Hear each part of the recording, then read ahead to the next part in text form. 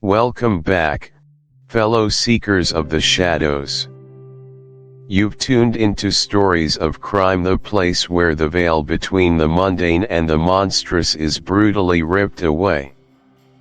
Tonight, we aren't just reading a report. We are opening a file, marked top priority, tucked away in the darkest corner of the archives. We're going to step across that chalk line and peer into the void, where human nature meets its most terrifying extremes. In this hour, the street lights flicker, the shadows deepen, and the truth is often far more chilling than any fiction you could invent. Forget the heroes. Tonight, we focus on the villains. On the motives that curdle the blood, and the consequences that echo forever. So, dim the lights. Lock your doors. Take a deep, steadying breath, because once the story begins, there's no turning back.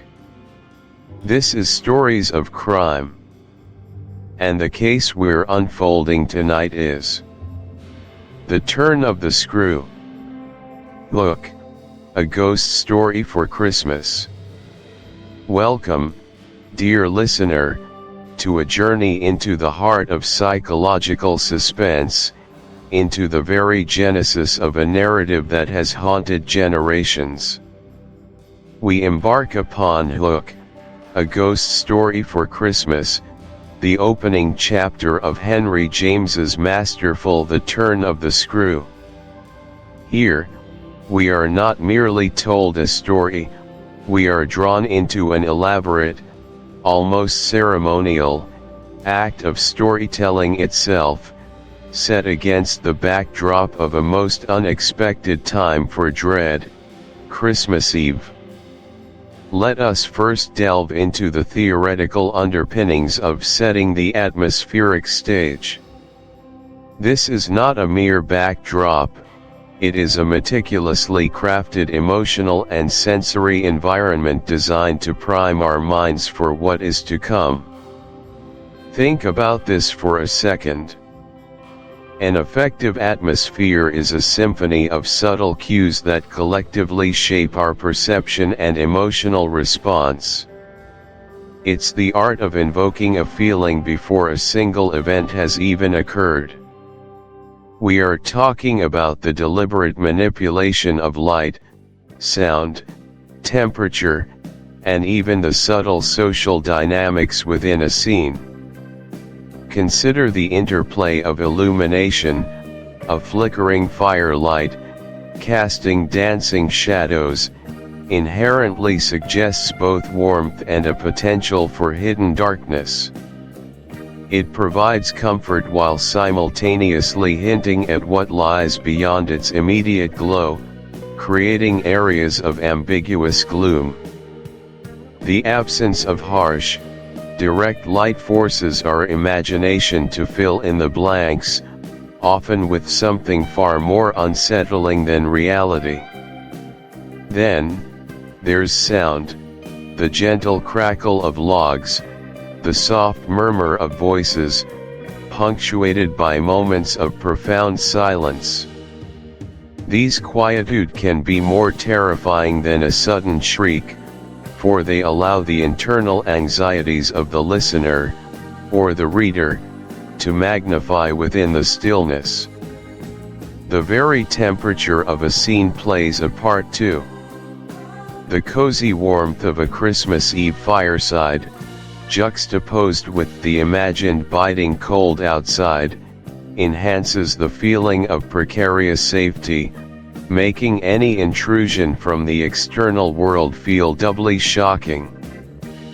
Furthermore, the social contract of ghost storytelling around a fire implicitly grants permission for shared vulnerability, for a temporary surrender to fear, making the communal experience all the more potent.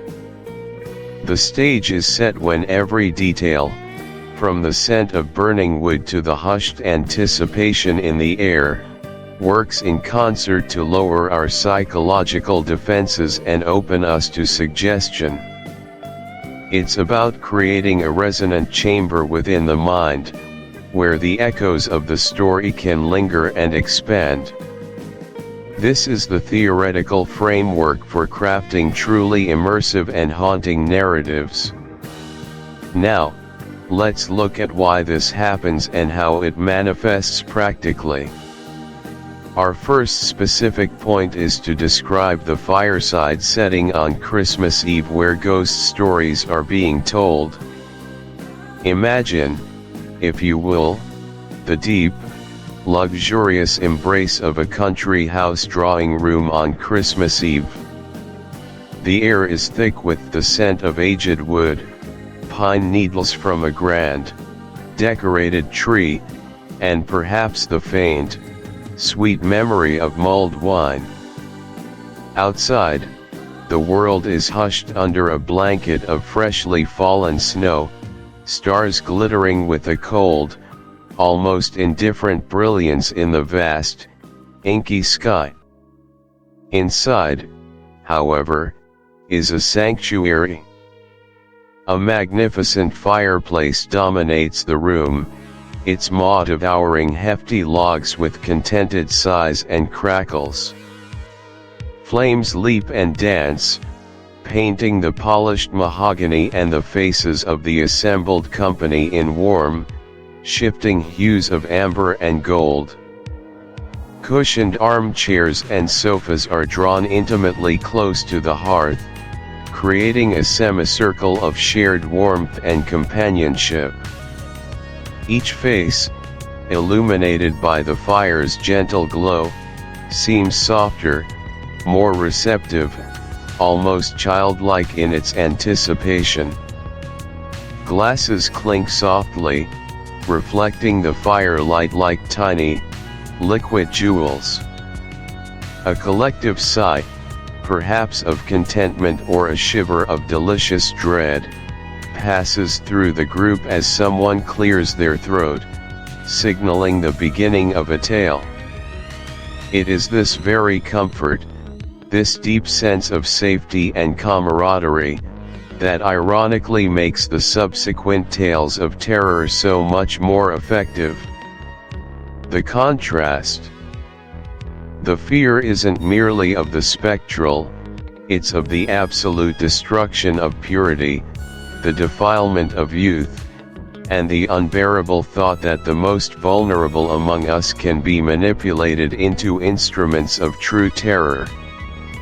This practical exercise shows how the involvement of children elevates the stakes, twisting the horror into something far more personally devastating.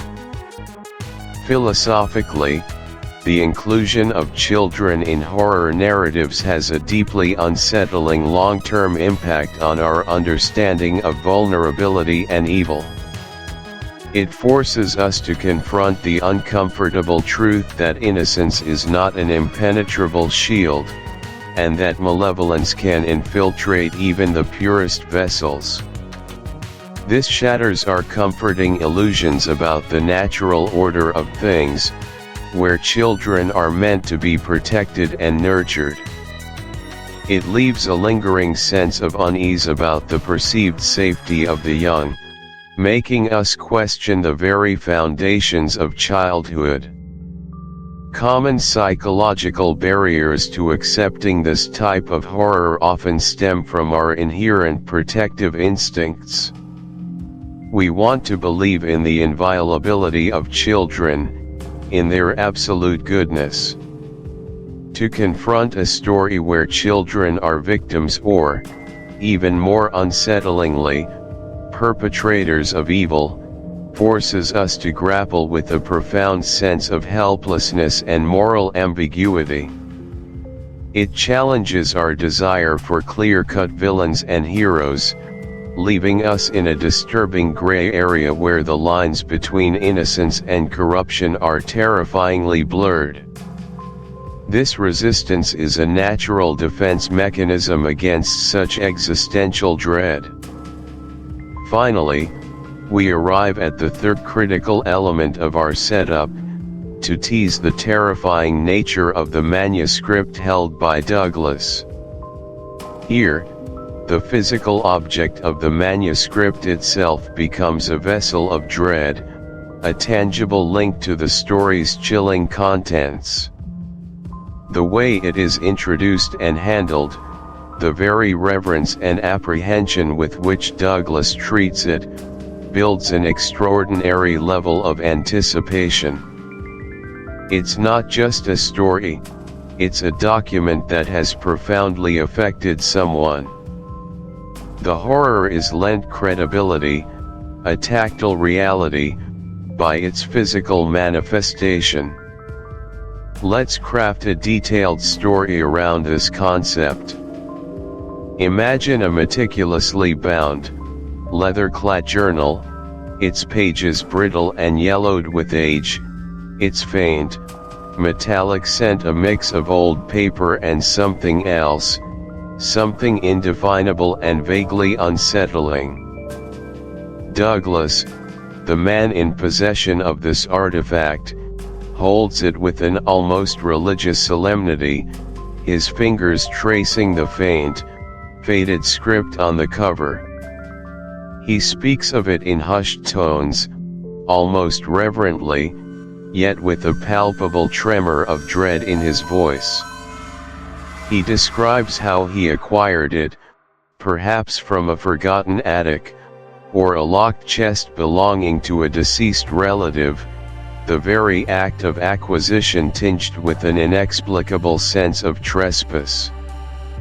He might reveal that the previous owner, a governess herself, experienced an inexplicable, slow decline after transcribing its contents, becoming withdrawn, haunted by unseen specters, her vibrant spirit slowly extinguished by an unseen burden. Douglas doesn't immediately reveal the story's contents, but speaks instead of its effect. He describes its unique power to evoke a profound, almost visceral unease, a feeling that lingers long after the final page is read.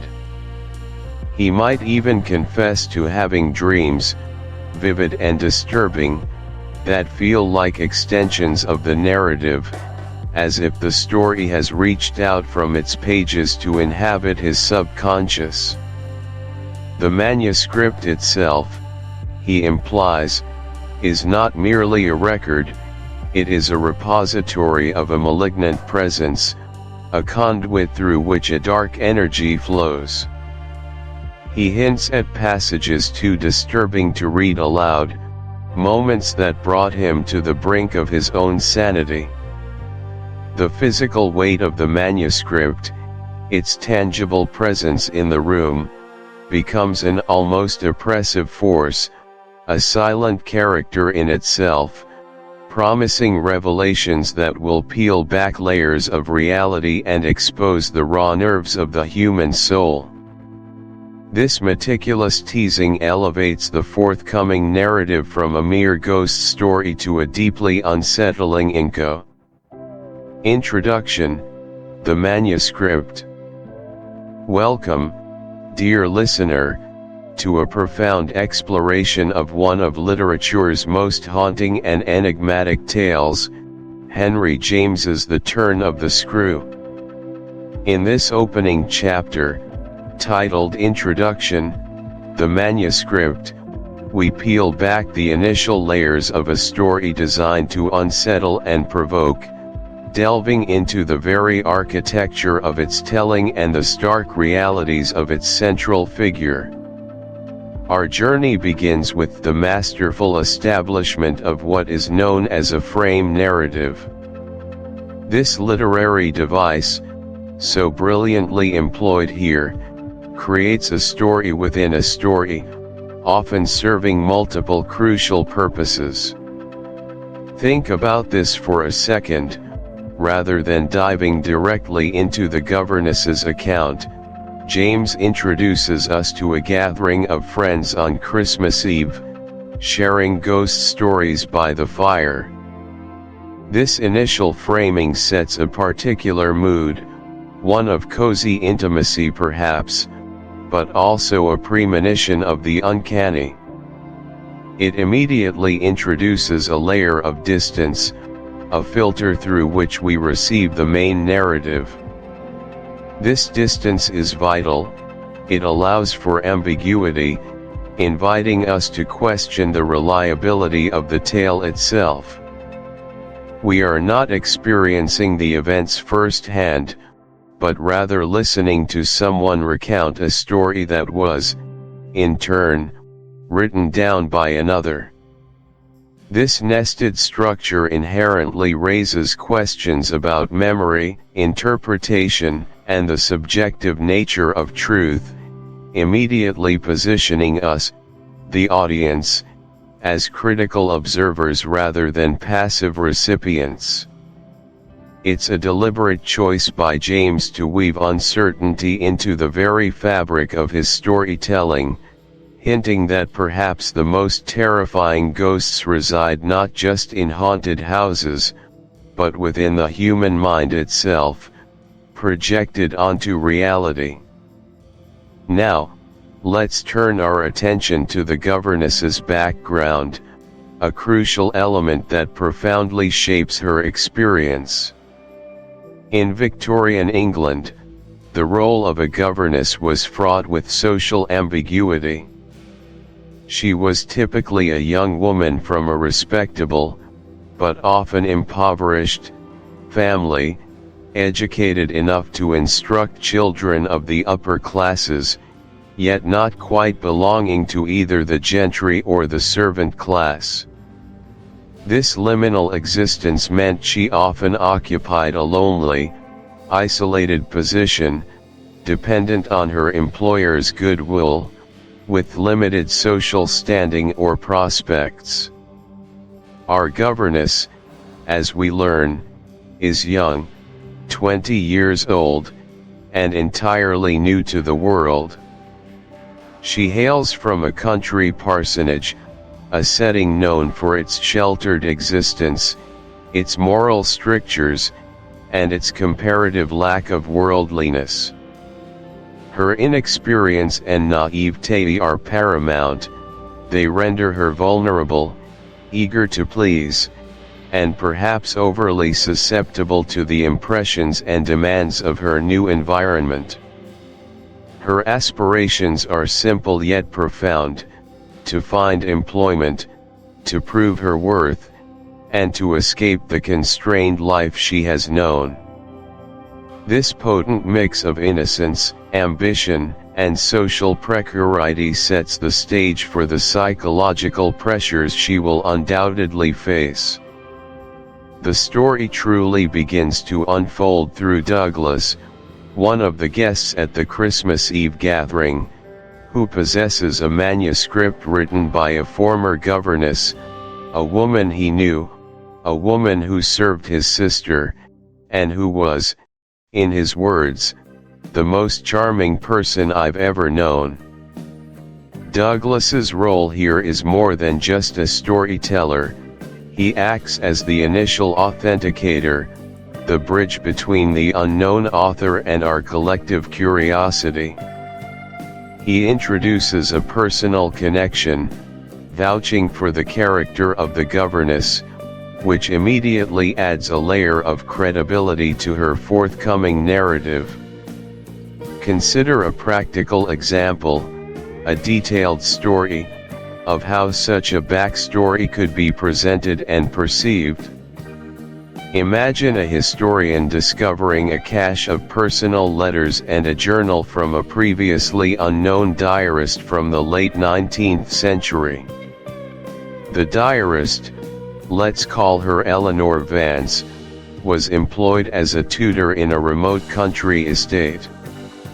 The historian, much like Douglas, might first present Eleanor's background, her gentle upbringing, her academic inclinations, her profound sense of duty.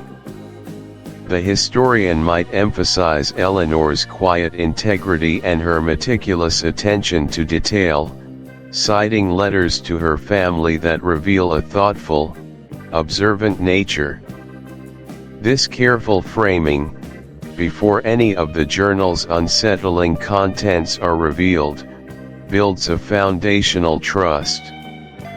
When the historian then begins to read excerpts describing strange occurrences, inexplicable figures, and a growing sense of dread, the audience is predisposed to believe Eleanor.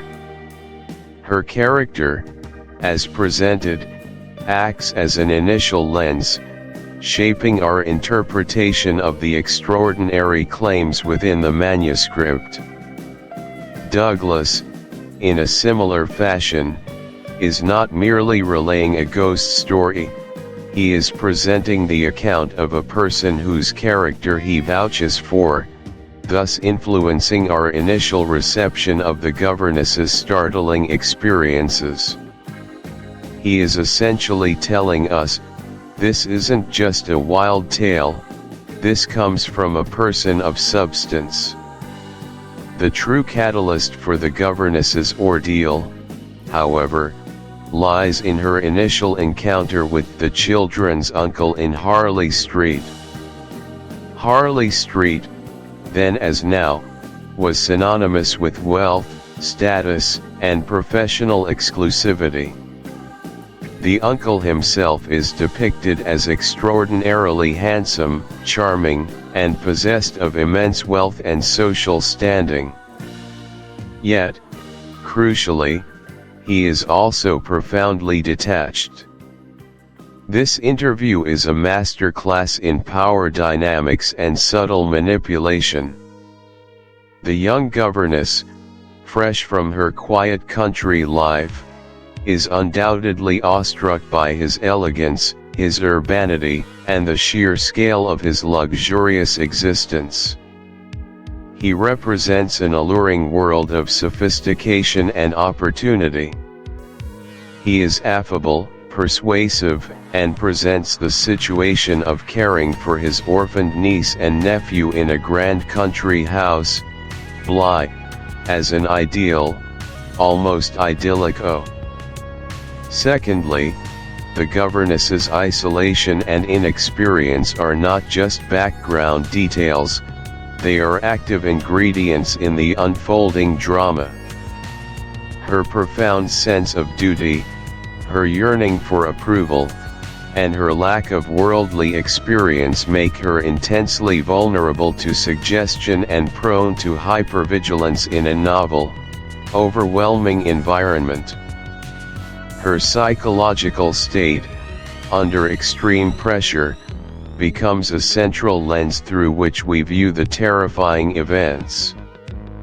Her isolation at Bly, enforced by the uncle's bizarre condition, exacerbates any fears or anxieties she develops, preventing her from seeking external validation or perspective. She is forced to rely solely on her own judgment, which, under stress, can become distorted. The common psychological barriers at play here are deeply human. One such barrier is the halo effect, where the uncle's charm and wealth blind the governess to his fundamental irresponsibility. She associates his positive attributes with overall goodness and trustworthiness, overlooking the deeply problematic conditions of employment. Another is cognitive dissonance. She has accepted a position under highly unusual terms, and to avoid the psychological discomfort of having made a poor decision, she will naturally try to rationalize the conditions and believe in the inherent goodness or necessity of her role. She invests herself deeply, emotionally, into the situation, making it harder to admit fault or escape. Furthermore, there is the powerful human desire for belonging and purpose. For a young, unattached woman of that era, the role of governess offered a sense of purpose and a degree of independence, even if it came with significant isolation. The promise of shaping young lives, combined with the grandeur of Bly, likely fueled her desire to succeed, pushing her to endure increasingly strange and frightening circumstances. The fundamental attribution error might also be at play. She attributes the uncle's detachment to his busy life, or perhaps a genuine desire to give her full autonomy, rather than seeing it as a selfish abdication of responsibility. Her youth and lack of experience prevent her from accurately assessing the true nature of his demands. Her deep-seated fear of failure and the social ramifications of abandoning her post, especially after having made a commitment, also act as powerful psychological barriers. In Victorian society, a woman who failed in her employment might face severe difficulties in finding another position, potentially leading to social disgrace or even destitution. This external pressure further traps her, forcing her to confront the horrors of Bly alone, without the option of simply walking away. The very first moments of this narrative, therefore, are not just exposition, they are the careful construction of a psychological crucible designed to test the limits of sanity, perception, and belief.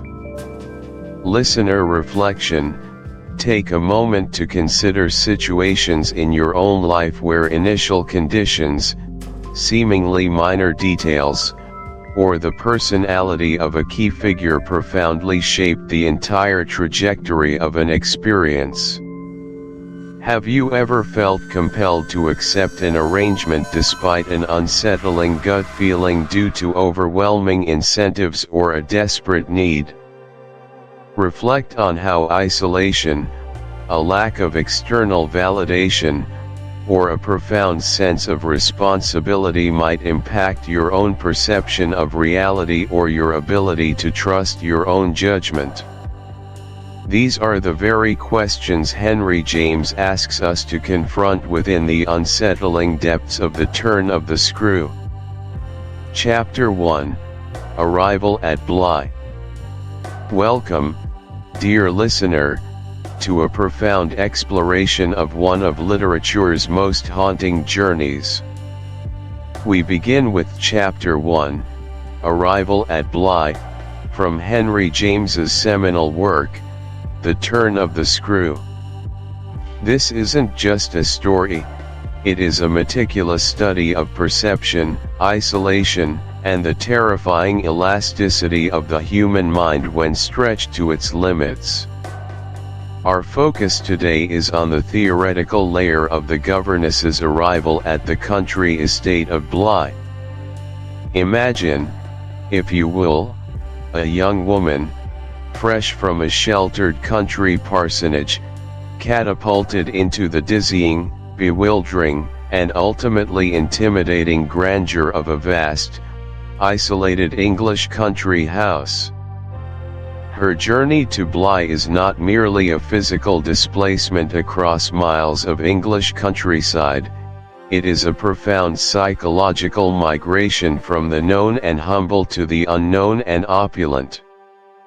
She arrives not as a guest, but as a paid employee, burdened by a singular, immense responsibility, the care of 2 orphaned children, under the distant and rather chilling directive of their handsome, London-based guardian.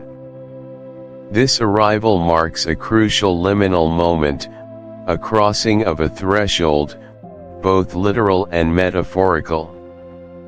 The governess, eager and perhaps naively ambitious, carries with her not just her modest luggage, but a complex tapestry of hopes, anxieties, and the potent, somewhat dangerous romanticism of youth.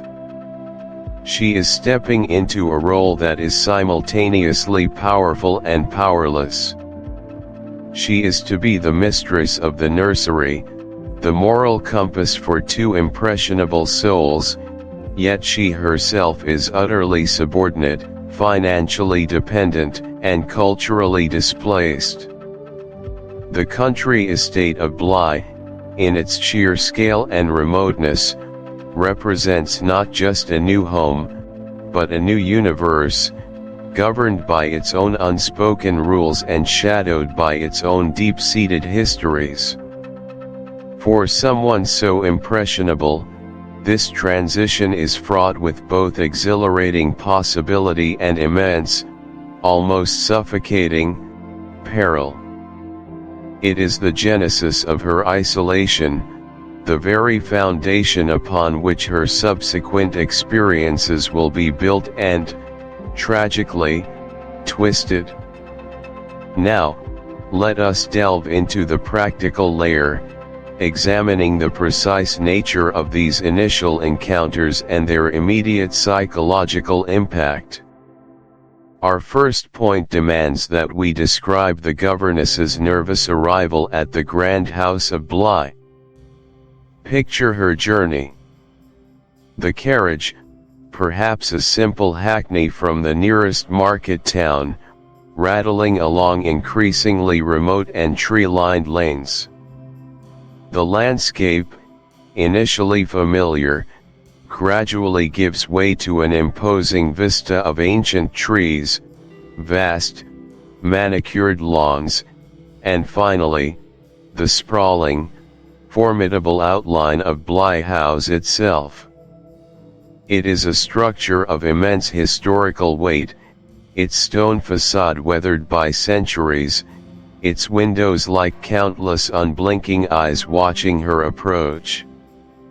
This isn't a charming cottage, it's an ancestral seat, whispering of generations, secrets, and perhaps, silent judgments. Consider this as a detailed narrative, a real-world case study in sensory overload and mounting apprehension. As the carriage approaches, the sound of its wheels on the gravel becomes disproportionately loud in the deepening quietude of the estate.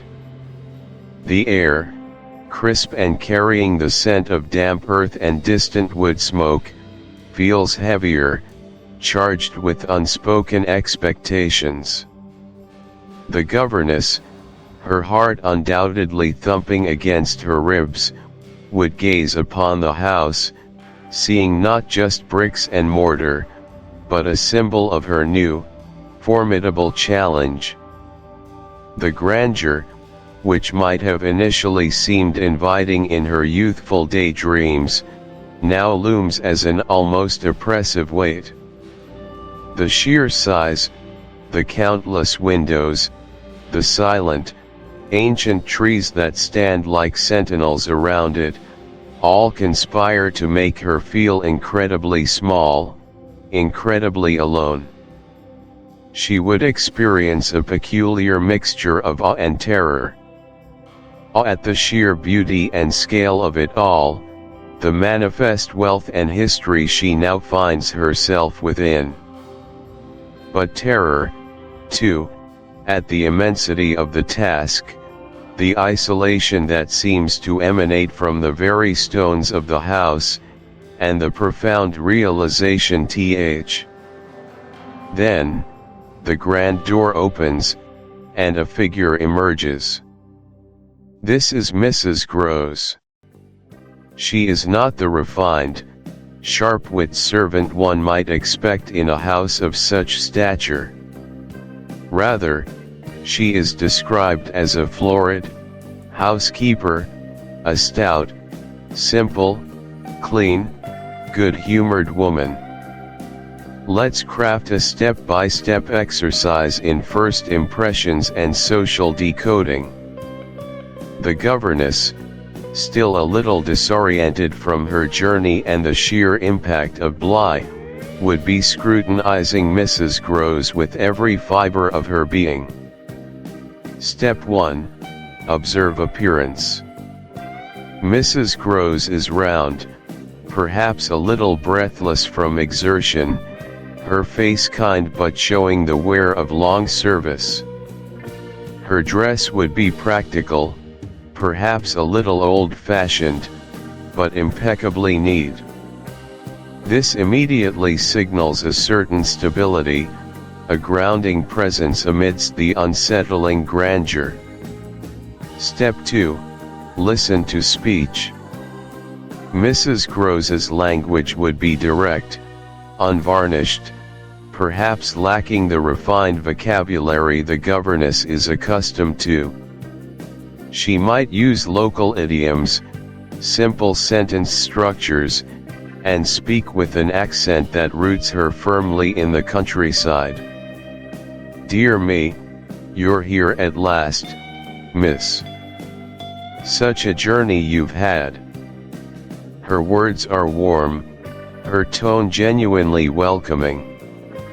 This offers an immediate, albeit superficial, comfort. Step 3. Interpret nonverbal cues.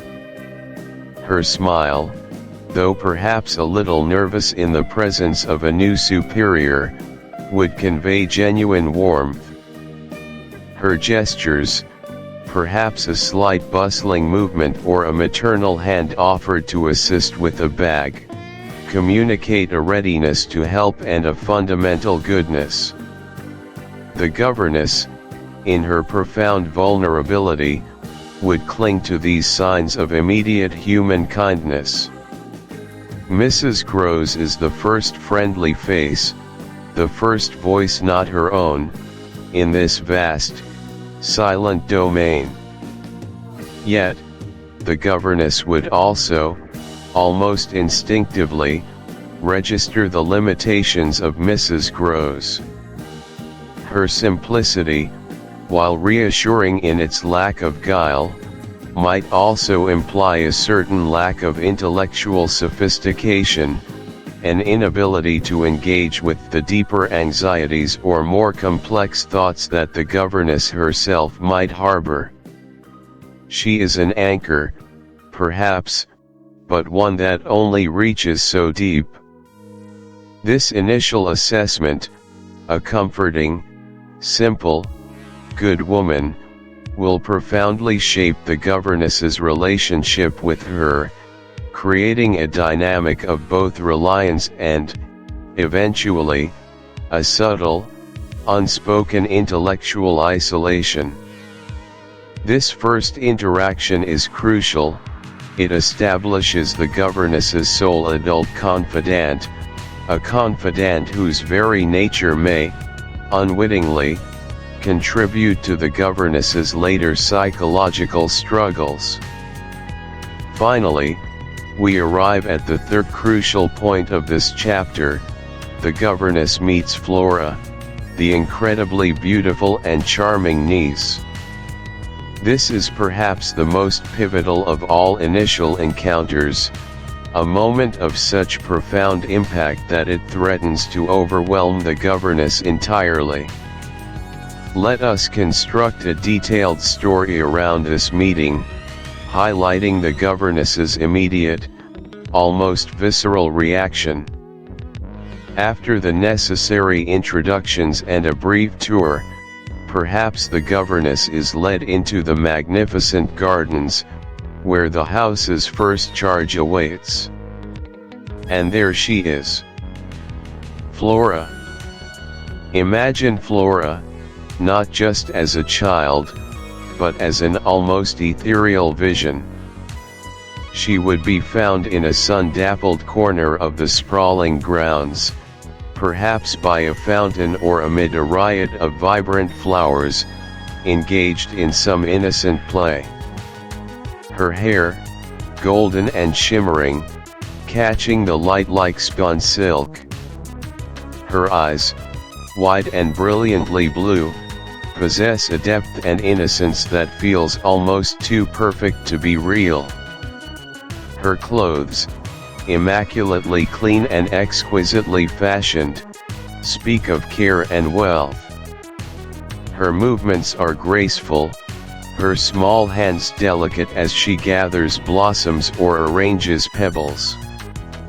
The governess would be utterly, instantaneously captivated.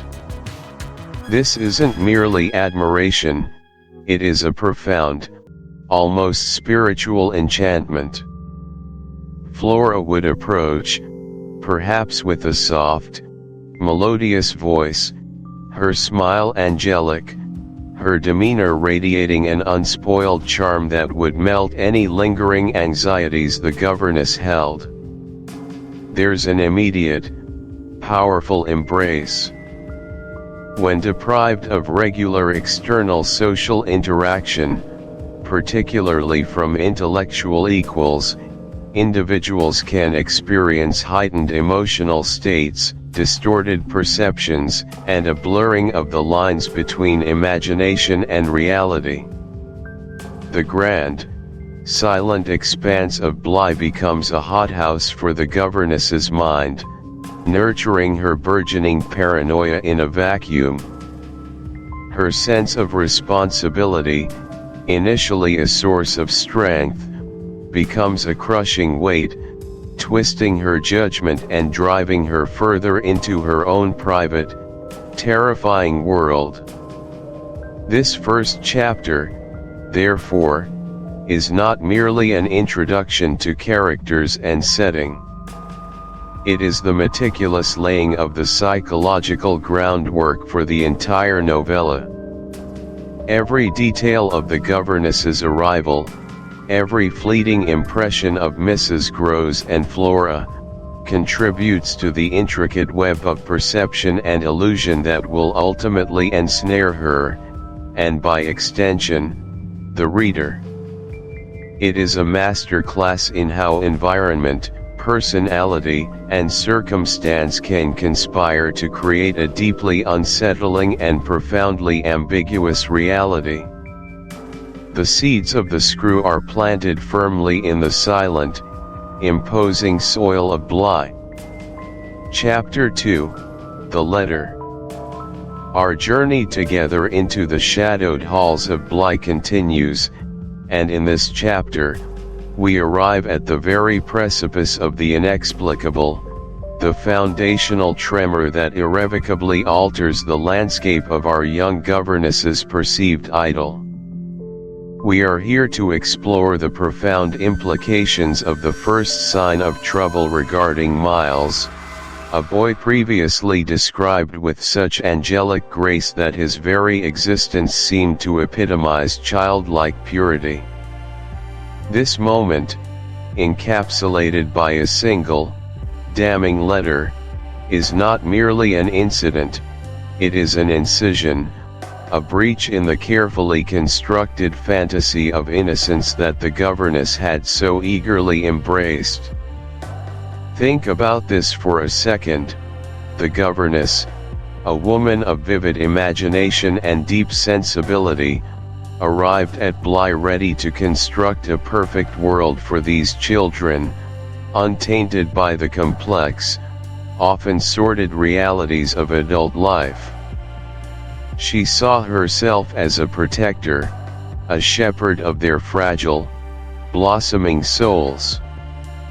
The first sign of trouble, therefore, isn't just an external event, it's a profound internal crisis for her. It's the initial, subtle, yet absolutely devastating erosion of her trust in the beautiful facade, a crack in the pristine porcelain doll that Bly and its inhabitants initially presented. This isn't just about a boy being expelled, it's about the shattering of an ideal, the introduction of a discordant note into a symphony she believed was perfectly harmonious. The implications are enormous. If one of the children, especially the charismatic Miles, is capable of injury to others, what does this say about the very nature of their innocence?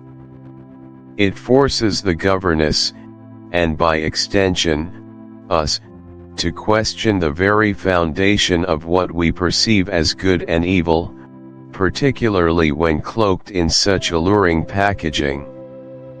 This vague accusation becomes fertile ground for her burgeoning anxieties, a seed that will sprout into pervasive suspicion and, ultimately, a terrifying, subjective reality.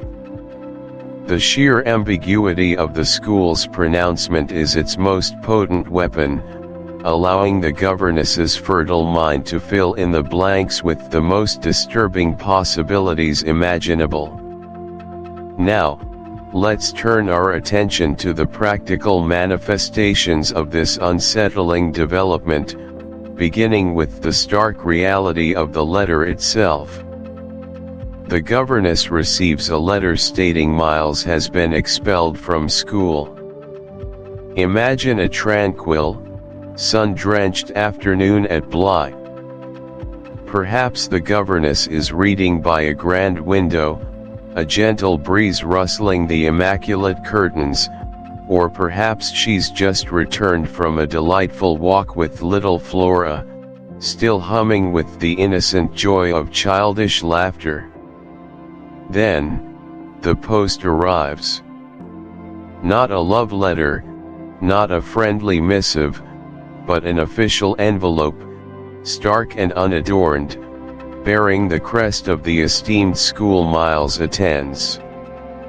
Her fingers might have trembled slightly as she broke the crisp seal, expecting perhaps a glowing progress report, a polite note about upcoming school holidays, anything but what lay within. The formal script and the impersonal tone would immediately signal an unwelcome gravity. Consider a real-world parallel. Let's call it the case of the unsettling envelope. A dedicated foster parent, Mrs. Elena Rodriguez, had recently taken in a bright, charming 12-year-old boy named Leo. Leo was a model child, polite, intelligent, and remarkably helpful. He quickly integrated into Mrs. Rodriguez's home, charming her and her other foster children with his easy smile and thoughtful gestures. One Tuesday, a thick envelope arrived from Leo's exclusive boarding school. Mrs. Rodriguez opened it with a feeling of pride, anticipating news of academic achievement. Instead, the letter, coldly formal and concisely worded, informed her that Leo was to be immediately withdrawn from the school. No detailed explanation, just a curt statement about unspecified incidents that have made his continued presence detrimental to the well-being of the other students. The shock was visceral and immediate. Mrs. Rodriguez, much like our governess, experienced an instantaneo. Step 4. Analyze the profound psychological effect of this pervasive vagueness. For the governess, this glaring absence of specifics is agonizing and tormenting. Her mind, already prone to romanticizing, dramatizing, and seeing hidden layers in everything, is now compelled to construct the very worst possible scenarios. Without concrete facts, she cannot dismiss the accusation, she cannot even properly defend against it, either in her own mind or in conversation with Mrs. Groves. The accusation, therefore, subtly morphs into a shapeless, pervasive dread, made infinitely more potent and terrifying precisely because it is undefined and boundless. It becomes a distorted mirror, tragically reflecting her deepest, most primal fears about the inherent vulnerability of childhood innocence and the omnipresent specter of lurking evil. The sheer elasticity of the term injury allows it to encompass any perceived transgression, from minor misbehavior to something truly sinister and unamiable, effectively trapping the governess in a labyrinth of fearful, self-perpetuating conjecture. This is precisely why it is so remarkably effective in establishing the initial, deeply embedded seeds of doubt and paranoia, meticulously paving the way for the increasingly vivid and terrifying spectral occurrences that are yet to come. Amidst this rising tide of disquiet and existential uncertainty, we encounter Mrs. Groves, the steadfast, earthy housekeeper, whose unwavering loyalty and simple, heartfelt conviction offer a stark, grounding contrast to the burgeoning anxieties and sophisticated imaginings of the governess.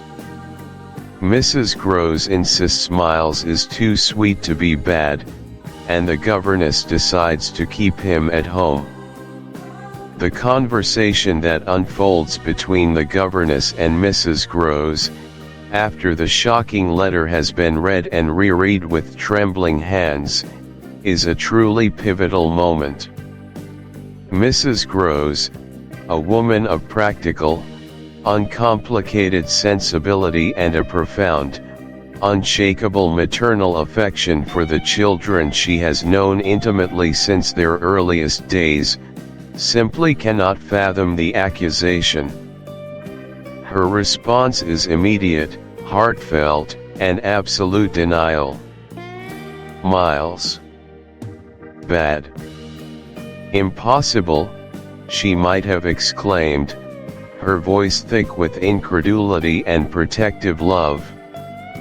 Her logic is profoundly simple yet powerfully human.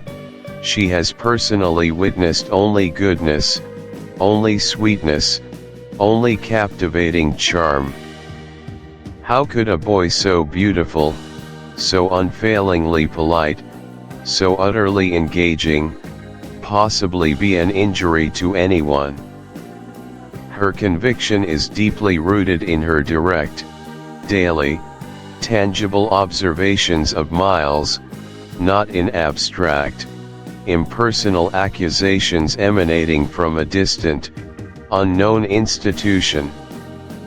He's an angel, bless his sweetheart, she might have declared, her voice filled with a potent mixture of love, indignation, and simple faith. She sees the boy she knows, not the potential monster so chillingly conjured by the letter's deliberate and unsettling ambiguity.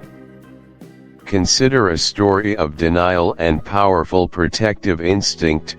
In a small, close-knit community, a beloved high school football coach, Mr. Miller, was suddenly and inexplicably accused of an unspecified impropriety. The entire community was aghast and utterly bewildered. Parents whose children he had diligently mentored for years, teammates who saw him as a second father, and especially his devoted wife, Sarah, rallied fiercely and immediately to his defense. Sarah, in particular, was absolutely adamant in her husband's innocence. "He's a good man, a truly honorable man," she would tell anyone who would listen, her voice firm with conviction, her eyes pleading for understanding and belief. "He wouldn't hurt a fly, not deliberately. I've lived with him for 20 years. I know his heart, his very soul." Her steadfast denial stemmed from a lifetime of intimate, shared knowledge, a deep, unwavering belief in his inherent character forged through countless shared moments of joy and sorrow. She simply could not reconcile the beloved man she knew so well with the faceless, unsubstantiated accusation. Similarly, Mrs. Groves's fierce, Her mind desperately strives to resolve this agonizing conflict, often by reinterpreting events, twisting perceptions, or desperately seeking further evidence to confirm one belief over the other. This psychological strain is immense and ultimately destructive. Another significant and deeply human barrier is denial. We see this acutely and heartbreakingly in Mrs. Groves, who simply cannot, will not, reconcile the abstract, disembodied accusation with the tangible, good-natured, and utterly charming boy she knows so intimately. Denial is a fundamental, often unconscious, defense mechanism, designed to shield us from painful, terrifying realities that profoundly challenge our core beliefs, our emotional security, or our cherished perceptions of the world. The governess, too, initially struggles intensely with denial, desperately trying to dismiss the letter's chilling implications and cling to her initial, rosy view of the children. Then there is confirmation bias. Once the potent seed of suspicion is firmly planted, the governess unconsciously begins to seek out and interpret all new information, every glance, every sound, every interaction, in a way that actively confirms her pre-existing, burgeoning belief that Miles is inherently bad or tainted. Innocent playful actions might be grotesquely reinterpreted as manipulative schemes. A quiet, contemplative gaze might suddenly become a knowing, sinister, or even complicit look. This powerful bias tragically distorts her entire perception, creating a self-fulfilling, horrifying prophecy of sorts. The halo effect and its inverse, the reverse halo effect, are also profoundly at play. Initially, Miles benefits immensely from the halo effect. His remarkable beauty, captivating charm, and precocious intelligence lead the governess to attribute other, unearned positive qualities to him, such as an inherent, unquestionable goodness. The letter, however, introduces a powerful and destructive reverse halo effect for Miles. Now, because of this one negative, unspecified piece of information, even perfectly positive or neutral behaviors can be tragically reinterpreted in a negative, sinister light. His quietude might suddenly seem sullen and secretive, his independence, rebellious and defiant. Lastly, and crucially for this narrative, is observer bias profoundly compounded by the stifling isolation. The governess is the primary, almost sole, observer of these unfolding, increasingly disturbing events. There are no external checks, no objective third parties to truly validate or refute her rapidly growing suspicions. Her intense emotional involvement, her profound isolation at Bly, and her own deeply imaginative and impressionable nature lead to a highly subjective, emotionally charged, and ultimately distorted interpretation of reality itself. She is tragically trapped within the confines of her own mind, and the agonizing ambiguity of the initial accusation provides the perfect, terrifying canvas for her deepest fears to paint an increasingly vivid and horrifying picture. Listener reflection: take a moment to consider how easily our perceptions can be manipulated, not necessarily by others, but by our own minds when confronted with unsettling ambiguity and profound emotional intensity.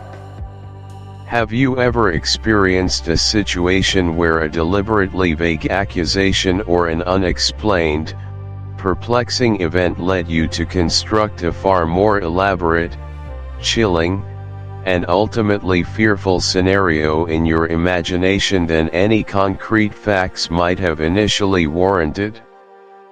Think about the immense, corrosive power of the unspoken, the darkly implied, and how it can profoundly shape our understanding of innocence and guilt, even in those we hold dearest. How do we, as individuals striving for clarity, distinguish between genuine, warranted concern and the insidious, suffocating creep of paranoia? And how do we, in our own complex lives, attempt to reconcile deeply conflicting information about people we cherish and whose character we believe we intimately know? The governess's harrowing struggle at Bly is. Chapter 3, The Master of Bly. Welcome, esteemed listener, to Chapter 3 of our deep dive into the chilling psychological landscape of Henry James's The Turn of the Screw. Here, in The Master of Bly, the delicate tapestry of the governess's initial contentment begins to fray, introducing the first unmistakable brush with the truly inexplicable, the profoundly unsettling. We are about to witness the arrival of Miles, the much-anticipated young master, and with him, the very first, deeply significant supernatural encounter that will irrevocably alter the course of our narrative and the governess's perception of reality. Let us explore this crucial turning point through a theoretical lens. The arrival of Miles is not merely a logistical event, it is a profound psychological catalyst. The governess, already steeped in a romanticized vision of her role and the idyllic setting of Bly, has built a fragile fortress of expectation. Miles, by all accounts, is a child expelled for being an injury to the others, a phrase that hangs with ominous ambiguity. His physical presence, however, will directly challenge this preconception, setting up a potent dichotomy between appearance and underlying reality. This is the moment when the governess's internal world, already buzzing with the weight of her immense responsibility and her isolated position, becomes susceptible to external pressures that defy rational explanation.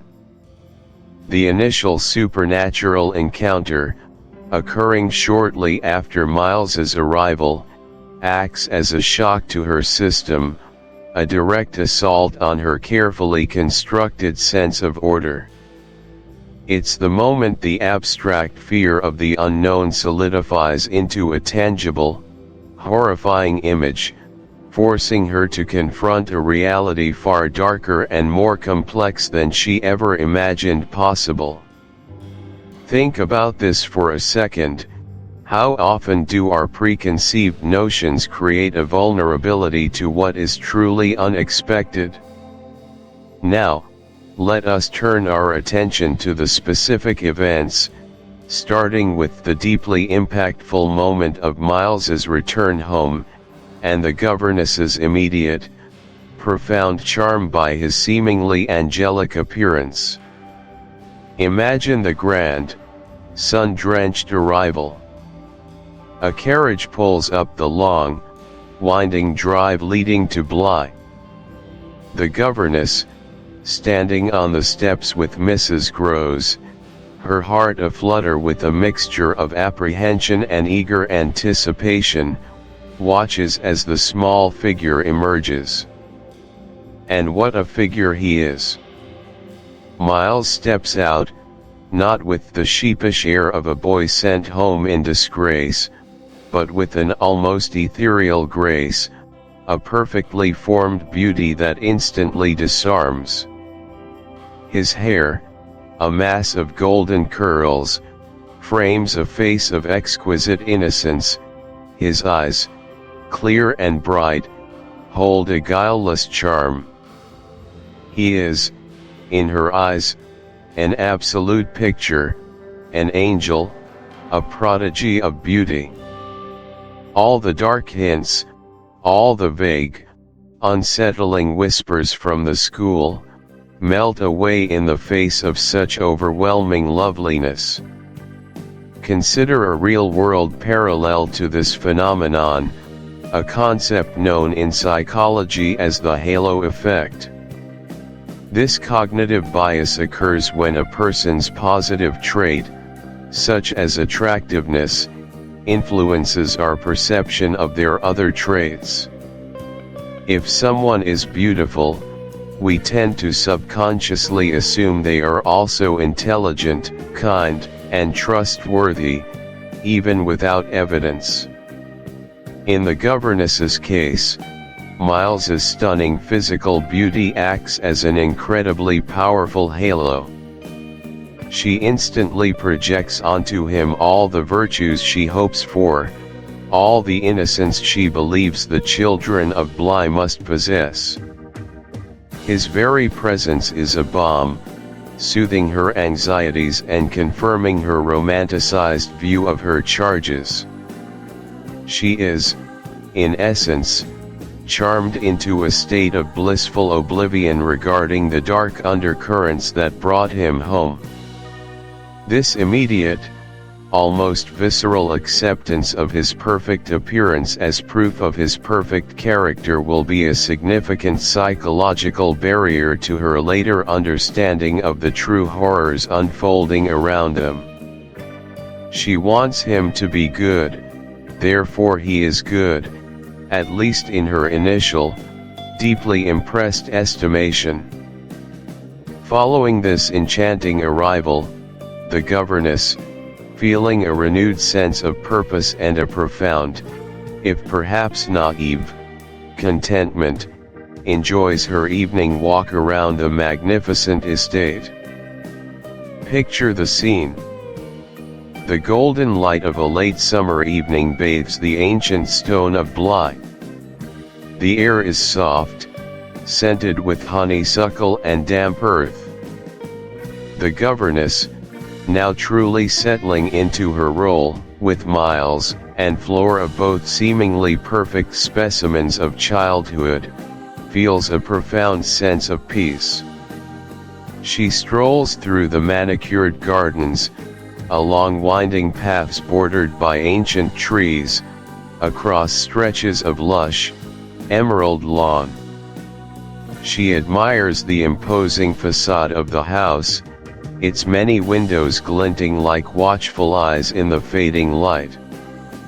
This is her domain, she thinks, her beautiful, tranquil haven.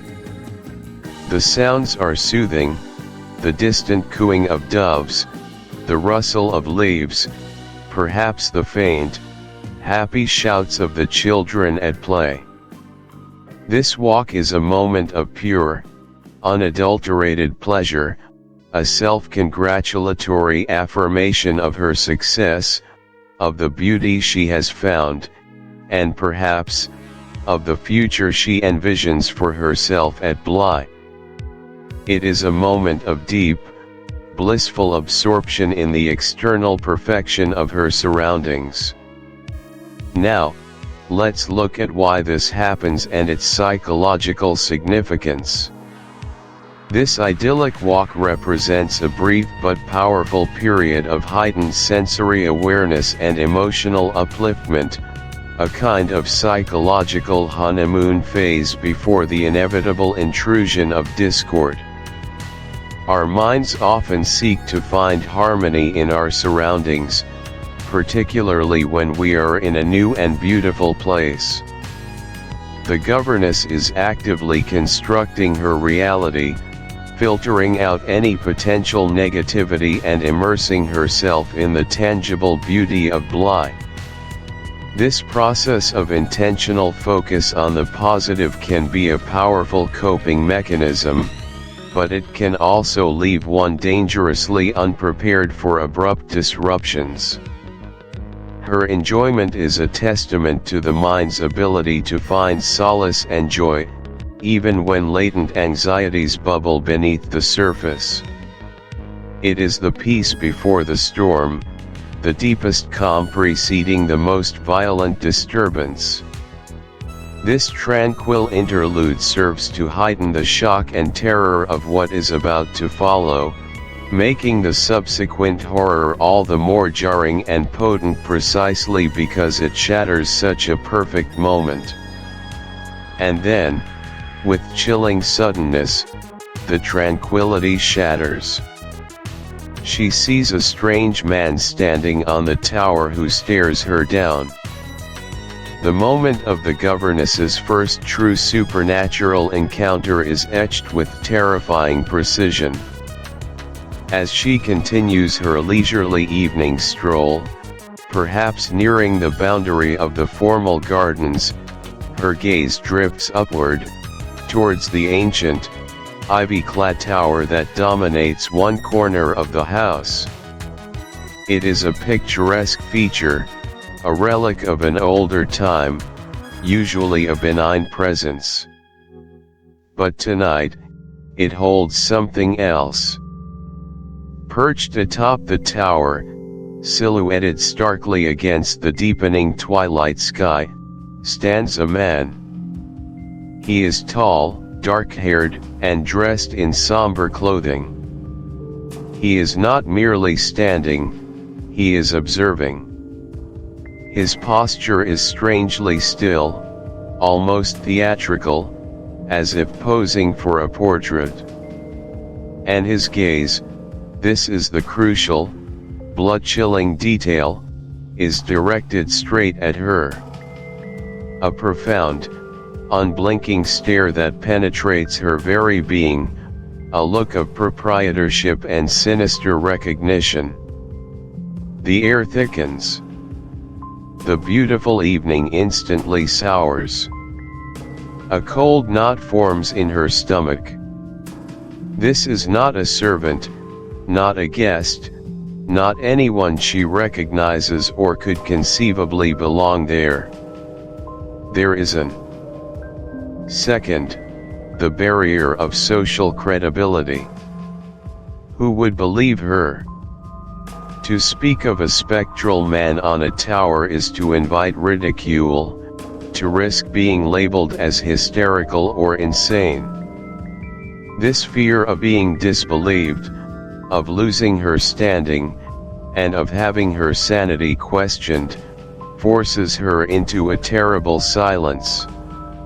She cannot confide fully in Mrs. Groves, who, though sympathetic, possesses a simpler understanding of the world and a tendency to avoid direct confrontation with the uncanny.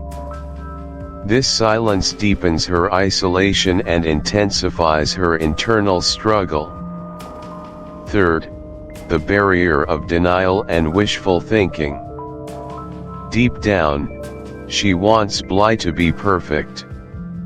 She wants the children to be innocent. The existence of this spectral figure directly threatens this cherished fantasy. It's profoundly difficult to abandon a comforting illusion, even when confronted with stark, terrifying reality. She clings to the hope that it was a mistake, a one-off event, rather than acknowledging the true, pervasive nature of the malevolence that has taken root. Fourth, the barrier of psychological fatigue. Constant hypervigilance, the endless internal debate, and the suppression of fear are incredibly draining. This mental exhaustion can lead to further perceptual distortions, blurring the lines between what is real and what is imagined, making it even harder for the governess to trust her own senses. These barriers combine to create a deeply precarious psychological state for the governess, pushing her further and further into a lonely, terrifying battle against forces she barely understands, forces that defy all logical explanation and threaten to unravel her very sanity. The sighting on the tower is not just a singular event, it is the opening salvo in a prolonged siege on her mind, a siege that will force her to question everything she holds dear and everything she believes to be true about the nature of reality itself. This chapter, therefore, serves as a chilling primer for the true horror to come, marking the irreversible descent into the uncanny. Listener reflection: take a moment to consider how quickly our perception of a place or a person can shift from idyllic to deeply unsettling with just one inexplicable event. How would you react if something undeniably strange, something that defied all your rational explanations, intruded upon a moment of profound peace and contentment in your own life? What would be your first instinct, and how would you cope with the overwhelming psychological weight of knowing that your world is not as safe or as predictable as you once believed? The governess's journey is just beginning, and with her, we are stepping onto truly treacherous ground. Chapter 4: The Face at the Window. We left our young governess on the precipice of a chilling discovery, her first inexplicable encounter leaving her shaken yet resolute. As we delve into Chapter 4, the narrative intensifies, pulling us deeper into the disquieting atmosphere of Bly. This chapter marks a critical escalation, a profound deepening of the mystery and the governess's burgeoning fear. Theoretical layer: the second sighting and growing fear. Imagine, if you will, the profound psychological impact of a second encounter with the inexplicable. It's one thing to dismiss a fleeting glimpse, a momentary anomaly, as a trick of light or an overactive imagination. But when the same unsettling phenomenon reappears, the carefully constructed edifice of our rational world begins to crack. This isn't merely about seeing something strange, it's about the erosion of certainty, the insidious whisper that something is fundamentally amiss. The first sighting can be filed away as an isolated incident, a strange dream perhaps, or a momentary lapse in perception. But a repeat performance, a precise replication of the uncanny, transforms a fleeting doubt into a gnawing, persistent dread. Our governess, initially convinced she'd seen an intruder, now confronts the terrifying possibility that this presence is not so easily dismissed. This isn't just about heightened alertness, it's a profound shift in her internal landscape. The world, once a place of predictable order, now pulses with an unseen, malevolent current. Think about this for a second. The human mind craves patterns, seeks to categorize and explain. When confronted with an entity that defies all known categories, that vanishes into thin air, the cognitive dissonance can be overwhelming. Fear, in this context, isn't just a sudden jolt, it's a creeping, pervasive coldness that settles deep within the bones. It affects sleep, appetite, the ability to concentrate. Every shadow becomes a potential harbinger, every rustle of leaves a possible movement. The governess isn't just afraid of what she saw, She's afraid of why it's there, what it wants, and most terrifyingly, what it represents. This repeated intrusion into her reality plants a seed of paranoia, suggesting that she is being watched, targeted, perhaps even haunted. The second sighting transforms a singular event into a pattern, and a pattern implies intent, a purpose, however horrifyingly obscure. It confirms her initial, terrifying intuition, making it harder to rationalize away, and thus, exponentially increasing her sense of vulnerability and isolation. Practical layer, a deeper look into the governess's encounters. Let's delve into the specific events of this pivotal chapter. Point 1. The governess prepares for church but sees the same strange man looking through the dining room window. It was Sunday morning, a day typically imbued with a sense of peace and sanctity. The governess had prepared herself with meticulous care, her Sunday best rustling softly as she moved through the vast, quiet house.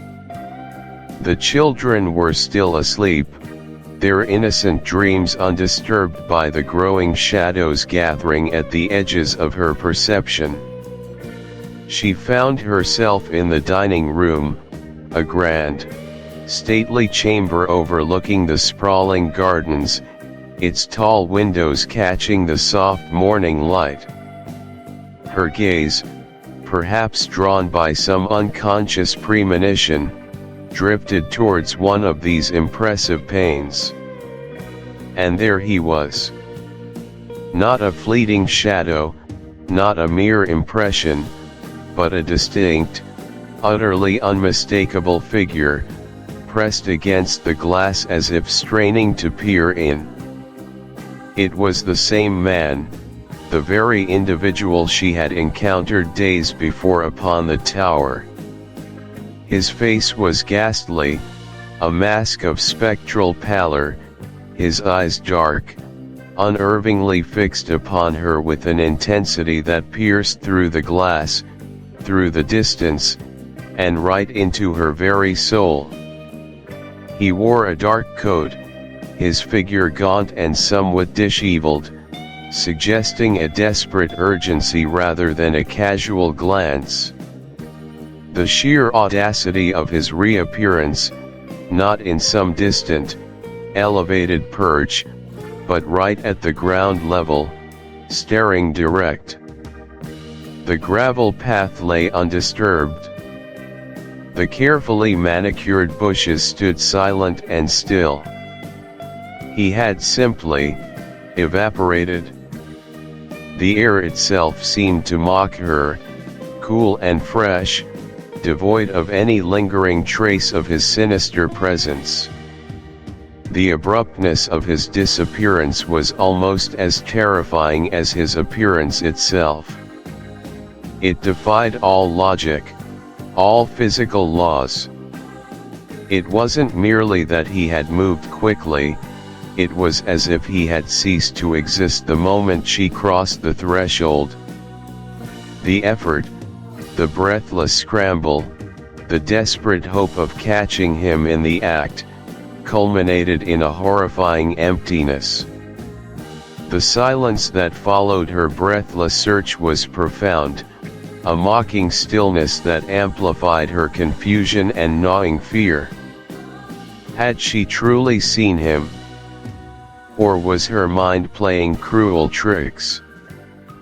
But the vividness, the absolute certainty of his gaze, prevented her from dismissing it as an illusion.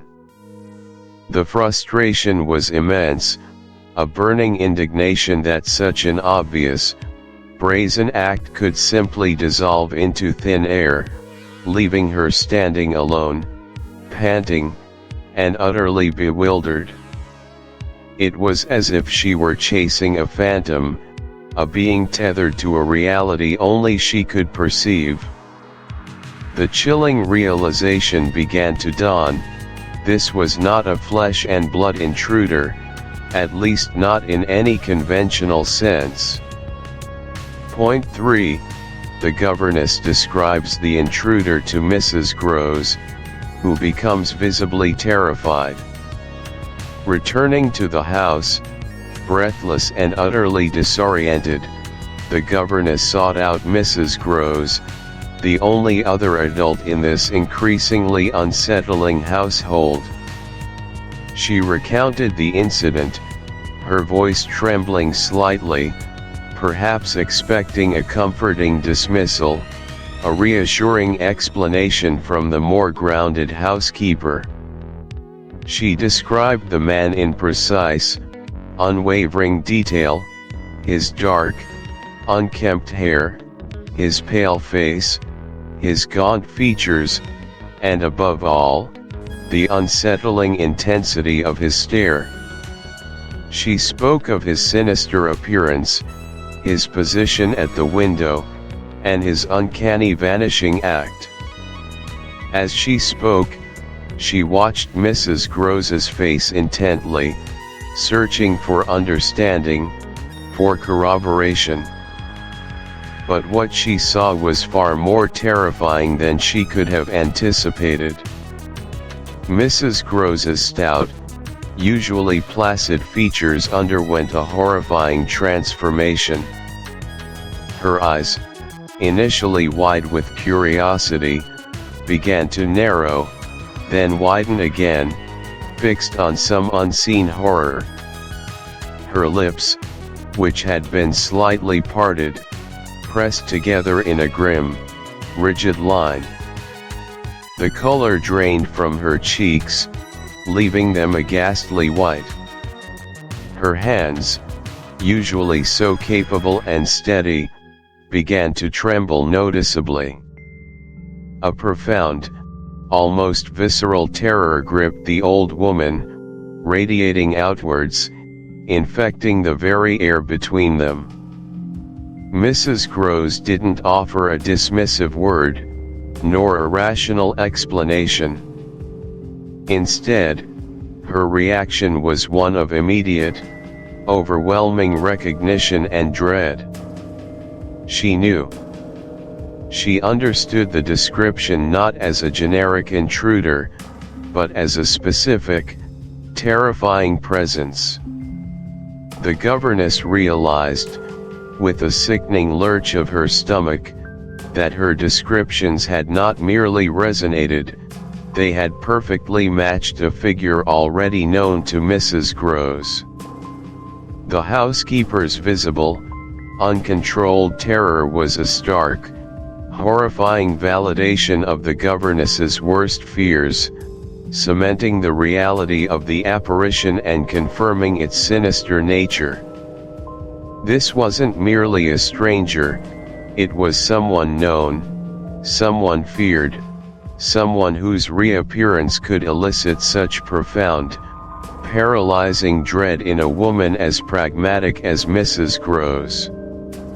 The unspoken implication hung heavy in the air: this entity was not new to Bly, and its presence heralded something truly awful.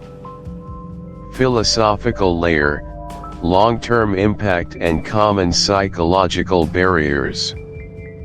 The events of Chapter 4 lay bare the devastating long-term impact of repeated, inexplicable phenomena on the human psyche. When an individual repeatedly witnesses something that defies all rational explanation, particularly when it's perceived as malevolent, it systematically corrodes their sense of reality. The immediate fear of the thing itself evolves into a more profound fear of losing one's grip on sanity. Think about Chapter 5, Identification. Welcome back to our continuing exploration of Henry James's masterful and unsettling novella, The Turn of the Screw. In this chapter, Chapter 5, Identification, we plunge into a moment of chilling recognition, a revelation so profound it irrevocably alters the governess's perception of her new home, her charges, and indeed, her very sanity. This is where the unseen begins to take a terrifyingly concrete form, pushing our narrative into the darkest corners of the supernatural. Think about this for a second. The governess has just experienced a deeply disturbing encounter. She has seen a man, a stranger, peering intently into the house, a figure of distinct menace. Her initial terror was raw, instinctual. But now, with Mrs. Groves, the seemingly simple housekeeper, by her side, that vague terror is about to solidify into something far more specific, something far more sinister. We move from the unsettling presence to the named threat. Our theoretical journey into identifying the ghost of Peter Quint begins with the sheer, visceral shock of encountering what one believes to be an intruder, only for it to transmute into something infinitely more horrifying. Imagine the governess's state of mind, her heart still pounding, her breath still catching, as she attempts to articulate the vision that has so profoundly shaken her. There's a delicate dance happening here between perception and reality, between the tangible world and the spectral. She describes a figure, a man, vividly, perhaps almost photographically in her mind's eye. Her terror lends an acute sharpness to her observation, etching every detail into her memory. This isn't just a fleeting glimpse, it is a forced encounter, prolonged enough for her to register key characteristics. The identification of a ghost, particularly in this context, isn't just about naming a specter, it's about acknowledging a fundamental disruption of the natural order, a direct challenge to the very fabric of existence as we understand it. It transforms a generalized feeling of dread into a focused, personal battle against an entity that should, by all accounts, be gone. The act of identification confirms the impossible, yet it also provides a target, an antagonist, giving shape to the previously amorphous fear. It forces the governess to confront the grim reality that her initial apprehension was not merely an overactive imagination, but a prescient warning. Now, let's turn our attention to the immediate, practical sequence of events that leads to this dreadful identification. The governess, still reeling from the shock, endeavors to describe the man she saw. She recounts his striking red hair, a detail that immediately leaps out as distinctive. She notes the absence of a hat, a small but curious point for a gentleman of the period, suggesting perhaps a lack of decorum or an unusual urgency. And then, the generic clothes, not particularly elegant, not quite those of a conventional visitor. It is this combination of the specific and the vague that provides Mrs. Groves, with her intimate knowledge of the household's past, precisely the information she needs. Consider a real-world case study, perhaps a contemporary situation where a witness provides a description. Imagine a security guard reporting an unfamiliar individual loitering on a private estate. The guard might report a man of average height, wearing dark clothes, rather generic, isn't it? But then, perhaps the guard adds a single, unusual detail. He had exceptionally bright, flame-red hair, unkempt, almost wild. Or, he wasn't wearing any head covering, despite the chill. Suddenly, that singular, vivid characteristic becomes the linchpin. It's the distinguishing mark that separates this individual from 100 other generic figures. This is precisely what happens with the governess's description. Her mind, despite its terror, latched onto the fiery hue of the man's hair. This detail, coupled with the context of a man appearing strangely out of place, is the key that unlocks Mrs. Grose's memory. Mrs. Grose, knowing the ins and outs. This revelation changes everything. It validates her initial terror, proving it was not a figment of her imagination, but simultaneously plunges her into a world where the boundaries between life and death are terrifyingly porous. It forces her to accept the supernatural as a present, active force in her life and, more critically, in the lives of the innocent children entrusted to her care. The shock transforms her from a mere observer into a reluctant participant in a terrifying, ethereal drama. Now, let's shift our perspective to the philosophical layer, considering the long-term impact of such an experience. For the governess, the identification of Peter Quint as a deceased individual has devastating, cumulative effects. Firstly, there is the profound erosion of her trust in her own perceptions. Every shadow, every sound, every fleeting glimpse will now be scrutinized through the lens of the supernatural. Was that just the wind, or something more? Is her mind playing tricks, or is she genuinely seeing beyond the veil? This constant questioning chips away at her sense of reality, leading to a pervasive paranoia. Secondly, she bears an immense burden of knowledge. She knows what others do not, or what others choose not to believe. This knowledge isolates her, creating an unbridgeable chasm between her and the conventional world. How could she explain this to her employer, for instance? How could she convince anyone without sounding utterly mad? This isolation amplifies her fear, trapping her in a solitary struggle against unseen forces.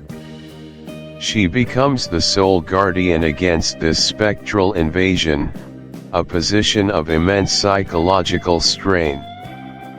Thirdly, the nature of her relationships fundamentally shifts.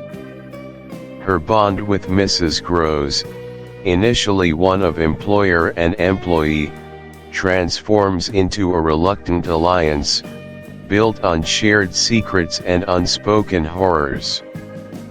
Yet, Mrs. Grose's simpler mind and resistance to fully engaging with the supernatural also highlights the governess's solitude. More significantly, her relationship with the children, Miles and Flora, becomes tainted. She now sees them not merely as innocent, charming children, but as potential victims, perhaps even unwitting accomplices, in a demonic drama. Their very innocence becomes a source of dread, as she fears what corrupting influence Quint might still exert upon them.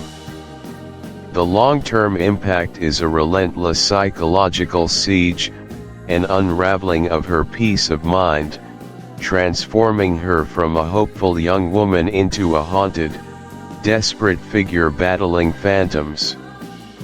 Let's further explore this through the lens of common psychological barriers that emerge when confronted with such phenomena.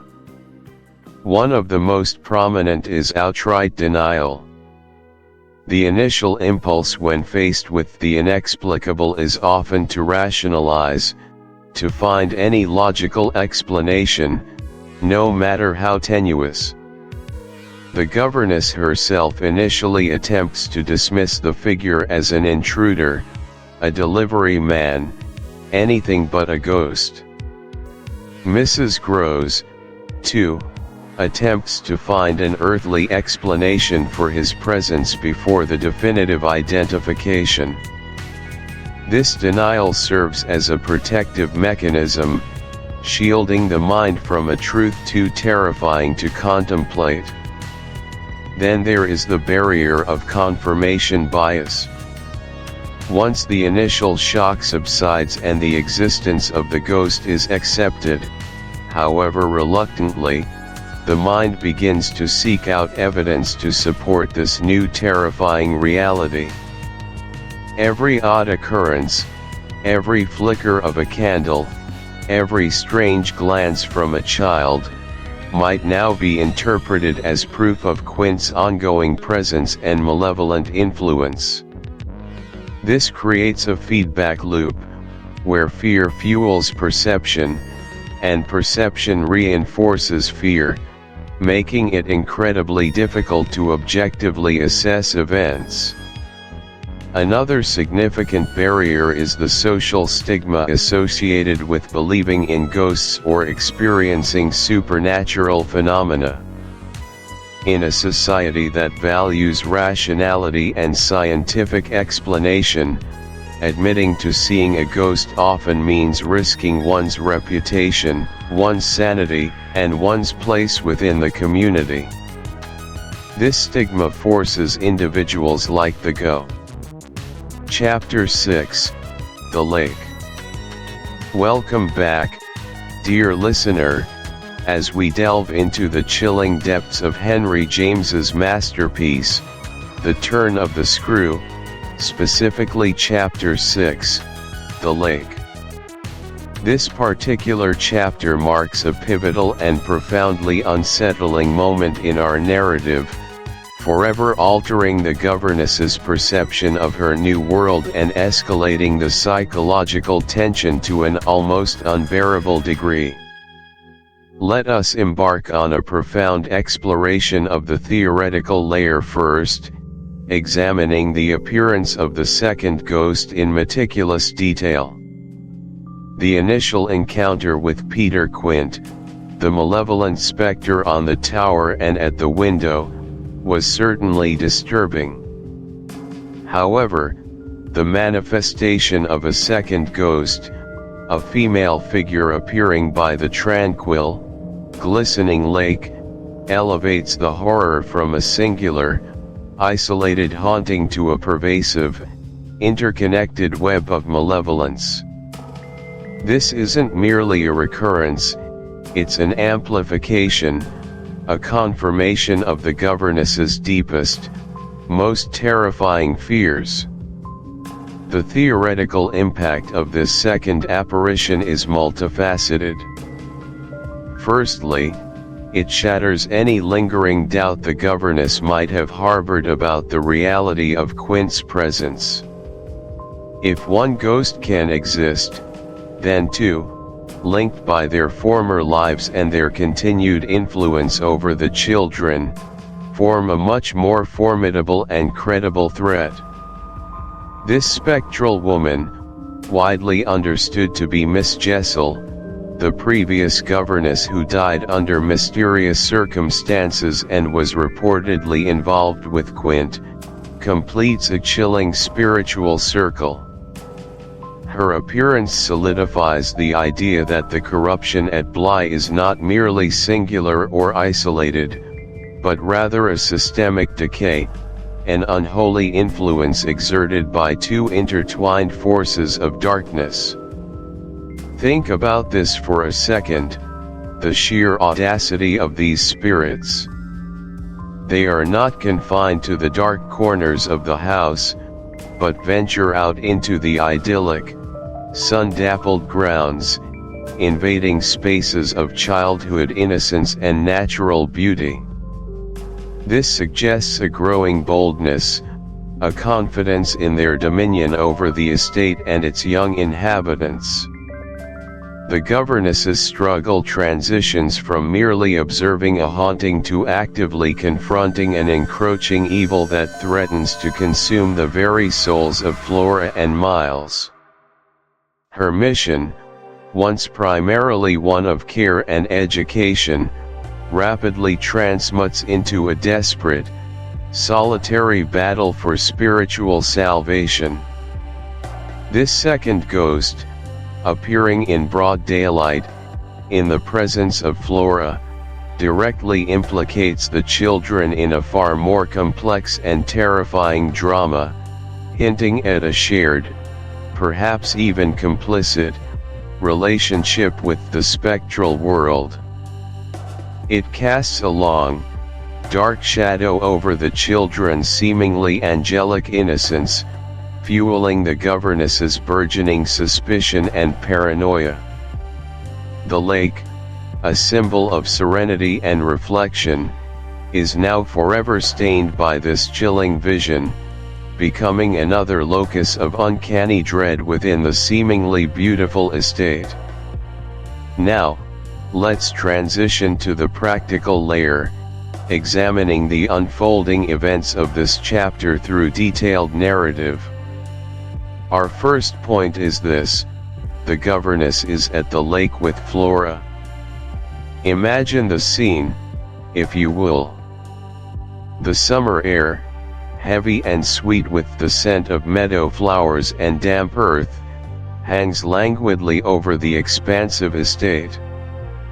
The governess, perpetually on edge, yet desperately striving to maintain an outward facade of calm and normalcy for the children's sake, has taken Flora down to the shimmering lake.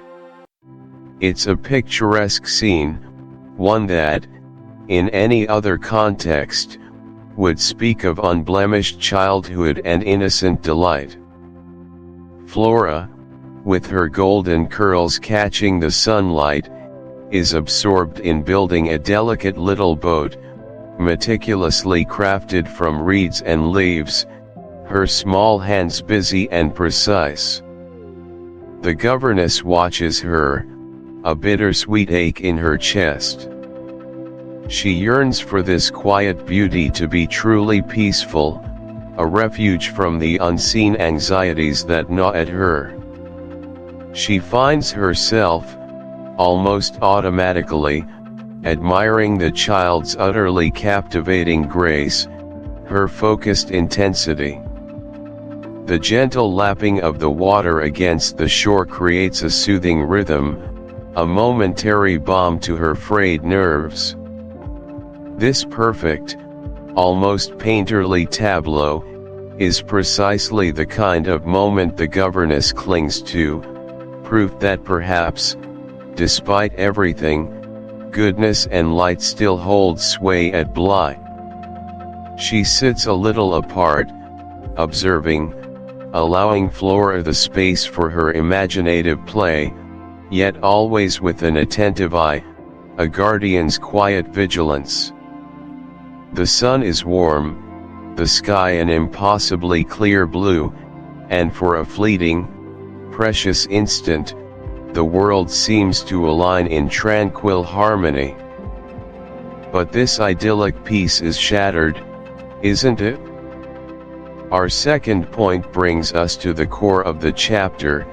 She senses a presence and sees a woman in black watching them from across the water. This is where the world tilts on its axis. The governess describes a subtle, almost imperceptible shift in the atmosphere. It begins not with sight, but with an internal tremor, a prickle of unease that crawls up her spine. A sudden, inexplicable chill in the warm air, a sensation of being observed, an awareness of an intrusive stillness. Her gaze, drawn by this unseen pull, drifts across the placid surface of the lake, past the shimmering reflections of ancient trees, to the opposite bank, where the shadows of the dense woods begin. And there she is. Standing perfectly still, partially obscured by the overhanging branches of a majestic oak, is a woman. Her figure is stark, almost unnaturally so, rendered in deepest black against the vibrant greens and blues of the summer landscape. She wears a dress of dark mourning, a somber silhouette that seems to absorb the very light around her.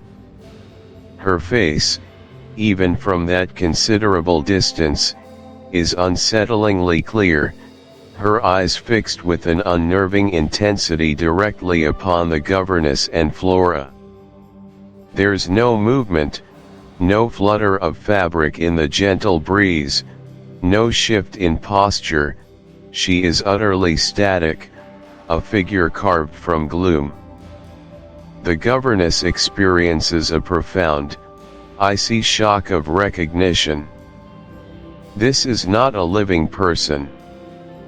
This is another specter, a silent, malevolent sentinel, observing them with an unblinking, predatory gaze. It's the silent witness to their supposed innocence, a ghastly counterpart to Quint. The quiet horror of the scene is amplified by its openness, its daytime setting, and the utter lack of any rational explanation.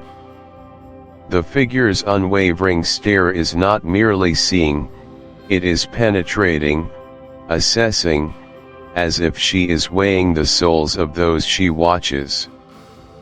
The governess feels a chilling wave of violation, the sanctity of their private moment brutally invaded by this spectral intrusion.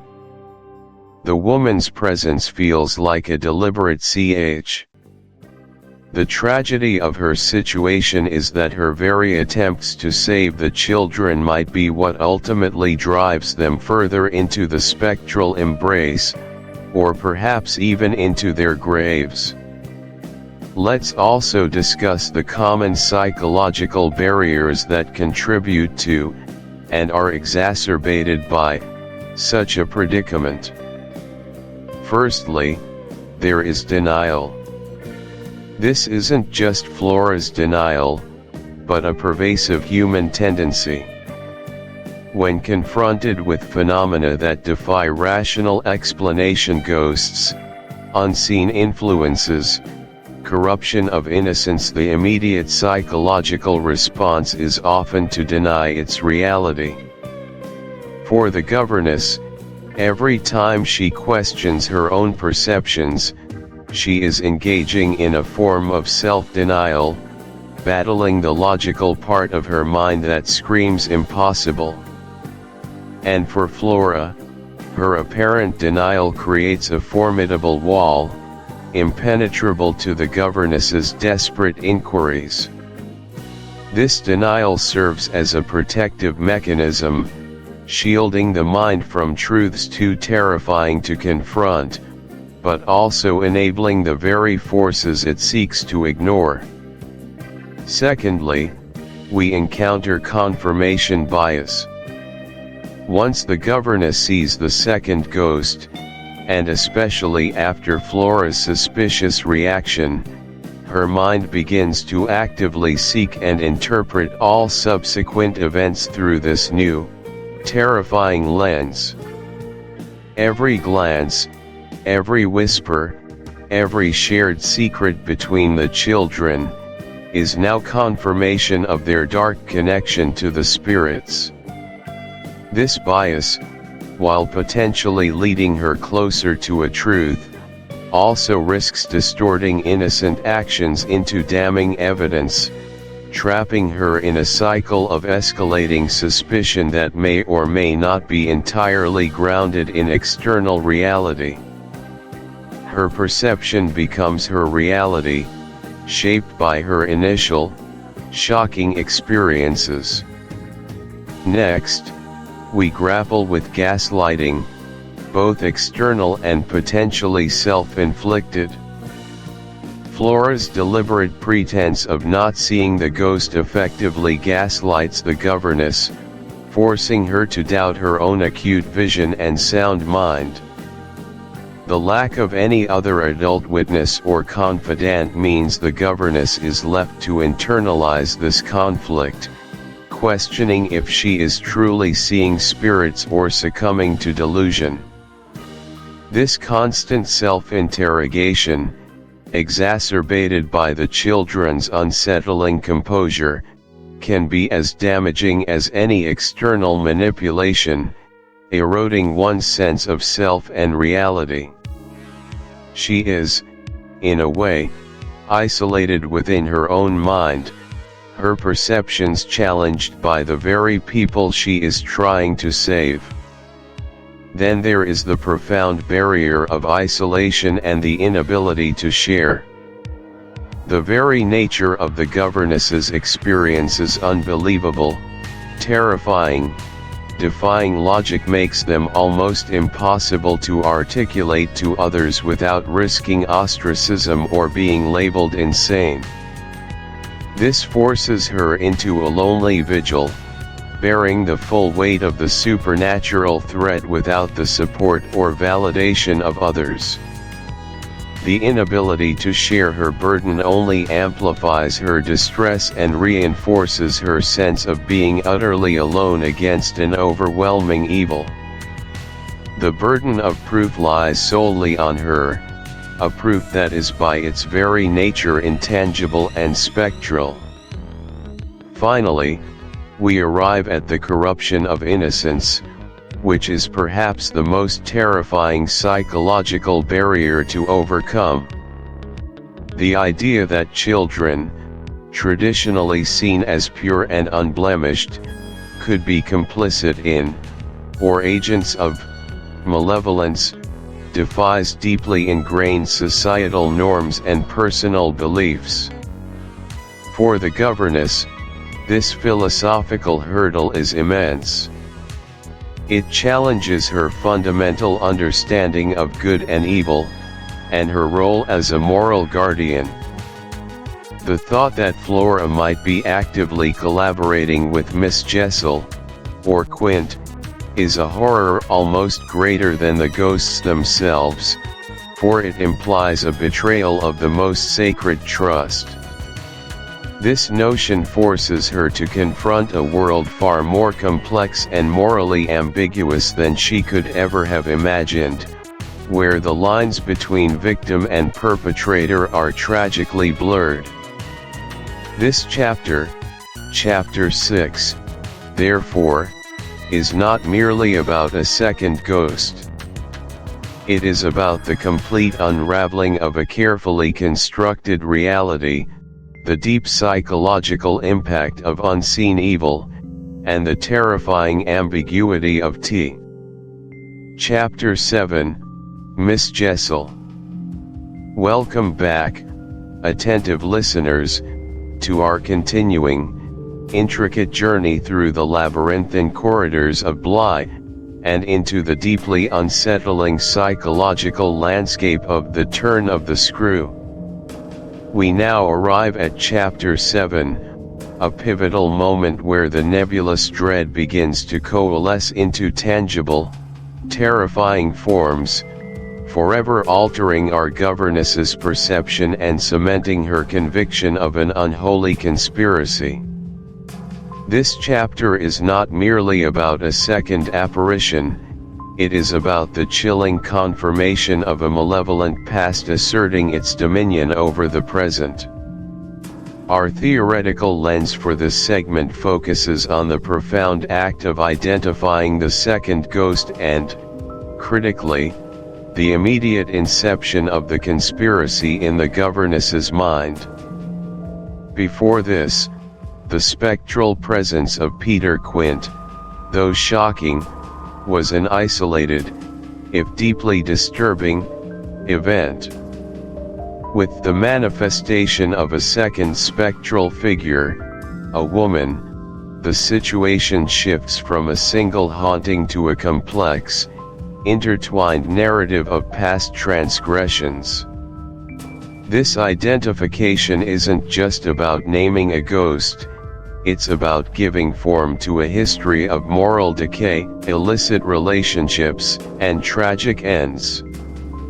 The conspiracy, in the governess's burgeoning paranoia, isn't simply the children seeing ghosts, it's their active participation, their silent assent, their perceived cunning in concealing the horrifying truth from her.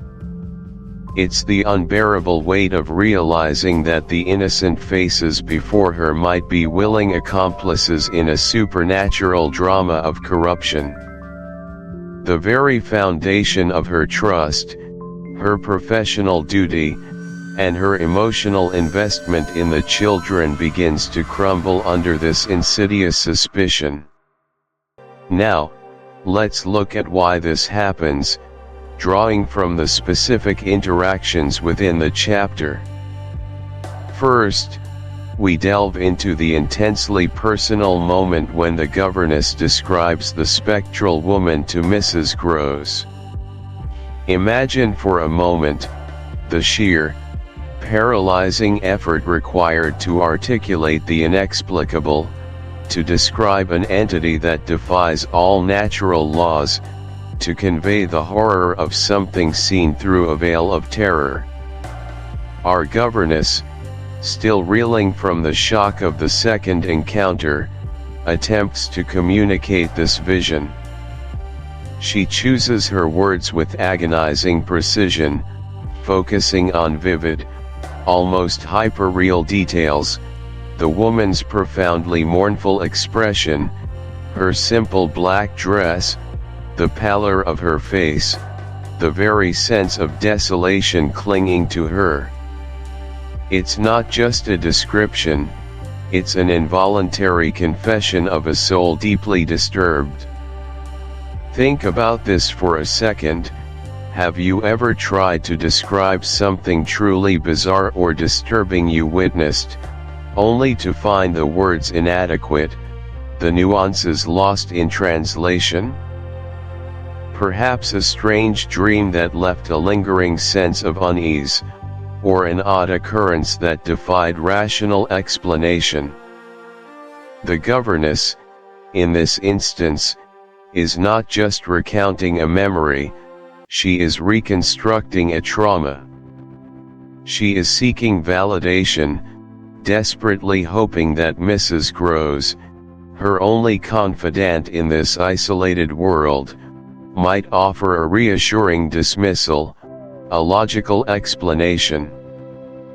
But the very specificity of her recollection, the details etched into her mind by fear, serves instead to lead Mrs. Groves directly to the terrifying truth.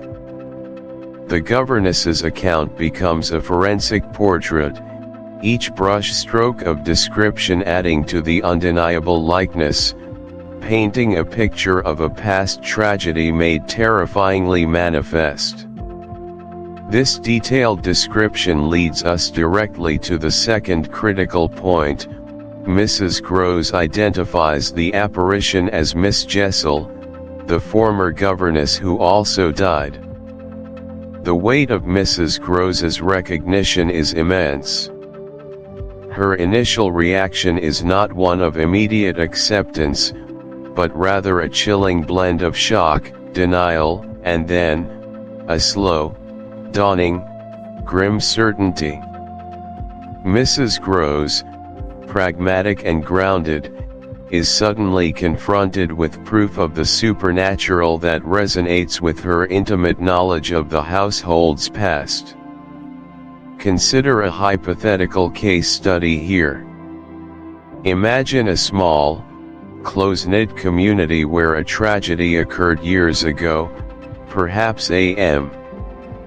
Now, imagine a newcomer arrives, unaware of this history, and describes an encounter with an individual matching the exact, distinctive characteristics of the deceased from that legend. The community elder, privy to the details of the past, initially dismisses it as coincidence, or imagination. But as the newcomer elaborates, adding specific mannerisms, items of clothing, or even a particular expression that only the deceased would possess, the elder's skepticism shatters. The memory, once a dormant pain, becomes a present, terrifying reality. This is precisely the dynamic between the governess and Mrs. Grose. Mrs. Grose's identification isn't just a simple naming, it's an acknowledgement of a dark, unresolved history, of scandalous liaisons between Miss Jessel and Peter Quint, of a shared culpability in the moral corruption of Bly, and the unspoken horror of how they both met their untimely ends. It solidifies the supernatural presence not as random entities, but as specific individuals with a vested, malevolent interest in the children they once ostensibly cared for. This leads us to the third, and perhaps most distressing, practical point. The governess becomes utterly convinced that the children see these ghosts and are secretly, cunningly communicating with them. This realization isn't a sudden flash, it's a slow, insidious erosion of her peace of mind, built on a foundation of seemingly innocent observations twisted by her deepening paranoia. She scrutinizes their every glance, every silence, every moment of unnatural composure. When Flora seems to gaze intently at nothing, or Miles exhibits an unervingly adult poise, the governess no longer attributes it to childhood innocence or inherent good manners. Instead, she interprets these as veiled signals, secret pacts, clandestine communications with the spectral visitors. Their very perfection becomes a source of dread. How can children be so impeccably behaved, so unervingly quiet, so seemingly untouched by the horrors she alone perceives, unless they are already entangled in the web of the ghosts? Let's try a quick thought exercise to understand this descent into suspicion. Imagine you are in a room with two people you genuinely love and trust. You notice them exchanging quick glances, perhaps a knowing smile. Initially, you might think nothing of it, or assume it's an inside joke you're not privy to. But now, layer on a growing sense of unease. You've just witnessed something profoundly disturbing that they seem oblivious to. Those glances, that smile, now take on a different hue. Are they laughing at you? Are they sharing a secret at your expense? Are they mocking your fear? The more you look for evidence of complicity, the more readily you find it, even in the most innocuous gestures. The governess's belief solidifies because she needs an explanation for the children's apparent immunity to the terror she experiences. Their composure, their beautiful faces, their eloquent silence, these become proof of their deeply unsettling complicity, transforming them from innocent charges into formidable, secretive adversaries. The conspiracy is not just that the ghosts are present, but that the children are willing partners in their malevolent game. Moving into the philosophical layer, let's consider the long-term impact of these terrifying revelations. For the governess, The immediate consequence is a dramatic escalation of her isolation and paranoia.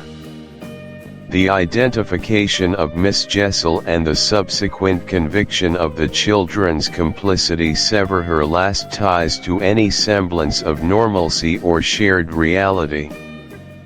She now believes she is fighting a solitary battle against both the supernatural and the subtly deceptive living.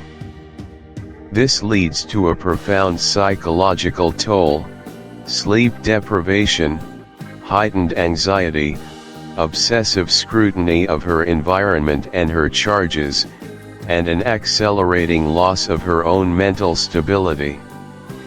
The emotional weight of guarding souls she believes are being actively corrupted becomes an almost unbearable burden. For the children, whether truly complicit or. Chapter 8, The Protector. Chapter 8, The Protector. Our story deepens now, as we arrive at a pivotal moment, a profound psychological turning point within the very heart of Bly. The governess, having faced the encroaching darkness, having wrestled with her own disbelief and fear, now arrives at a singular, unshakable conviction: she resolves to save the children. This isn't merely a decision, it is a profound, almost spiritual awakening of purpose, a transformation from a hesitant caretaker to a formidable guardian, ready to stand against an unseen, malevolent tide. Think about this for a second.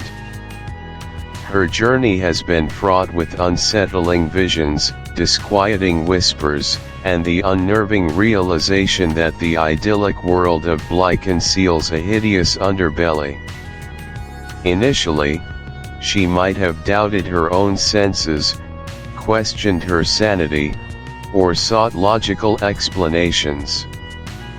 But the persistent, terrifying appearances of Quint and Jessel, coupled with the inexplicable, knowing silences of Flora and Miles, have solidified her conviction. This is not a fleeting fear, it is a deep-seated, absolute certainty that these innocent souls are besieged, their very essence threatened by spectral forces intent on corrupting them. The weight of this realization settles upon her shoulders like a tangible, heavy cloak, yet instead of crushing her, it fortifies her. Her resolve isn't born of bravado, but of a fierce, desperate love and an innate sense of justice. She perceives herself as the last, solitary bulwark against an encroaching evil that society, in its blindness or complacency, refuses to acknowledge. Her mission becomes sacred, her vigilance absolute. Every nerve ending, every thought, every waking moment is now dedicated to this singular, formidable task: to shield, to protect, to rescue. Now, let's look at why this happens, and how it manifests. We must delve into the specific contours of the threat she perceives, starting with the chilling discussion of the illicit relationship between Quint and Jessel during their lives. Mrs. Groves, with her fragmented knowledge and her deep-seated provincial anxieties, paints a mosaic of disturbing implications regarding the former valet, Peter Quint, and the previous governess, Miss Jessel. It wasn't merely a casual dalliance, it was, in the governess's interpretation, a relationship steeped in depravity and exploitation. Imagine a household where the lines of authority and morality were not merely blurred, but aggressively, maliciously trampled. Quint, described as being too free with everyone, particularly with children, was a figure of insidious charm, a serpent in the garden, capable of manipulating and subtly dominating those around him. Jessel, on the other hand, a woman of certain social standing, allowing herself to be drawn into this squalid liaison, speaks volumes of her own moral decay, her resignation, or perhaps, a deeper, more unsettling complicity. Let's consider this through a detailed story, a real-world parallel if you will, to understand the corrosive effect of such a relationship. Imagine a seemingly respectable private school in a quiet, affluent community. The headmaster, a charismatic and well-regarded figure, begins an inappropriate, secret relationship with a teacher who is vulnerable and new to the profession. This isn't just a matter of personal indiscretion, it subtly poisons the entire atmosphere of the institution.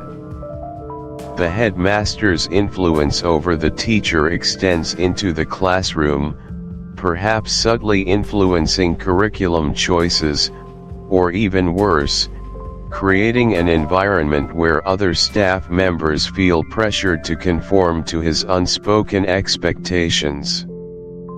The children, inherently perceptive, pick up on the tension, the whispers, the unspoken anxieties. They might notice the teacher's withdrawn demeanor, or the headmaster's overly familiar glances. They sense the undercurrent of secrecy, and this teaches them, through unspoken example, that authority can be compromised, that boundaries are fluid, that truth can be hidden. The innocence of the environment is irrevocably tainted, not just by the act itself, but by the systemic cover-up, the complicity, the silent suffering. Quint and Jessel, in their scandalous intimacy, created just such a toxic environment at Bly. Their very presence, their shared dark secret, fostered an atmosphere where innocence was not sacred but rather, a canvas for their own twisted desires or careless neglect.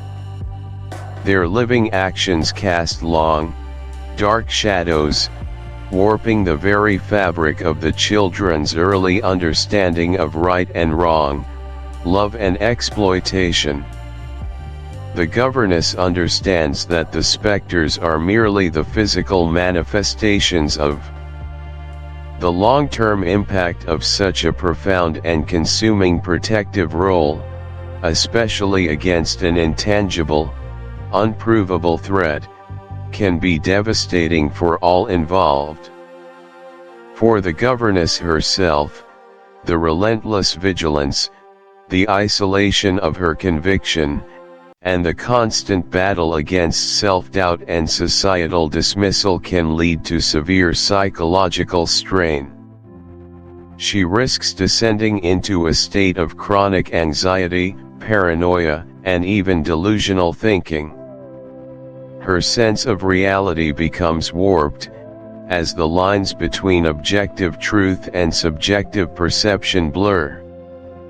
The ultimate tragedy is that in her desperate attempt to save, she might ironically compromise her own sanity, becoming a figure of tragedy, burdened by the very weight of her noble purpose. For the children, the impact is equally profound, if not more so. A child who had lived under such intense, scrutinizing surveillance, even if born of love, can be deeply damaging. They might experience arrested emotional development, struggling to form their own independent thoughts and judgments under the shadow of constant adult interpretation. They could become overly dependent on their protector, unable to trust their own instincts or perceptions. Alternatively, they might rebel against this perceived suffocation, leading to manipulative behaviors or resentment. The consistent suspicion, the lack of unquestioning acceptance, could foster a deep-seated insecurity, a feeling that they are inherently flawed or watched for signs of defect. The protective act itself, paradoxically, can become a form of psychological damage, creating a warped sense of reality where unseen dangers are ever present, leading to a lifelong struggle with anxiety or an inability to trust the world around them. The very purity the governess seeks to preserve might be irrevocably altered by the methods she employs. And what about the common psychological barriers to effective protection in such extraordinary circumstances? Foremost among these is the profound loneliness of being the sole witness to an unprovable threat. The governess lacks external validation. Mrs. Groves can only offer limited, fearful corroboration, and the children themselves are either unwilling or unable to speak the truth she desperately seeks. This isolation breeds self-doubt, a constant internal struggle against the terrifying question, am I going mad? Society, represented by the distant uncle who dismisses concerns, often prefers comforting denial over unsettling truths. The difficulty of proving an intangible threat, especially one that defies rational explanation, is immense. How does one present evidence of a ghost in a court of reason? Furthermore, there is the powerful psychological barrier of confirmation bias, the tendency to interpret new evidence as confirmation of existing beliefs. Once the governess is convinced, every ambiguous event, every child's peculiar glance, every creaking floorboard, becomes further proof of her theory, making it almost impossible for her to step back and objectively reassess. This protective instinct, while noble, can harden into an unyielding conviction, closing her off to alternative explanations or to the very real possibility that her own perceptions are being distorted by her overwhelming fear and responsibility. The struggle against these internal and external barriers is perhaps the most arduous part of her protective odyssey. Listener reflection: take a moment to consider the profound tension inherent in this chapter. The governess's resolve is admirable, even heroic, in its dedication to protecting innocent children. Yet, the nature of the threat, unseen, unprovable, possibly internal, forces her into a position of extreme psychological pressure. How do we distinguish between genuine threat and the powerful, distorting lens of fear and conviction?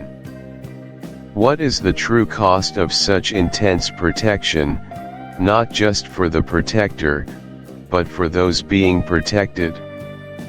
Reflect on the delicate balance between safeguarding innocence and inadvertently stifling it with overwhelming suspicion. Chapter 9: The Staircase. Welcome back to our continuing exploration of Henry James's masterful work, The Turn of the Screw. In this chapter, Chapter 9, The Staircase, we plunge into one of the narrative's most chilling and pivotal moments, a direct confrontation inside the house.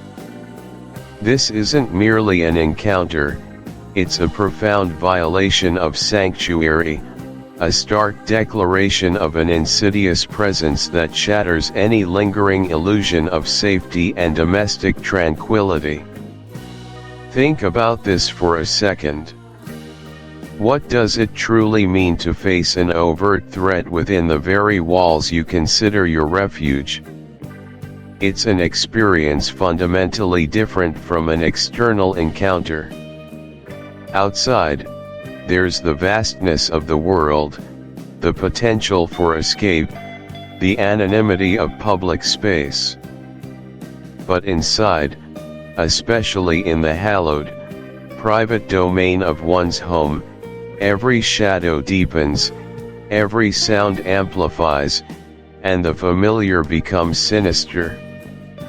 This direct confrontation inside Bly, this audacious intrusion, serves to dismantle the governess's carefully constructed sense of security, forcing her to acknowledge the palpable, insidious reality of the haunting that she, perhaps, had still subconsciously hoped to deny or rationalize.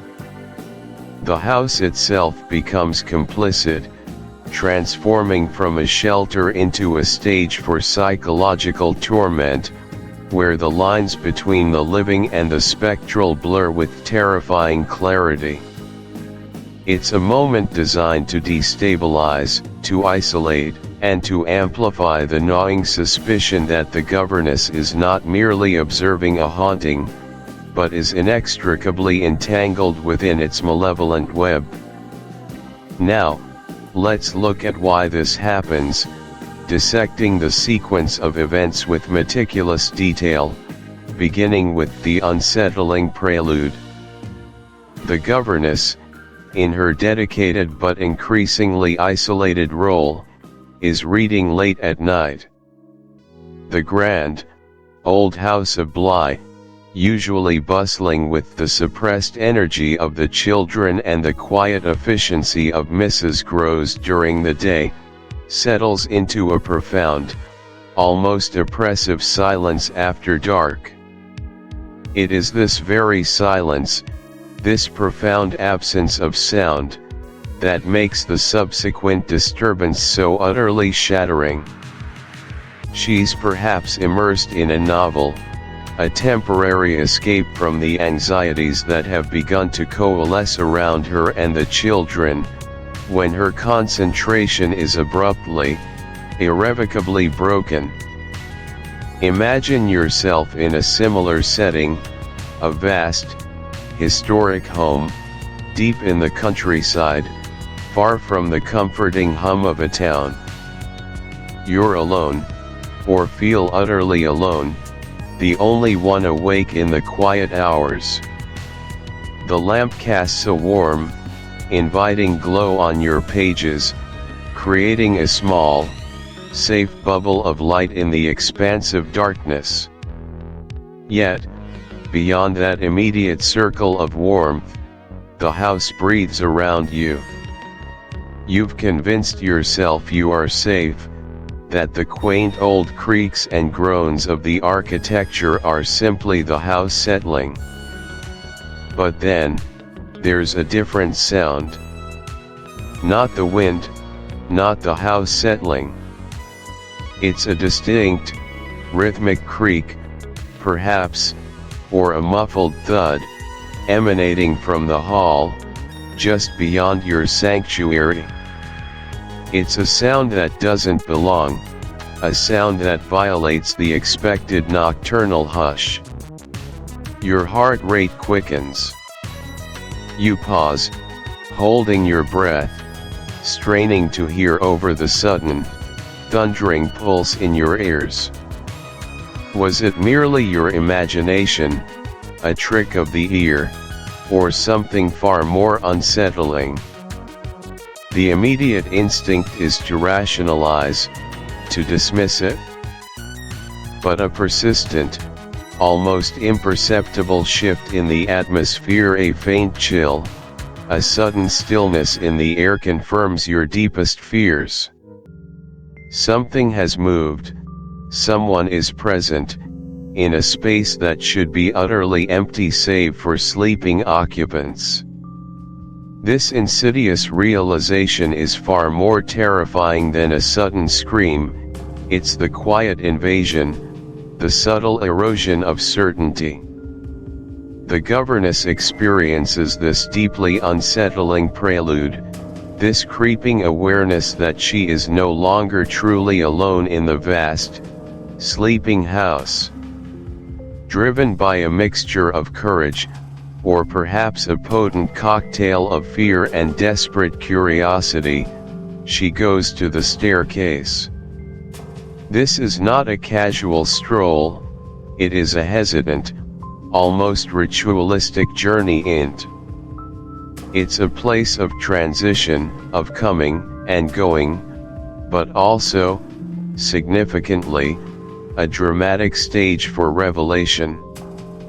As she approaches, the dimness of the hall gives way to the deeper, more profound shadows clinging to the elegant banister and the broad, polished steps. And there, standing poised upon one of the lower steps, is the figure of Peter Quint. Consider this moment as a chilling freeze frame, a tableau of terror. Imagine you are in an old, grand hotel late at night, perhaps investigating a strange noise. You descend to the main lobby, the only sound the soft padding of your own feet on the carpet.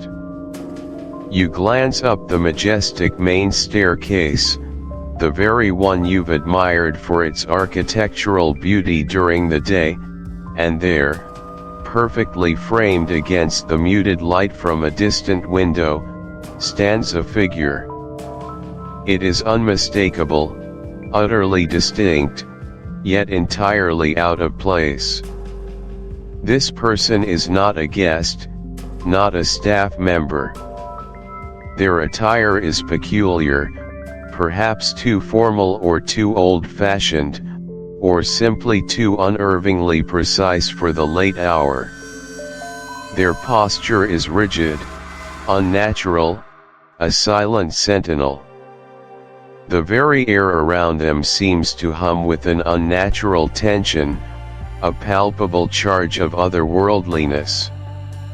Their presence isn't aggressive, not overtly threatening in a physical sense, but their very being there is an act of profound, silent defiance.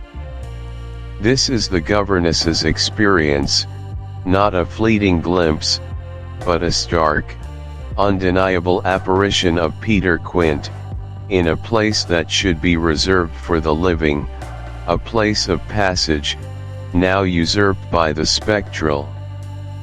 He is not indistinct or ethereal, he is frighteningly substantial, a silent, dark silhouette against the deeper gloom of the house, a vivid, malevolent portrait etched into her consciousness. And then, the most impactful moment, they lock eyes in a silent standoff until he turns and walks away. This is not a verbal exchange, not a physical struggle, but a profound battle of wills conducted solely through the intensity of their gazes. Quint, an entity of pure malevolence, holds her stare, his eyes conveying a depth of knowing, a challenge, an ancient, unspeakable cruelty.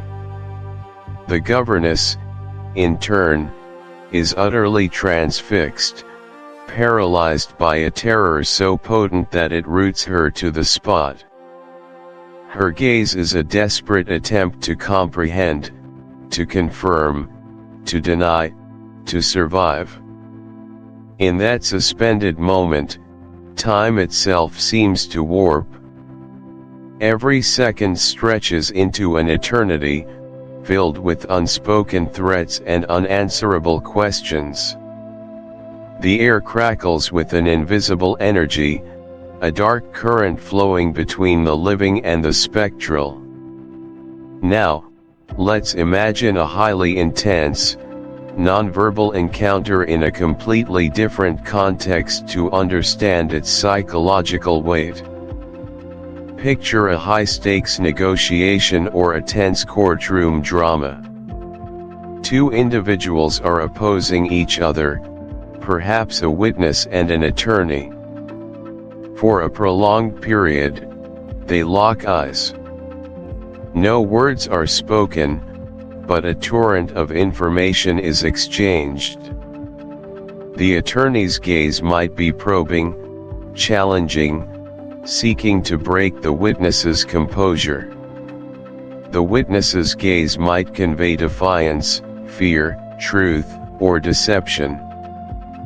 Body language, subtle facial shifts, the unwavering nature of the stare, these communicate volumes. The power dynamic shifts, wavers, solidifies. There's an internal monologue happening for both parties, a frantic analysis of what the other's eyes are revealing, what they might be hiding. The sheer duration of the stare, the refusal to look away, signifies an immense mental fortitude, or perhaps, an equally immense, debilitating fear. For the governess, this silent ocular duel with Quint is precisely this, but amplified by the supernatural horror of his presence. His eyes are not merely seeing, they are penetrating, invading, recognizing her as an opponent, or perhaps, as a mere obstacle in his malevolent scheme. His turning and walking away is not a retreat of weakness, but a calculated withdrawal, a silent promise of return, leaving the governess utterly shattered and irrevocably convinced of the profound evil that has permeated her charge. He doesn't need to s.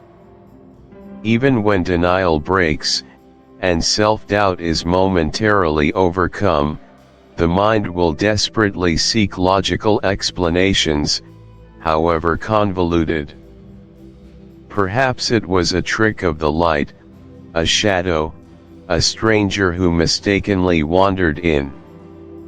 This search for rational footing, while natural, can prevent a direct and honest engagement with the true nature of the threat, delaying effective action. The governess herself struggles with this, continually trying to find a mundane explanation for what her senses are so insistently telling her is otherworldly and profoundly evil. These psychological barriers conspire to keep her trapped, isolated, and increasingly vulnerable to the very forces she is trying so desperately to combat. This direct confrontation on the staircase, therefore, is not merely an incident, it is the turning point, the crucible in which the governess's resolve is both forged and tested. It solidifies the reality of the haunting, strips away her illusions, and propels her deeper into the psychological maelstrom that defines the turn of the screw.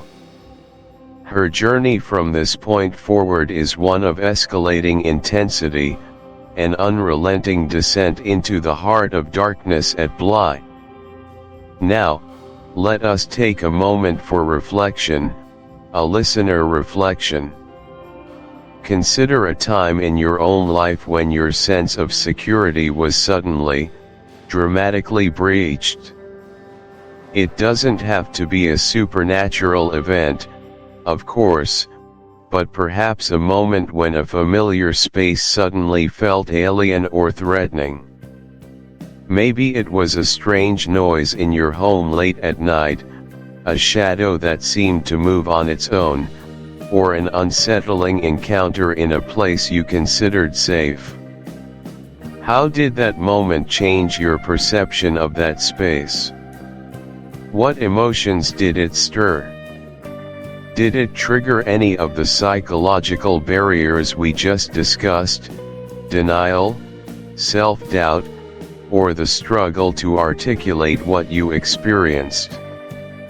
Reflect on how such an experience, even a mundane one, can leave a lasting imprint on your sense of safety and well-being, and imagine that feeling magnified by the sheer, unearthly malevolence faced by the governess in this chilling chapter.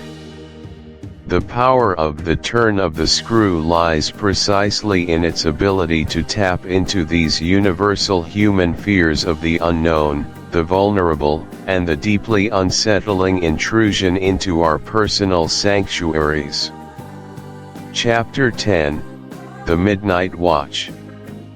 Welcome to Chapter 10, The Midnight Watch, a pivotal moment in our exploration of the turn of the screw, where the veil of innocence begins to shred, revealing threads of something far more sinister and perplexing. Here, we delve into the profoundly unsettling phenomenon of suspicious behavior from children, not merely a fleeting naughtiness, but a calculated, unsettling defiance of expectation that gnaws at the very fabric of trust and perception.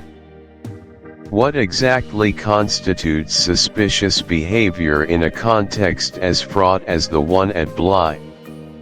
It's far more insidious than a child caught with a hand in the cookie jar. We are talking about an incongruence so stark it warps reality itself. It's the child whose eyes are too knowing, whose composure is too perfect, whose words, though seemingly benign, carry an undertone of practiced evasion.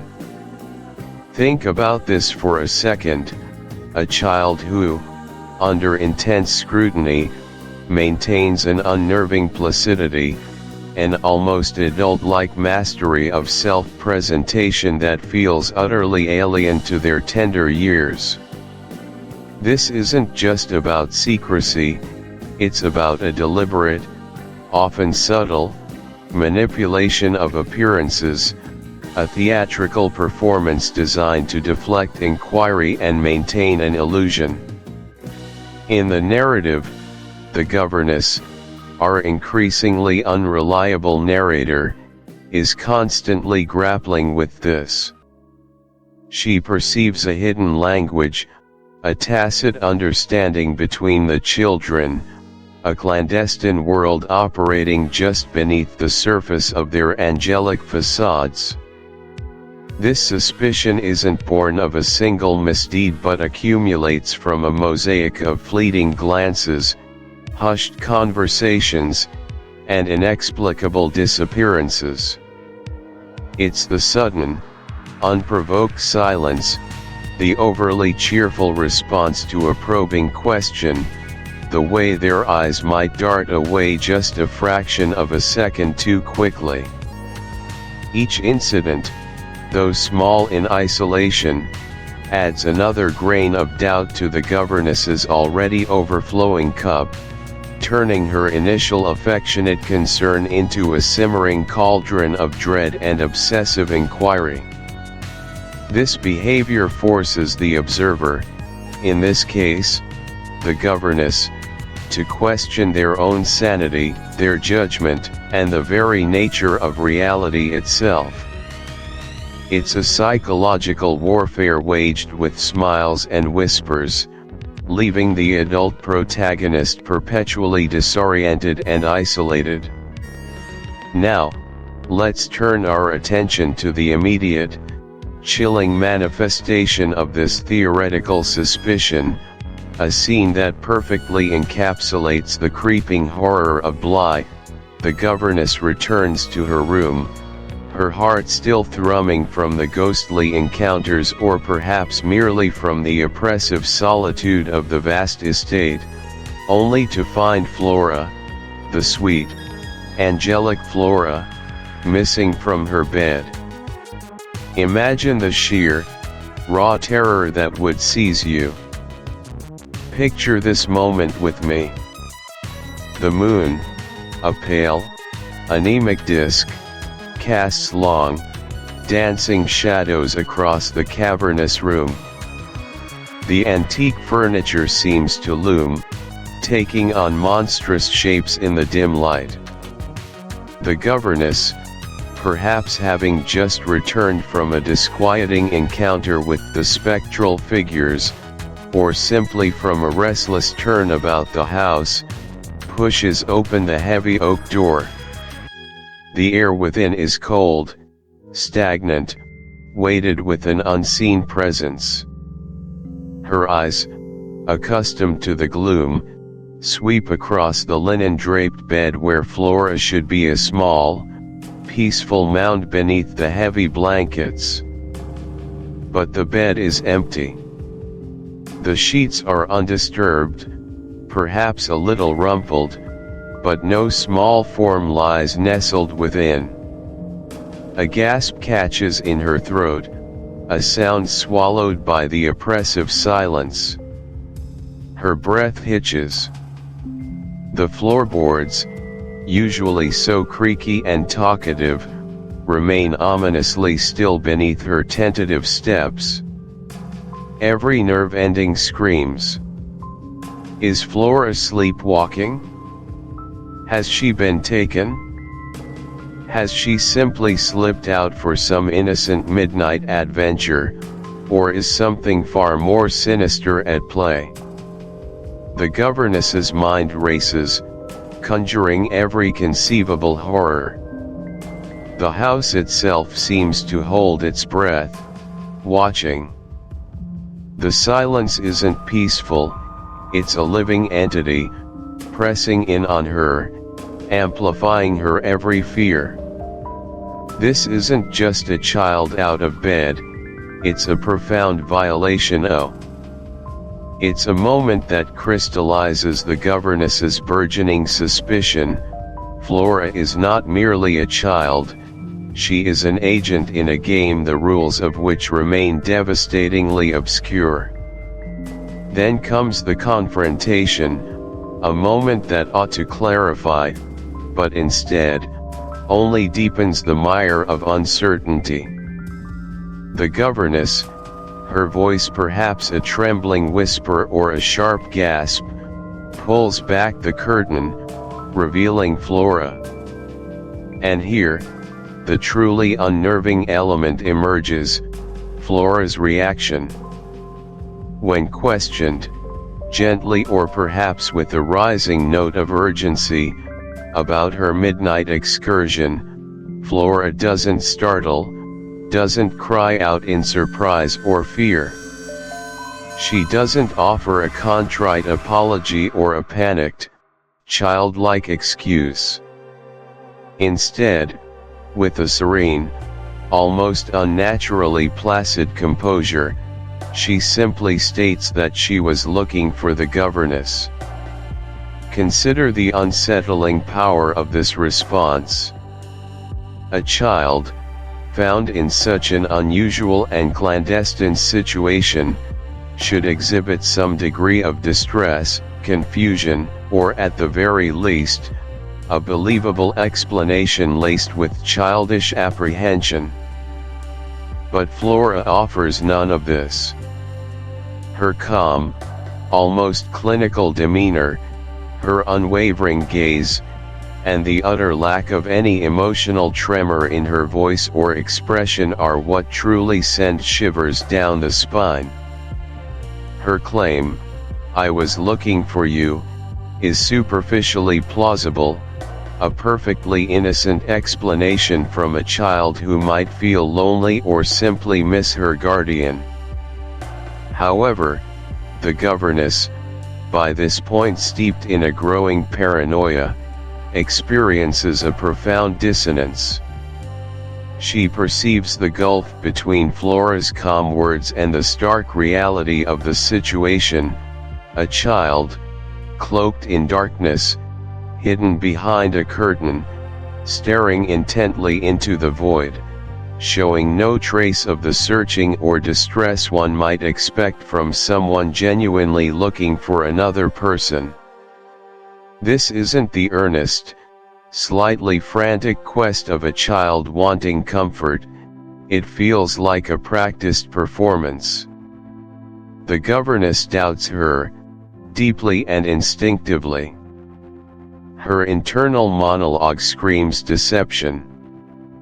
This isn't innocent, this is calculated. This isn't a child missing her guardian, this is a child playing a role, protecting a secret. The very simplicity and plausibility of Flora's answer become its most terrifying aspect, suggesting a cunning far beyond her years, or perhaps, a masterful influence at play. It's a moment that shatters any remaining illusion of childlike innocence and firmly plants the seed of deliberate manipulation in the governess's mind. Now, let's transcend the immediate narrative and delve into the profound long-term impact of such suspicious behavior, especially when it emanates from children, on the observer and the environment. The continuous exposure to this kind of unsettling incongruence, words saying one thing, actions implying another, and emotions being eerily absent or mismatched, exacts a tremendous psychological toll. For the governess, it initiates a corrosive process, eroding her sense of trust, not just in the children, but in her own perceptions and sanity.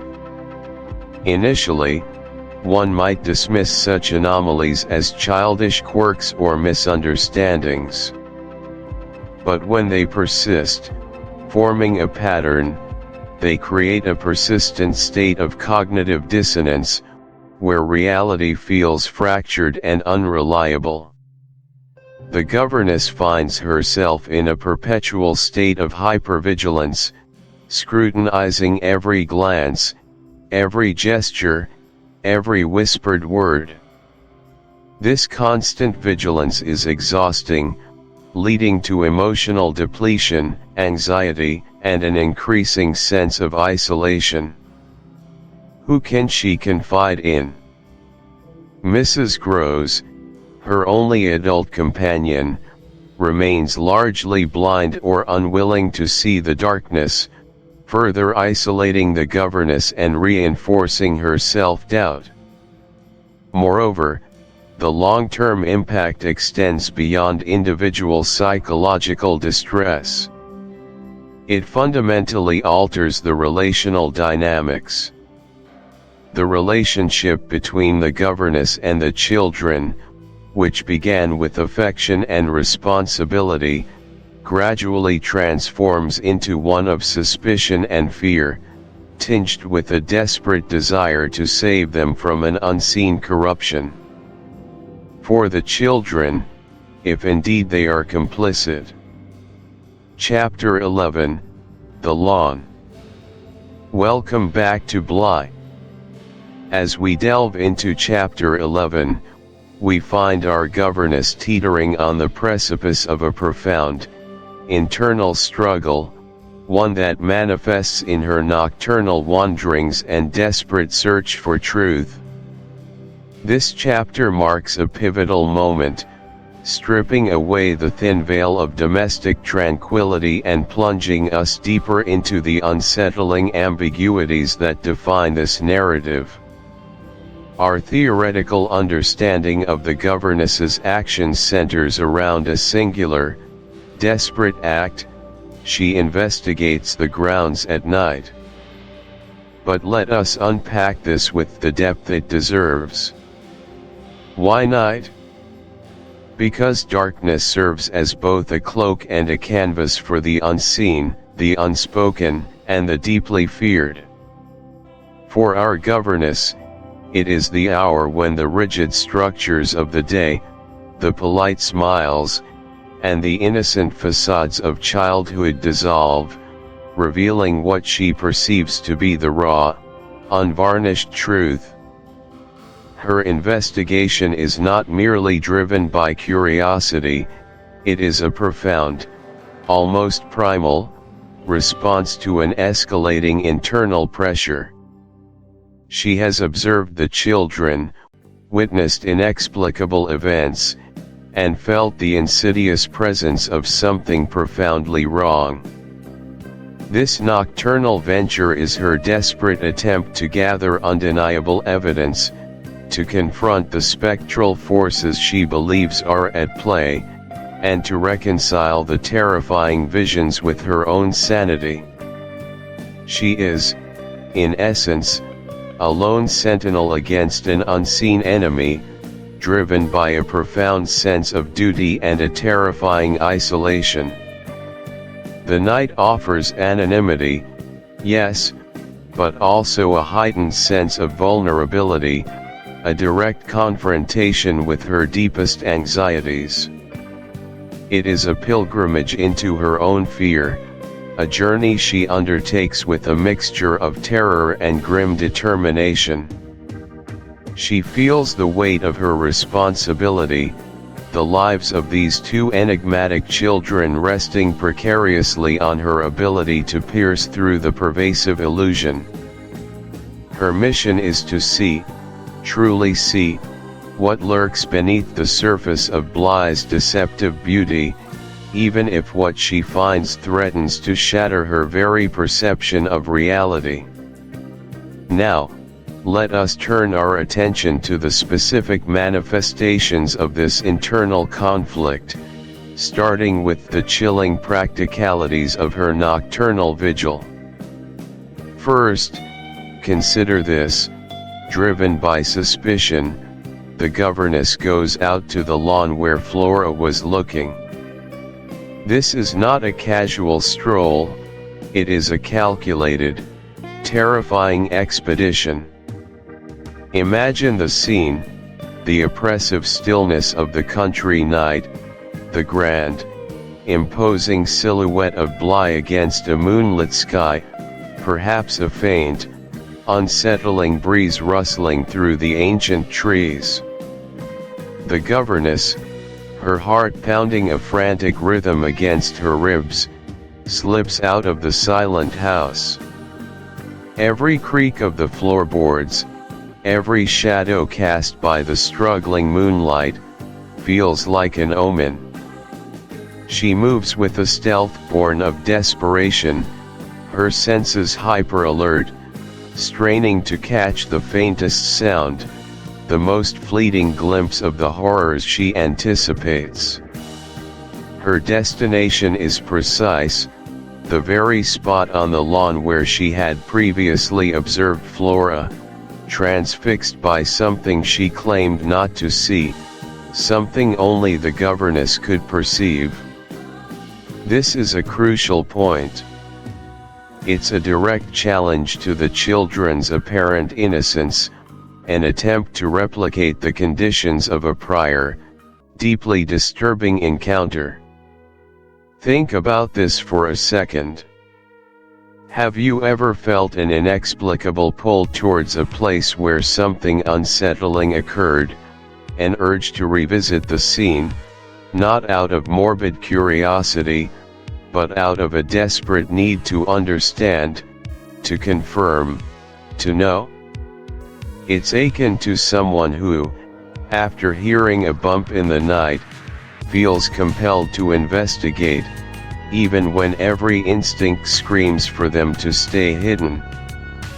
Their mind races, replaying the event, dissecting every detail, searching for an alternative explanation, but ultimately being drawn back to the source of the unease.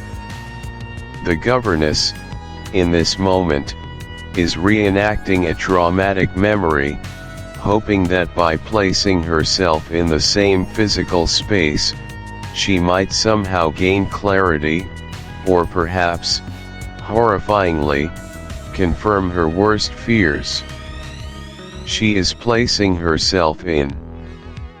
Moving from these specific moments, let's consider the broader implications, the long-term impact, and the common psychological barriers related to such a relentless pursuit of the unseen, particularly within an environment steeped in ambiguity. The long-term impact of sustained suspicion and observation on an individual, especially when that individual is isolated, can be devastating. For our governess, each nocturnal investigation, each unsettling encounter, contributes to a slow, insidious erosion of her internal peace.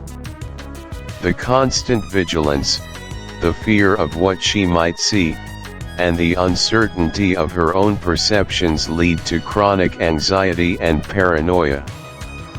She becomes hypersensitive, interpreting every innocent action or sound through the lens of her pre-existing fears. This hypervigilance leads to sleep deprivation, heightened stress levels, and a profound sense of isolation.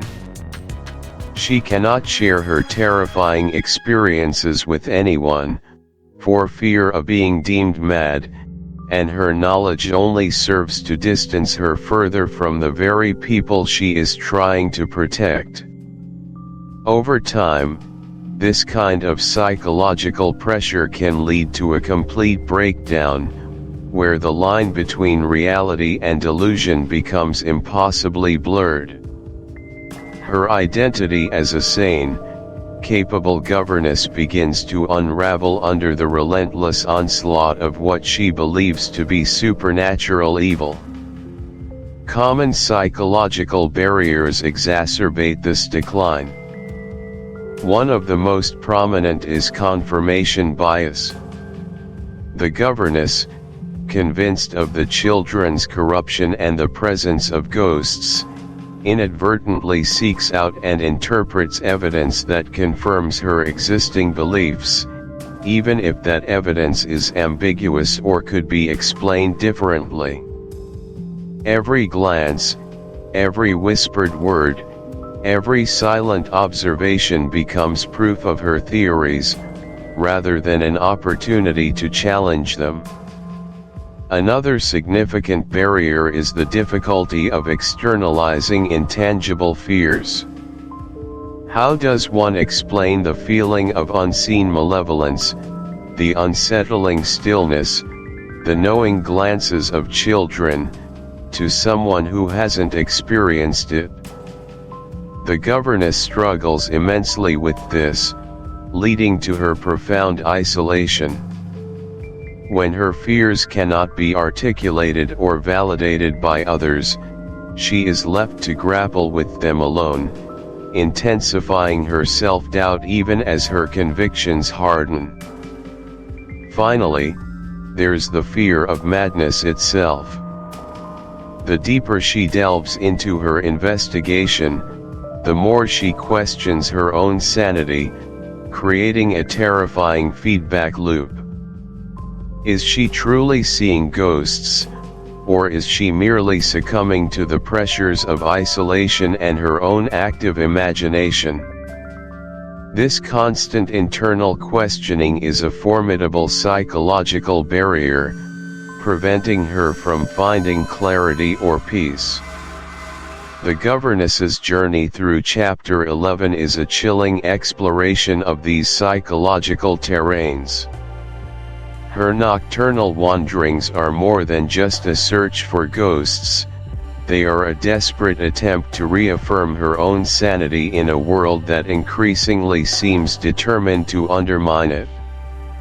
She is locked in a battle not just against spectral figures, but against the very structure of her own mind, a mind stretched to its breaking point by the unbearable weight of her self-imposed mission. Chapter 12, Miles's Motivation. Chapter 12, Miles's Motivation. Our journey into the intricate and often disquieting world of Bly brings us now to a pivotal moment, a confrontation that lays bare the swirling currents of suspicion, innocence, and perhaps, something far more sinister. We arrive at the morning after Miles's late-night excursion, an event that casts a long, unsettling shadow over the tranquil facade of the country estate. Theoretical layer, Miles explains his midnight excursion. Think about this for a second, the discovery of a child, a young boy, out on the sprawling, moonlit lawn in the dead of night, is inherently shocking. The governess, our narrator, is not merely surprised, she is profoundly disturbed. Her carefully constructed sense of order, her belief in the inherent goodness and docility of her charges, is violently shaken. Miles's explanation for this transgression, delivered with an unnerving blend of childish candor and something profoundly knowing, becomes the focal point of this chapter. It is an explanation laden with subtext, a linguistic dance between a child who knows more than he lets on, and an adult desperate to understand, yet perhaps unwilling to accept the darkest implications.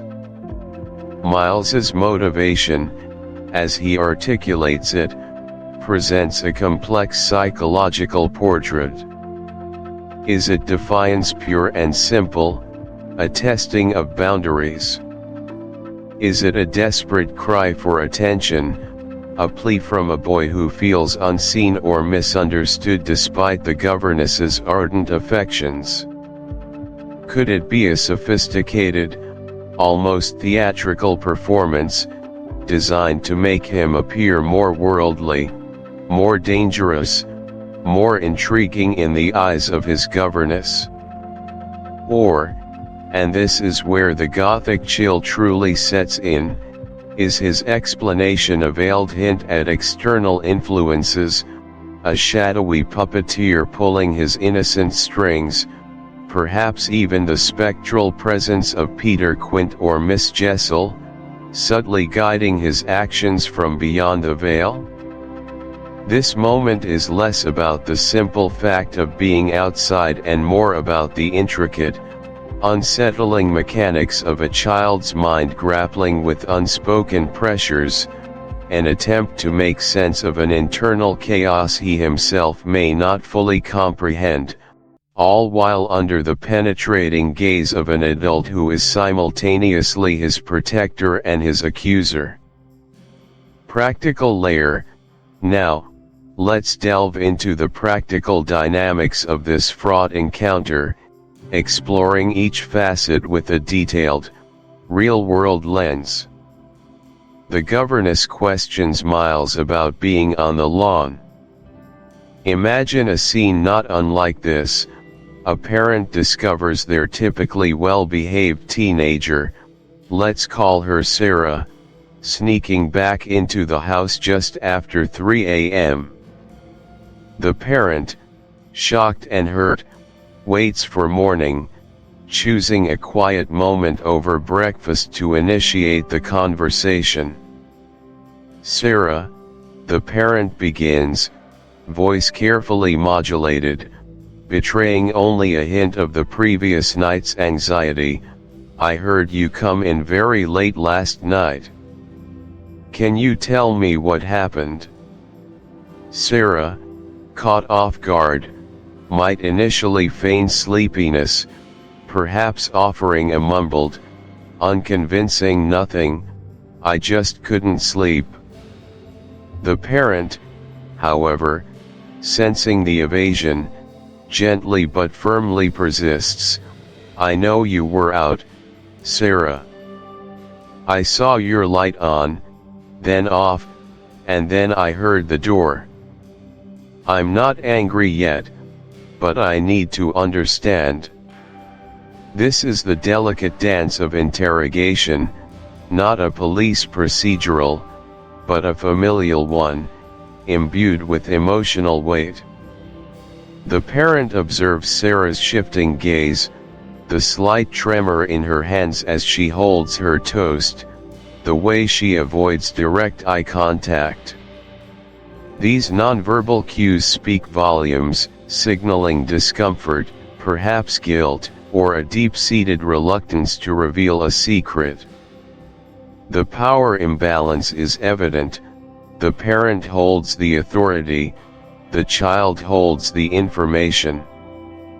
The parent's struggle is internal: how much pressure to apply, how to discern genuine remorse from practiced deceit. The goal isn't just confession, but understanding, a pathway to repairing trust.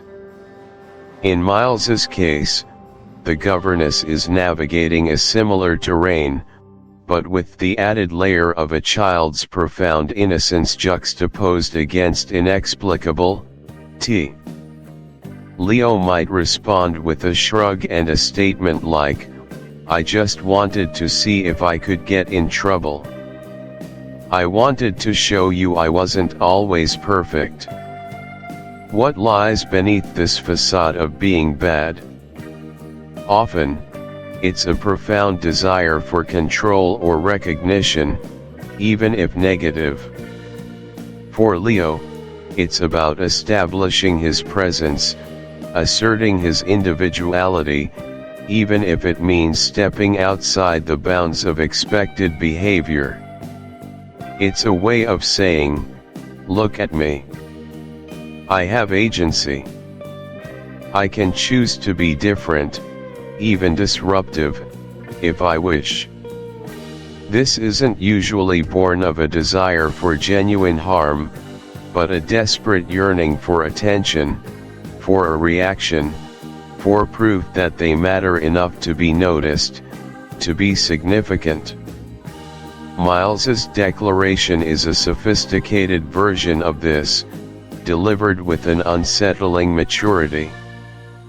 He is not just being bad, he is performing badness, presenting it as a conscious choice, a demonstration of his nascent power, a challenge to the governess's authority and her perception of him as a perfectly angelic child.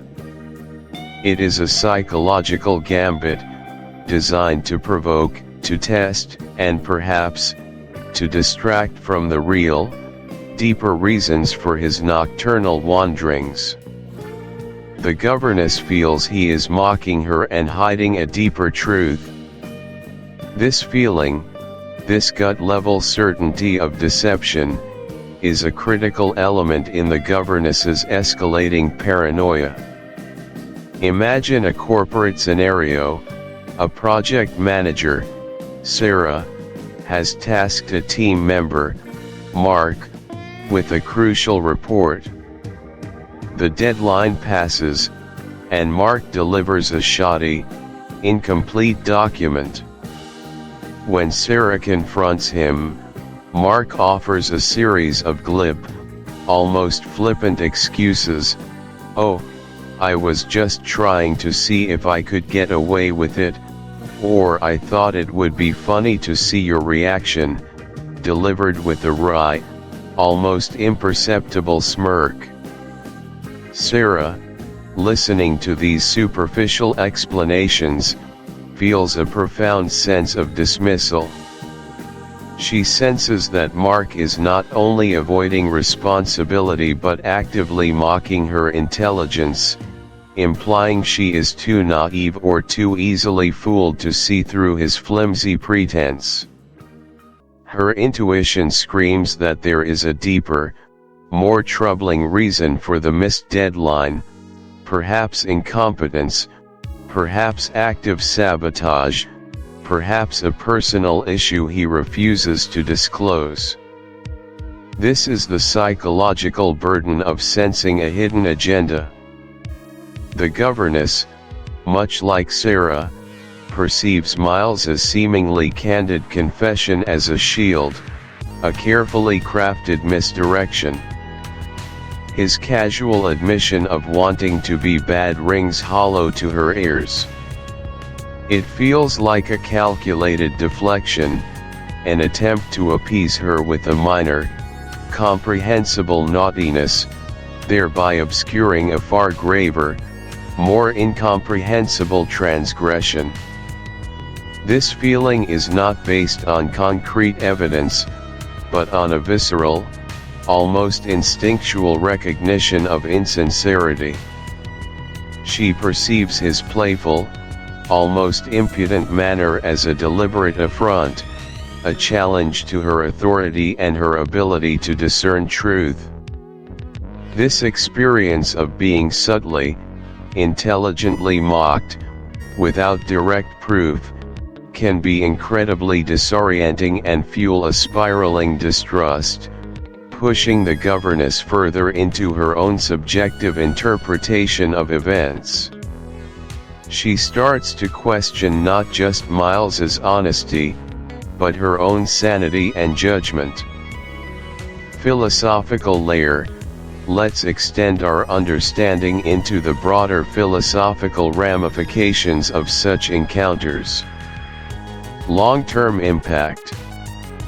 The long-term impact of such unresolved, ambiguous interactions on a child's development, and on the dynamics of the relationships around them, can be profoundly damaging.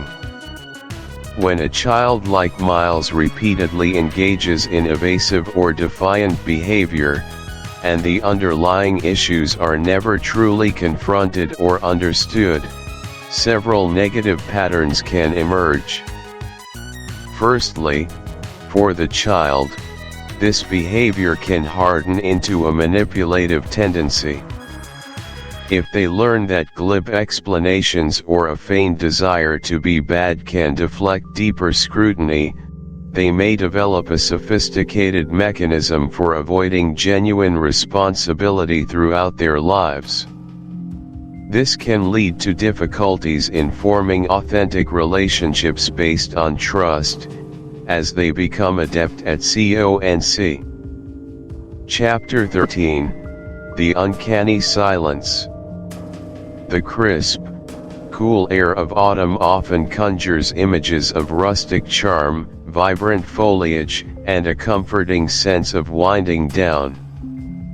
Yet, within the narrative of Bly, this seasonal shift takes on a far more sinister and profoundly deceptive quality. The autumn here is not merely a transition of nature, but a palpable psychological state, a fragile veneer over an accelerating dread. Think about this for a second. The external world, with its breathtaking array of scarlet, gold, and russet leaves, the gentle descent of a golden sun, the soft rustling of the wind through ancient trees, all conspire to create an illusion of peace. This illusion is precisely what makes the internal turmoil so excruciatingly potent. The vibrant beauty becomes a stark, almost mocking contrast to the growing ugliness beneath the surface. It's a period where the natural world seems to offer a serene dismissal of the supernatural horrors, yet in doing so, it amplifies the governess's isolation and her gnawing suspicion. The deceptive calm is akin to the quiet before a devastating storm, or the hushed stillness in a room where an explosive argument is about to erupt. It's not true tranquility, but rather a compressed tension, a vacuum pulling everything inward, making the eventual rupture all the more violent. Every whisper of the wind, every fading ray of light, every shadow cast by the magnificent autumnal trees, contributes to a profound sense of foreboding, a beautiful cage for a terrifying secret. This isn't just about the weather, it's about a deeply unsettling psychological suspension, a prolonged breath held, waiting for an unseen shoe to drop. The world outside appears perfectly ordered and serene, yet this very perfection feels unnatural, a stage set for an impending, unspeakable drama.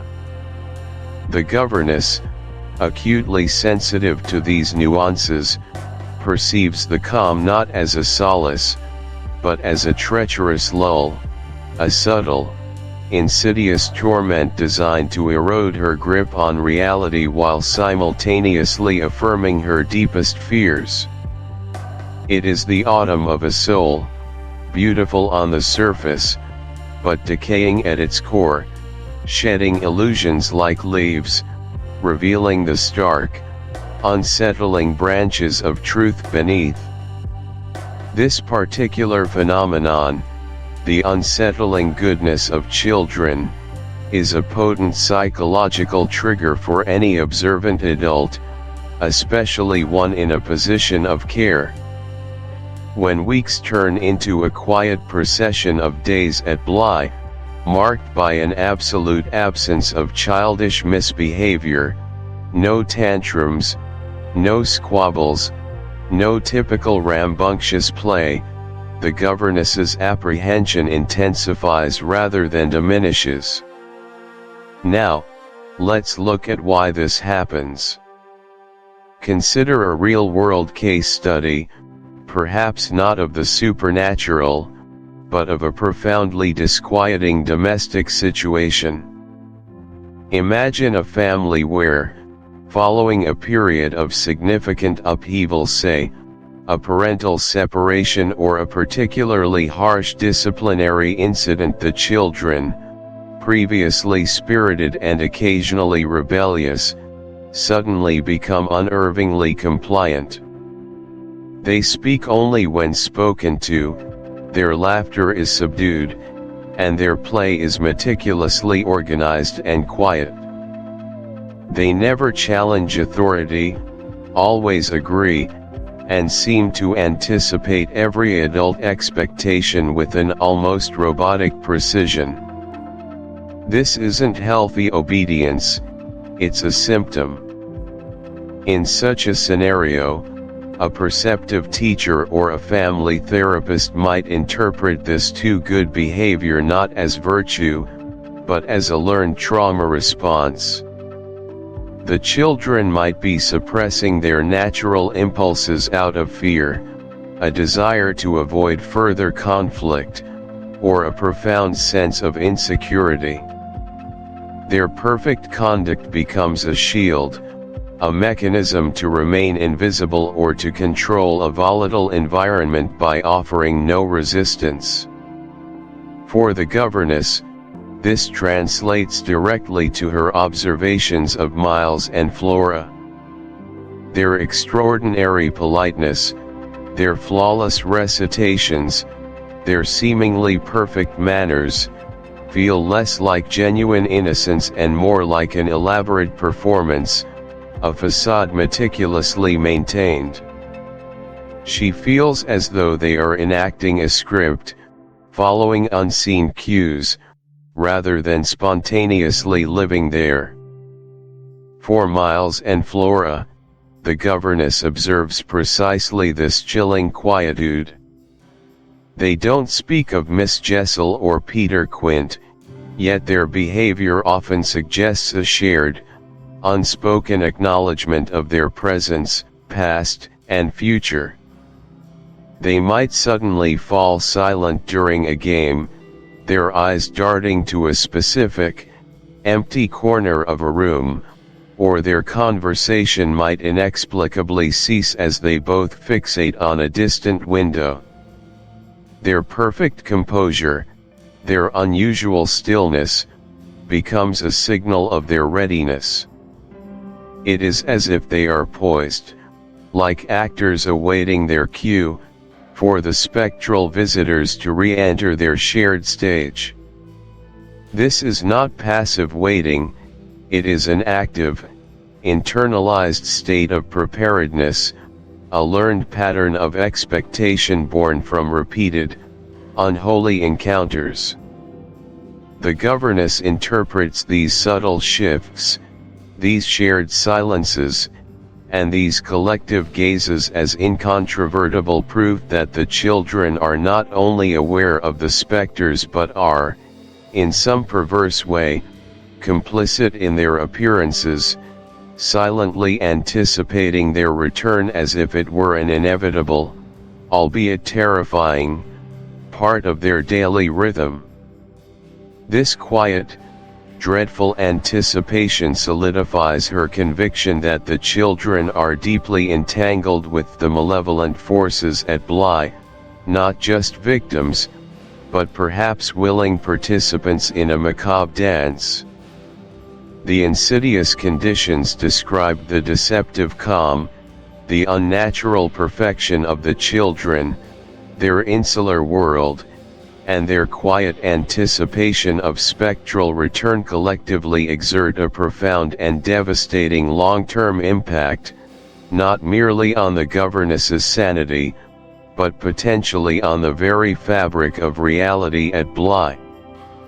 The sustained psychological pressure of perceiving a reality that others either deny or are complicit in erodes one's sense of self and trust in one's perceptions. The long-term impact for the governess is a gradual descent into profound isolation and paranoia, a constant questioning of her own sanity against the backdrop of apparent normalcy. For the children, if indeed they are truly influenced by malevolent entities, the impact is a corruption of innocence, a distortion of their moral compass, and a psychological scarring that would likely manifest in profound behavioral and emotional dysregulation in later life, a permanent shadow cast over their development. The household itself, ostensibly idyllic, becomes a crucible of unspoken terrors, a place where the air is thick with dread and unspoken truths, poisoning every interaction. Now, let's turn our attention to the common psychological barriers that prevent individuals, both within the story and in real-world parallels, from confronting such uncomfortable truths. Firstly, denial is a powerful, primal defense mechanism. It is easier, and often safer, to dismiss the inexplicable as imagination, fatigue, or stress, rather than face a reality that shatters one's worldview. For the characters around a governess, like Mrs. Groves, it's easier to believe the governess is overwrought than to accept spectral intrusion. Secondly, there's confirmation bias. Once a belief is formed, for instance, that the children are angels, any evidence to the contrary is either ignored, reinterpreted, or actively suppressed. The children's too good behavior might be seen as proof of their inherent purity, rather than a symptom of a deeper issue. Thirdly, the fear of appearing irrational or insane creates an immense barrier to sharing one's true perceptions. The governess grapples with this constantly. The social stigma of reporting ghosts is far greater than the internal torment of seeing them. This leads to profound isolation, as the individual is forced to bear the burden of their perceptions alone. Fourthly, there's the insidious nature of gaslighting, whether external, where others actively undermine one's reality, or internal, where one begins to doubt their own senses due to the lack of external validation. The children's subtle, knowing glances, their ability to maintain an outwardly perfect facade, contribute to this gaslighting effect on the governess, Ma. Chapter 14, The Walk to Church. Chapter 14, The Walk to Church. As we delve into Chapter 14 of The Turn of the Screw, we encounter a pivotal moment, a shift in the delicate and increasingly strained power dynamic between the governess and her young charge, Miles. This chapter orchestrates the profound assertion that Miles demands his freedom, a declaration that reverberates with complex psychological undercurrents and ominous implications for the isolated world of Bly. To truly appreciate the depth of this demand, let us consider it through a theoretical lens.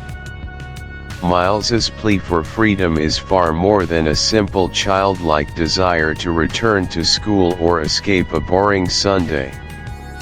It represents a burgeoning, perhaps even precocious, awareness of his own agency and a burgeoning defiance against the intense, suffocating scrutiny of the governess. This isn't merely a boy wanting to stretch his legs, it is a critical turning point where a child, previously perceived as pliable or corrupted, actively challenges the parameters of his existence. The freedom he seeks is multifaceted. It is the freedom from constant surveillance, the freedom to return to a world where his enigmatic past is not under perpetual, anxious interrogation, and perhaps, the freedom to be himself, whatever that self may truly entail. This moment marks a significant departure from his earlier, more subtle, and seemingly innocent enigmatic behaviors. It is an open challenge to the governess's self-appointed guardianship, a direct questioning of her authority and the legitimacy of her self-imposed mission. He is not merely asking, he is stating, implicitly, that his current confinement, however benevolent the governess perceives it to be, is no longer acceptable. This nascent demand for autonomy often manifests in individuals who feel trapped, controlled, or misunderstood, irrespective of their age. It's a fundamental human impulse to reclaim one's narrative and control over one's circumstances. Now, let's apply this theoretical framework to the specific practical instances within the chapter, starting with Miles's seemingly innocuous question. On the way to church, amidst the seemingly serene and idyllic English countryside, Miles asks when he can go back to school. Think about this for a second. This is not a casual inquiry about holiday plans, it is a calculated probe. Imagine a young intern, placed in a demanding, high-pressure, but ultimately undefined role within a new company. The tasks are vague, the expectations unclear, and the oversight, while constant, feels more like observation than mentorship. The intern, feeling increasingly isolated and unsure of their long-term prospects, might, during a quiet moment, inquire about a specific project deadline or a future training opportunity. This isn't just seeking information, it's a test. It's an attempt to gauge the boundaries of their current situation, to understand if their perceived entrapment is temporary or permanent, and to subtly challenge the ambiguity that surrounds them. Miles's question serves a similar purpose. He is testing the governess's resolve, her narrative regarding his expulsion, and the true extent of her power to keep him sequestered at Bly. He wants to know if he is truly stuck in this isolated manner, under her increasingly intense gaze. It's a strategic maneuver designed to elicit a response that will clarify his position and, perhaps, open a crack in the governess's carefully constructed reality. This immediately leads us to the next critical development. Miles challenges the governess's authority and mentions his uncle. Consider the dynamics of a parent-child relationship where a child feels unjustly disciplined or overly restricted. The child, perhaps having reached a certain age or level of understanding, might invoke the authority of the other parent, or even an absent grandparent. Mom wouldn't let me do this, or grandma always said I should have a say. This isn't merely childish petulance, it's a strategic move to undermine the immediate authority figure by appealing to a higher, more distant, or perhaps MO. It's an attempt to shift the balance, to remind the present authority that their power is not absolute and ultimately derives from a source beyond their immediate control. Miles's invocation of his uncle, the distant, disengaged guardian who holds the ultimate sway over Bly and its inhabitants, is a masterstroke of psychological manipulation. He is explicitly reminding the governess of her precarious, subordinate position. Her authority is borrowed, temporary, and subject to the uncle's distant whims. By mentioning him, Miles effectively introduces a third, unseen party into their fraught dynamic, instantly diminishing the governess's perceived control and injecting a palpable sense of unease into her already fragile mental state. It's a calculated jab, striking at the very foundation of her self-assured, albeit increasingly desperate, mission. This brings us to a crucial point of realization for the governess. She realizes she cannot keep him at Bly forever without explanation. Now, let's look at why this happens and what it means. Imagine a situation where a close friend or family member begins exhibiting concerning behaviors, perhaps withdrawing from social interaction, displaying extreme mood swings, or making unusual financial decisions.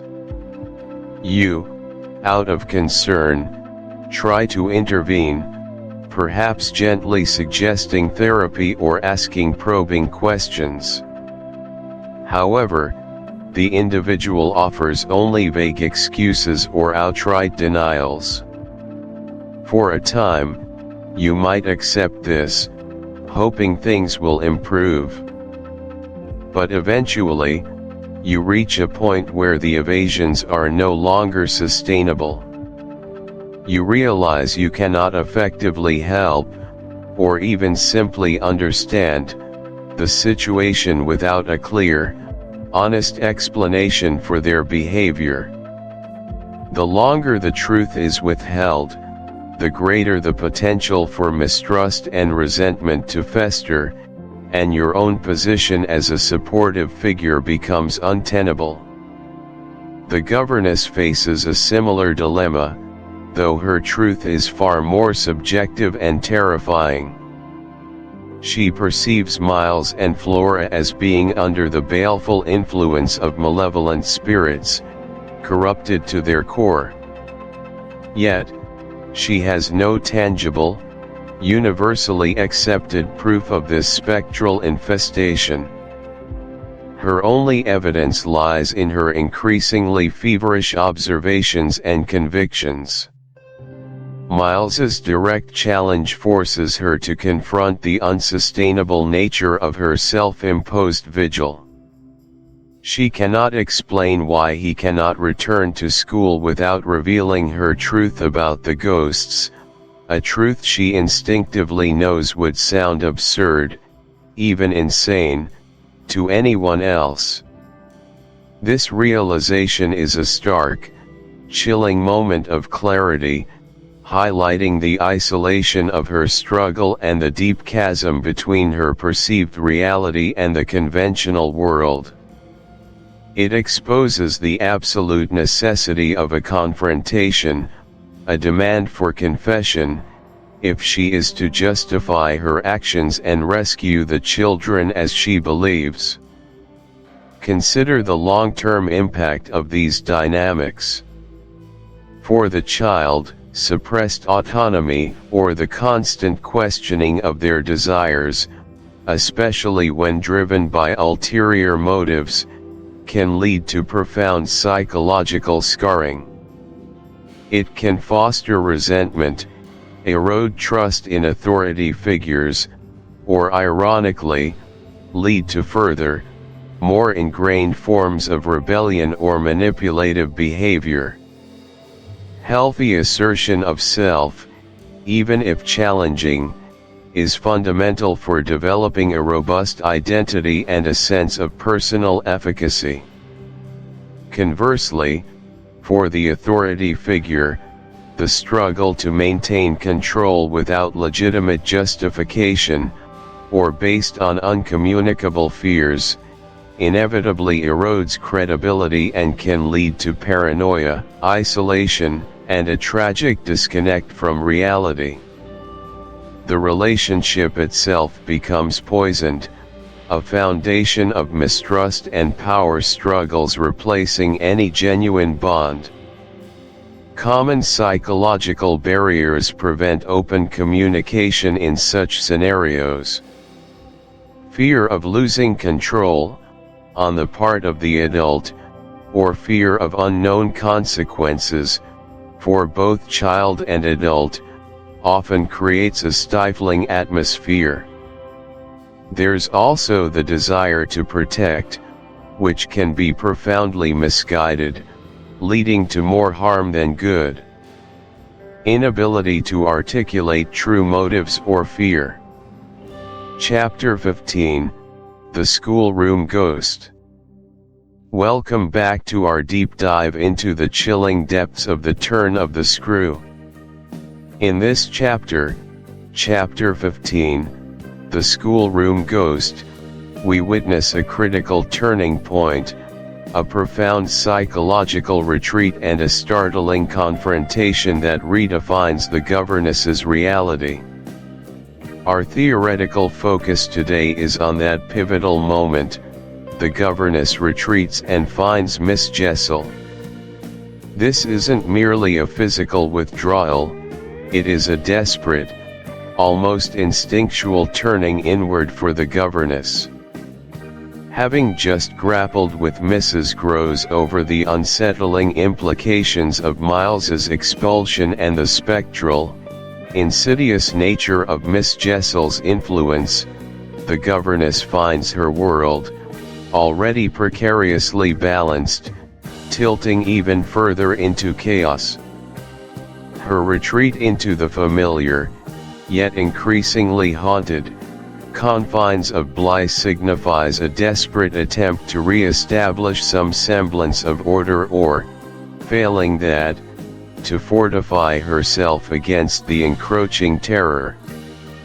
It's a move from the arena of external questioning and frustrating disbelief to a realm of internal, unshakable conviction, a hardening of her resolve, or perhaps, a deepening of her intricate delusion.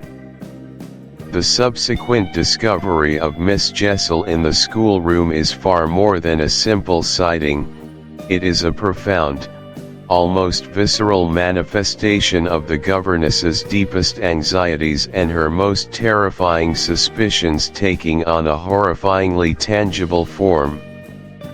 This encounter doesn't just reinforce her unwavering belief in the spectral haunting, it calcifies her meticulously constructed narrative, pushing her further, irrevocably, into a profound and dangerous isolation. This particular confrontation, we must understand, is less about the ghost's independent agency and more profoundly about the governess's escalating psychological state, her heightened perception, her skewed interpretation, and her rapidly blossoming paranoia.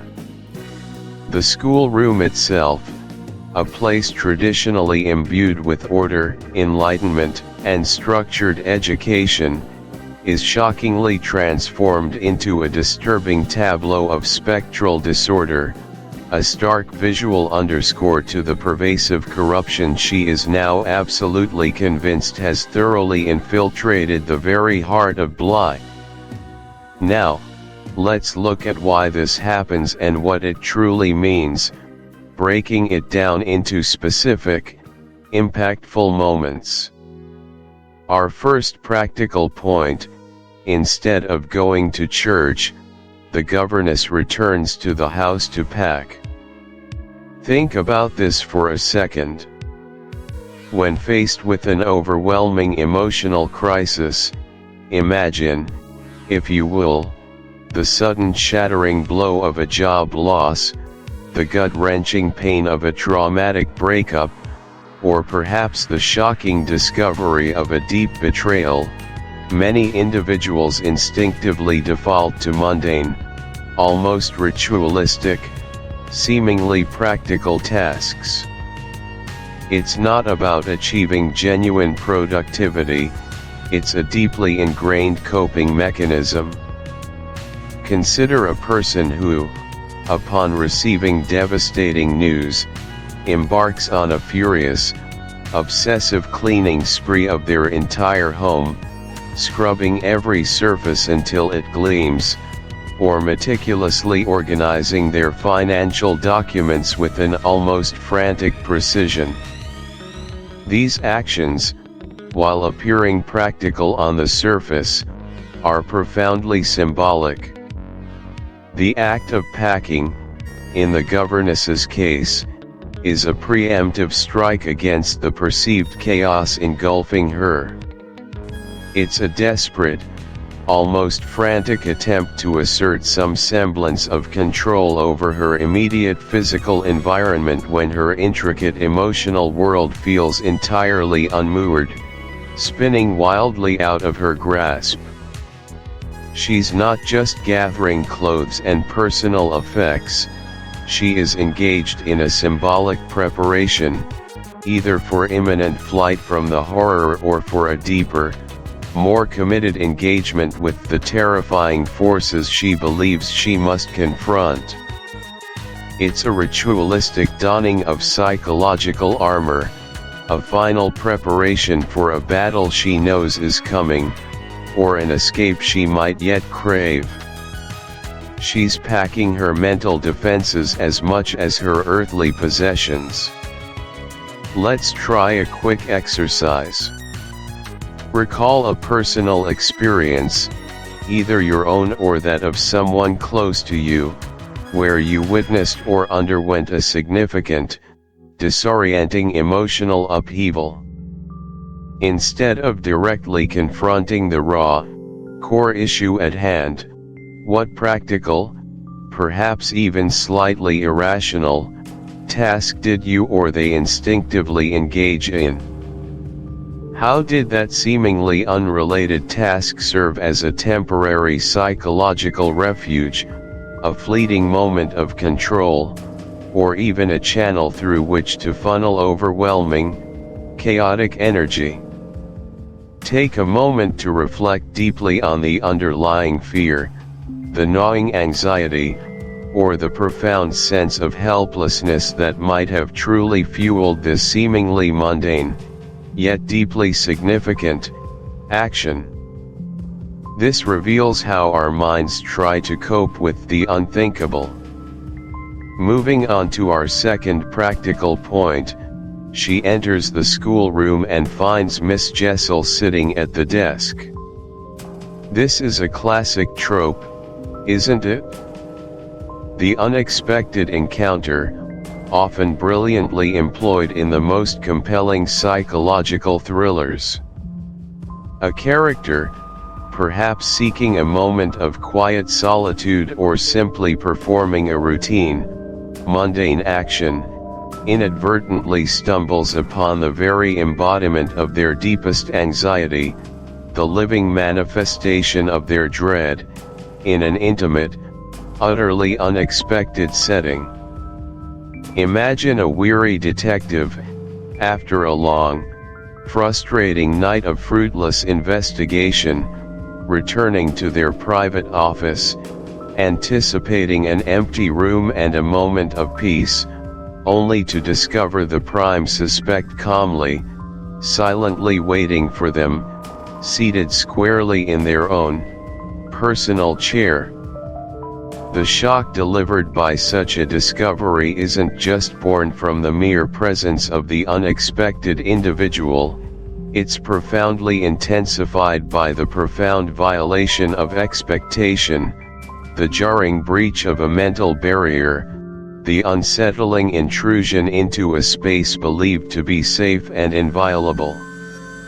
In our narrative, Miss Jessel isn't merely there in the schoolroom, she is composedly, almost deliberately, seated at the desk. That desk, a powerful symbol of authority, intellectual rigor, and the very structured order that the governess is desperately striving to maintain, or perhaps restore, for the innocent children, amplifies the chilling confrontation immeasurably. This isn't a fleeting, shadowy glimpse, it is a composed, almost defiant presence, magnifying the horror and the intimate, personal nature of this spectral intrusion. Here's another exercise for you. Picture yourself in a familiar, profoundly private space, perhaps your home office, your cozy kitchen, or the sanctuary of your bedroom. Now, with vivid, almost unnerving clarity, imagine the person or the problem that currently causes you the most intense anxiety, the deepest dread, or the most gnawing fear, appearing unexpectedly within that space. Picture them calmly, unsettlingly occupying a central, significant position, perhaps. This brings us to common psychological barriers that we can observe. Firstly, there is confirmation bias. The governess's deeply held, pre-existing beliefs about the haunting are not merely supported but profoundly reinforced by each spectral sighting, making her virtually impervious to any alternative, rational explanations. She expects to see Miss Jessel, she believes in the malevolence, and thus, through the powerful lens of her own perception, she sees precisely what confirms her darkest, most terrifying fears. Her reality becomes a closed loop.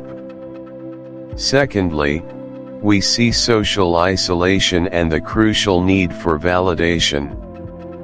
Her agonizing inability to share her increasingly bizarre experiences and be truly believed by others, especially concerning the explicit, corrupting nature of the ghost's interactions with the innocent children, creates an insurmountable barrier.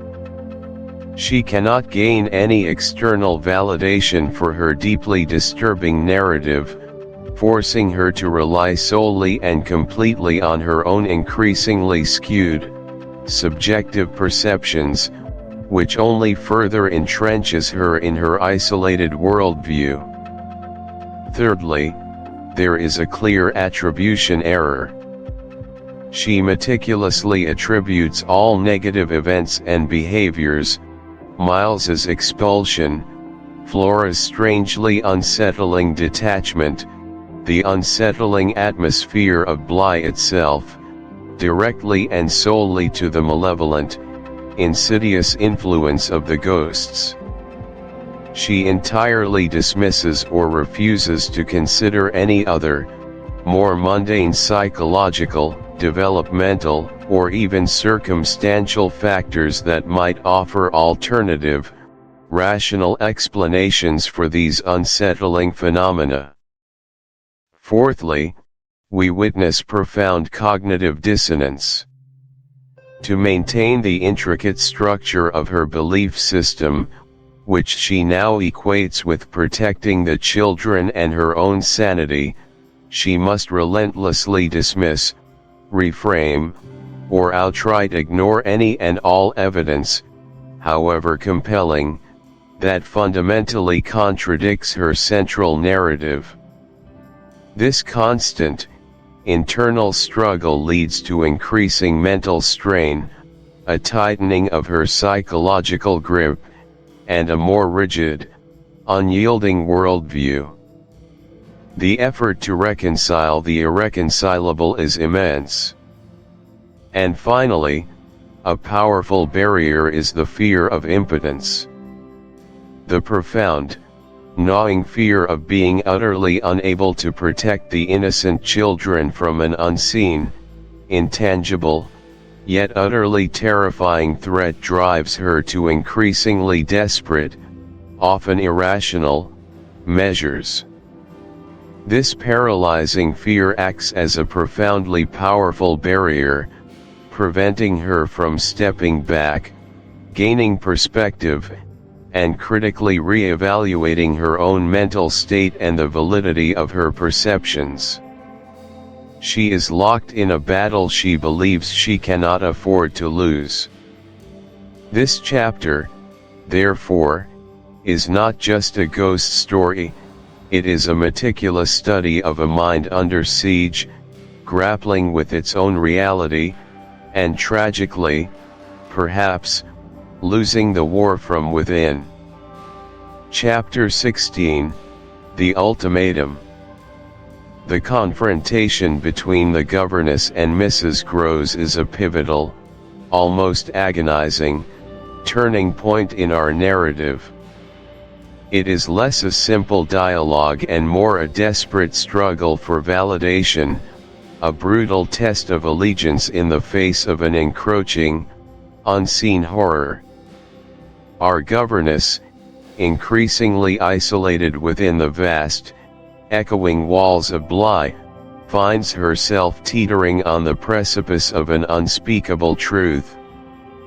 Her sanity, her very perception of reality, hangs in the balance, inextricably tied to Mrs. Groves's response.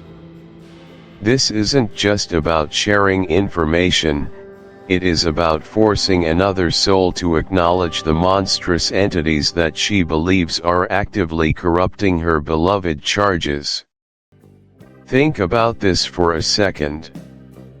Imagine the immense psychological burden. The governess has been grappling with these spectral manifestations alone, or so she believes, for weeks.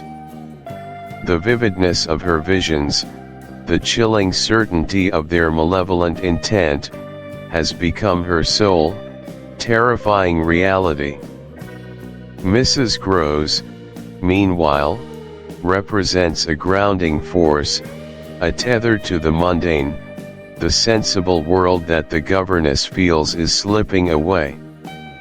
Yet, Mrs. Groves also possesses a deep, intuitive knowledge of the house's past, a tacit understanding of its previous occupants, Peter Quint and Miss Jessel. This makes her not just a confidant, but a crucial, if reluctant, witness. The governess's confrontation is therefore a calculated gamble, a high-stakes emotional plea, designed to shatter Mrs. Groves's protective shell of denial and compel her into believing the unimaginable. It's a moment steeped in raw fear, an almost palpable tension that grips the very air between them. Our governess, through sheer will and an almost feverish conviction, attempts to drag Mrs. Groves into the chilling depths of her own private hell. Now, let's move into the practical implications of this profound encounter. First, consider the scene where the governess tells Mrs. Groves about the encounter in the schoolroom, about seeing Miss Jessel, pale and mournful, seated at her desk. This is not merely a recounting of events, it's a dramatic, almost theatrical, reenactment designed to transmit the governess's terror and absolute certainty. Picture it like this: a person, let's call her Illyra, has been living in an old, isolated house.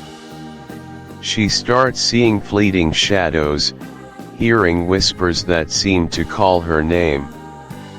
At first, she dismisses them, attributing them to fatigue or an overactive imagination. But then, one night, she walks into her study and sees a translucent figure, unmistakably a woman she vaguely recognizes from an old photograph, sitting at her own desk, gazing out the window with an expression of profound, unbearable sorrow. Illyra is frozen, utterly paralyzed by the sight. The figure then slowly, almost imperceptibly, turns its head, its eyes meeting Illyra's with an ancient, silent plea. Illyra retreats, her heart pounding a frantic rhythm against her ribs, her mind reeling. When she finally gathers the courage to speak to her housekeeper, an elderly, sensible woman named Martha, Illyra doesn't just state, "I saw a ghost." Instead, she pours out every agonizing detail, the specific cut of the phantom's dress, the way the moonlight seemed to pass through its form, the haunting quality of its eyes, the profound stillness in the room, the scent of something strangely metallic and cold that seemed to linger even after the apparition faded. She describes the chill that settled deep within her bones, the feeling of an unspoken story clinging to the spectral presence. Illyra emphasizes the overwhelming sense of despair emanating from the figure, hoping that by conveying the sheer emotional impact of the vision, she can break through Martha's natural skepticism. She watches Martha's face intently, searching for any flicker of understanding, any sign that her words are taking root, rather than being dismissed as mere fancy or delusion. This is precisely the kind of desperate, almost pleading exposition the governess delivers to Mrs. Groves, an urgent attempt to force shared. She observes the child clinging to an old, forgotten doll that belonged to a distant, deceased relative, whispering secrets to it, secrets that seem too old, too dark for her young lips. Sarah might interpret this not as a sign of mental distress, but as evidence of an external, possessing entity, especially if she is predisposed to supernatural beliefs or has heard unsettling stories about the house's past. The governess, similarly, interprets the perceived connection between Miss Jessel and Flora not as a symptom of a troubled mind, but as undeniable proof of a malevolent spirit seeking to claim the child, drawing on her own preconceived notions of good and evil, and the corrupting power of the dead. This detail serves to escalate the stakes, solidifying the governess's belief in the children's profound endangerment and potential corruption. Third, and perhaps most significantly, the governess agrees to write to the uncle, thereby breaking her initial, solemn vow of never troubling him with any concerns. This decision is not made lightly, it is a desperate, agonizing surrender, a tacit admission that the situation has spiraled far beyond her capacity to control or contain. It represents a profound shift from self-reliance to a desperate cry for external intervention, no matter the personal cost or the breaking of a sacred trust. Consider a step-by-step exercise in decision-making under duress. Imagine you are in charge of a sensitive project, let's say a critical software launch for a major company. Your initial directive was clear: handle all issues internally, protect the CEO from any stress or negative news until the launch is a resounding success. You've faced numerous technical glitches, team conflicts, and budget overruns. You've worked day and night, tried every possible solution, covering up minor setbacks, always believing you could fix it yourself. But then, a catastrophic bug is discovered just days before the launch, one that threatens to erase months of work and cause irreparable damage to the company's reputation. You've exhausted every internal resource, every workaround. The problem is too large, too complex for you alone. The CEO's career, the company's future, are now truly at stake. Despite your vow, despite your intense desire to prove your competence, you realize that protecting the project now means breaking your promise to protect the CEO from trouble. The decision to write that email, to make that phone call, is filled with a sense of failure, of having admitted defeat, but also with a profound, terrifying hope that this ultimate act of breaking faith might actually save everything. This is the governess's precise dilemma. Her letter to the uncle is her last resort, her final, harrowing gamble, signifying that the horrors at Bly have escalated to an unbearable, uncontrollable peak, requiring outside intervention, consequences be damned. The breaking of her vow marks an irreversible step, deepening the psychological trap she finds herself in. Now, let's delve deeper into the philosophical layer, considering the long-term impact and common psychological barriers associated with such a profound and unsettling confrontation.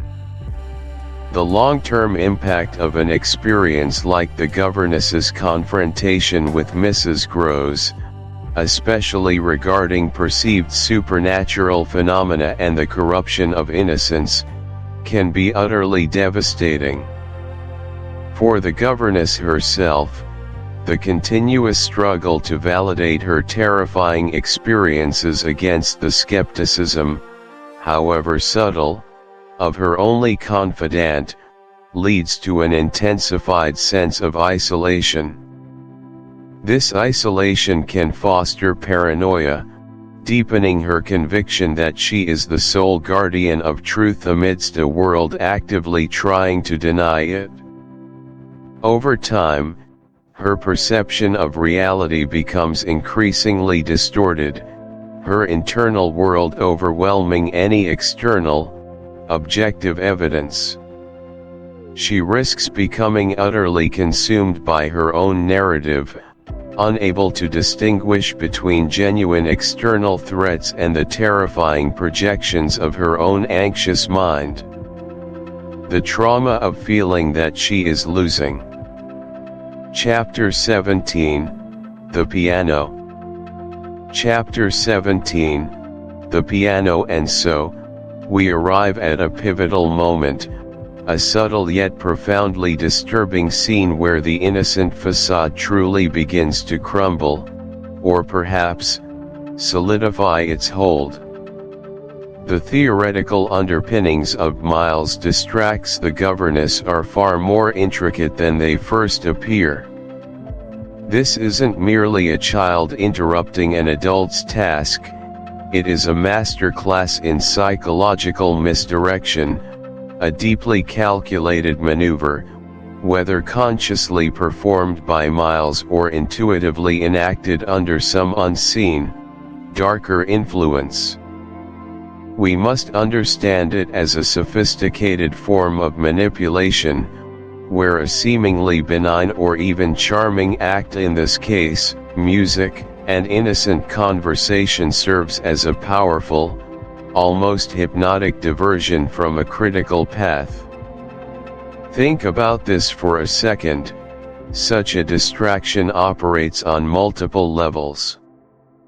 It exploits the governess's emotional vulnerabilities, her inherent affection for the children, and her profound desire to believe in their goodness. It leverages the unexpected, the sudden shift in focus from a tangible, urgent task like writing that critical letter to an immersive, sensory experience.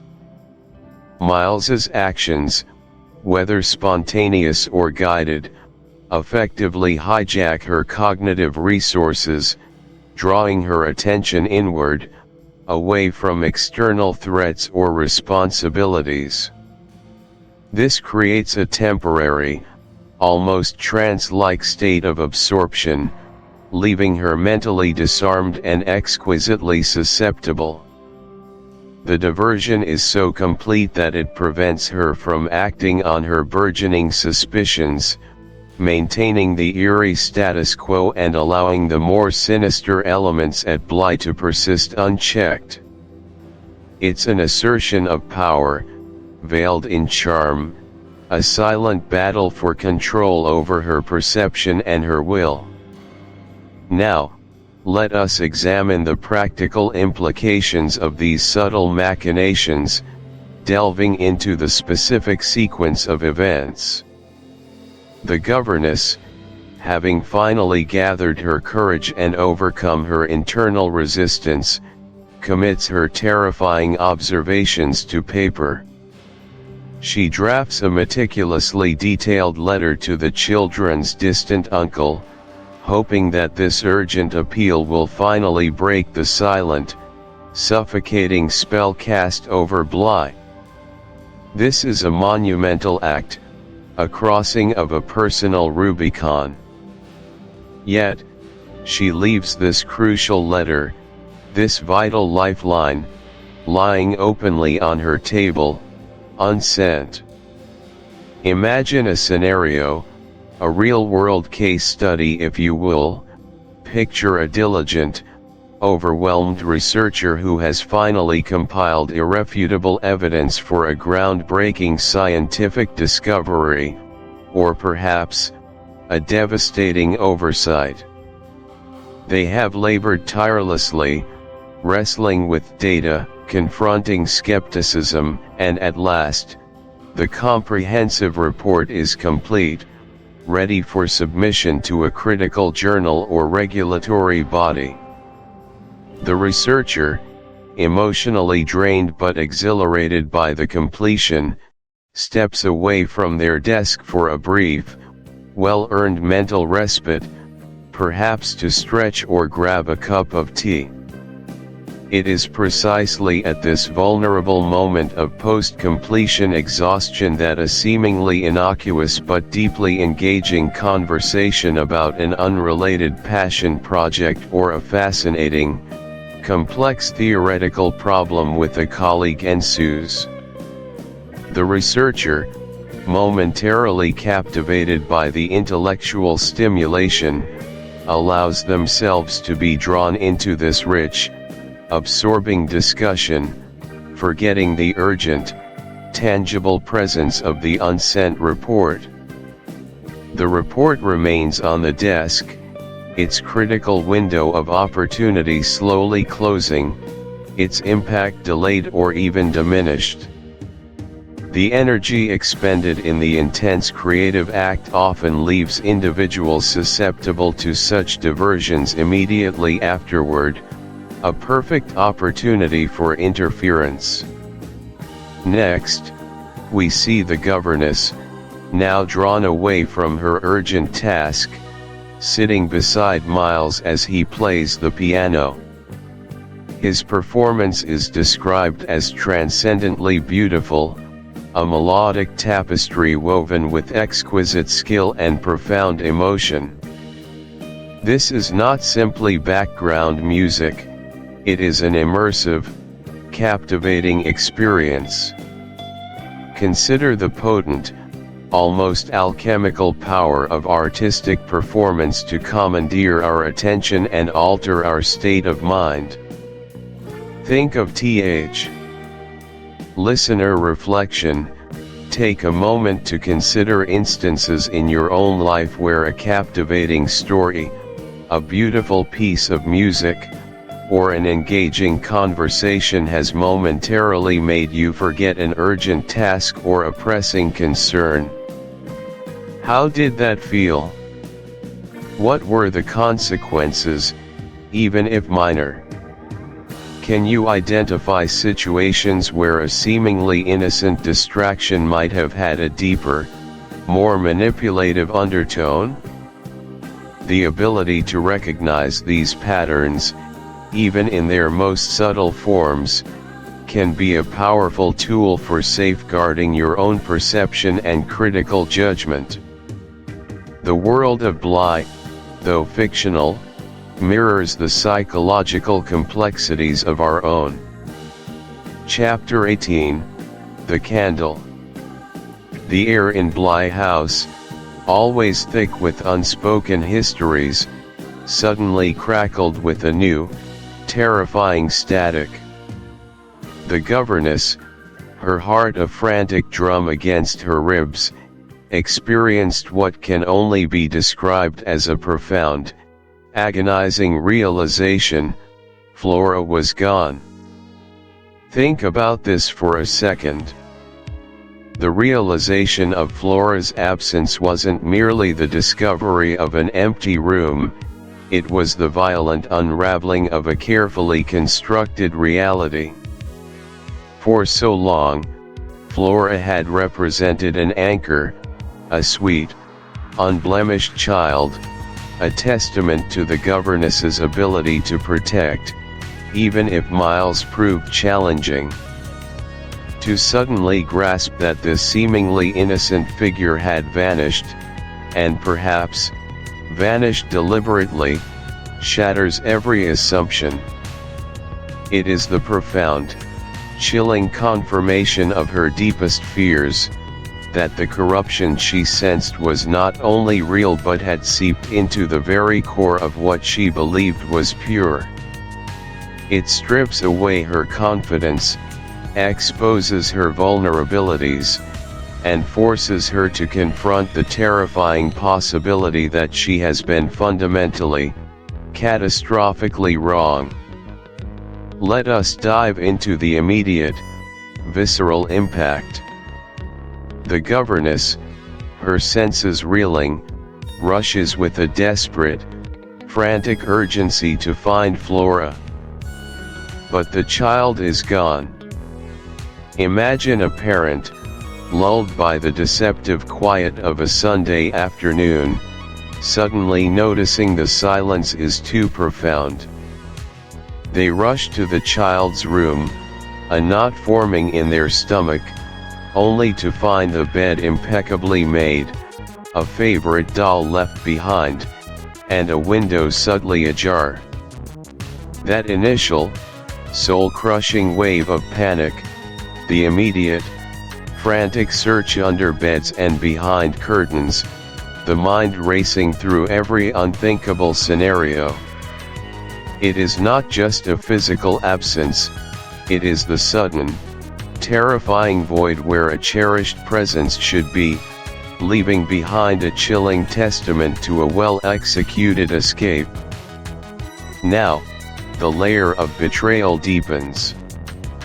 She realizes, with a sickening jolt, that Miles had been deliberately playing the piano, his innocent melody a meticulously crafted screen for Flora's covert departure. This is not just a child's prank, it is a sophisticated act of complicity. Consider a real-world scenario: a friend, trusted implicitly, volunteers to create a diversion during a critical moment, perhaps loud music at a party, while another, whom you are tasked with safeguarding, slips away under the cover of the noise. The discovery of this calculated, collaborative deception is far more devastating than the initial act itself. It reveals a shared secret, A deep, unsettling alliance that completely shatters your trust, making you question every past interaction, every shared smile. The very sound meant to reassure was, in fact, a carefully orchestrated lie. The urgency escalates, the danger palpable. Mrs. grows, her face a mask of terror and disbelief, joins the governess in a desperate, breathless rush towards the lake. This is not just a walk, it is a desperate, frantic race against an unseen clock, driven by an immediate, overwhelming fear. Picture two individuals, united by a common, horrifying dread, sprinting through twilight grounds. Every rustle in the trees, every glint on the water's surface, sparks a fresh surge of adrenaline and terror. The lake itself, normally a tranquil feature of the estate, now looms as a potential grave, a dark, reflective mirror to their churning internal turmoil. Their hurried footsteps across the sprawling, manicured lawns are heavy with unspoken accusations and the dreadful weight of what might have already transpired. The long-term impact of such a profound series of betrayals and realizations can be utterly transformative and deeply scarring. It breeds a relentless paranoia, an insidious inability to trust, especially those who appear most innocent and vulnerable. The governess's world, once ordered by her sense of duty and maternal affection, is now a swirling vortex of suspicion.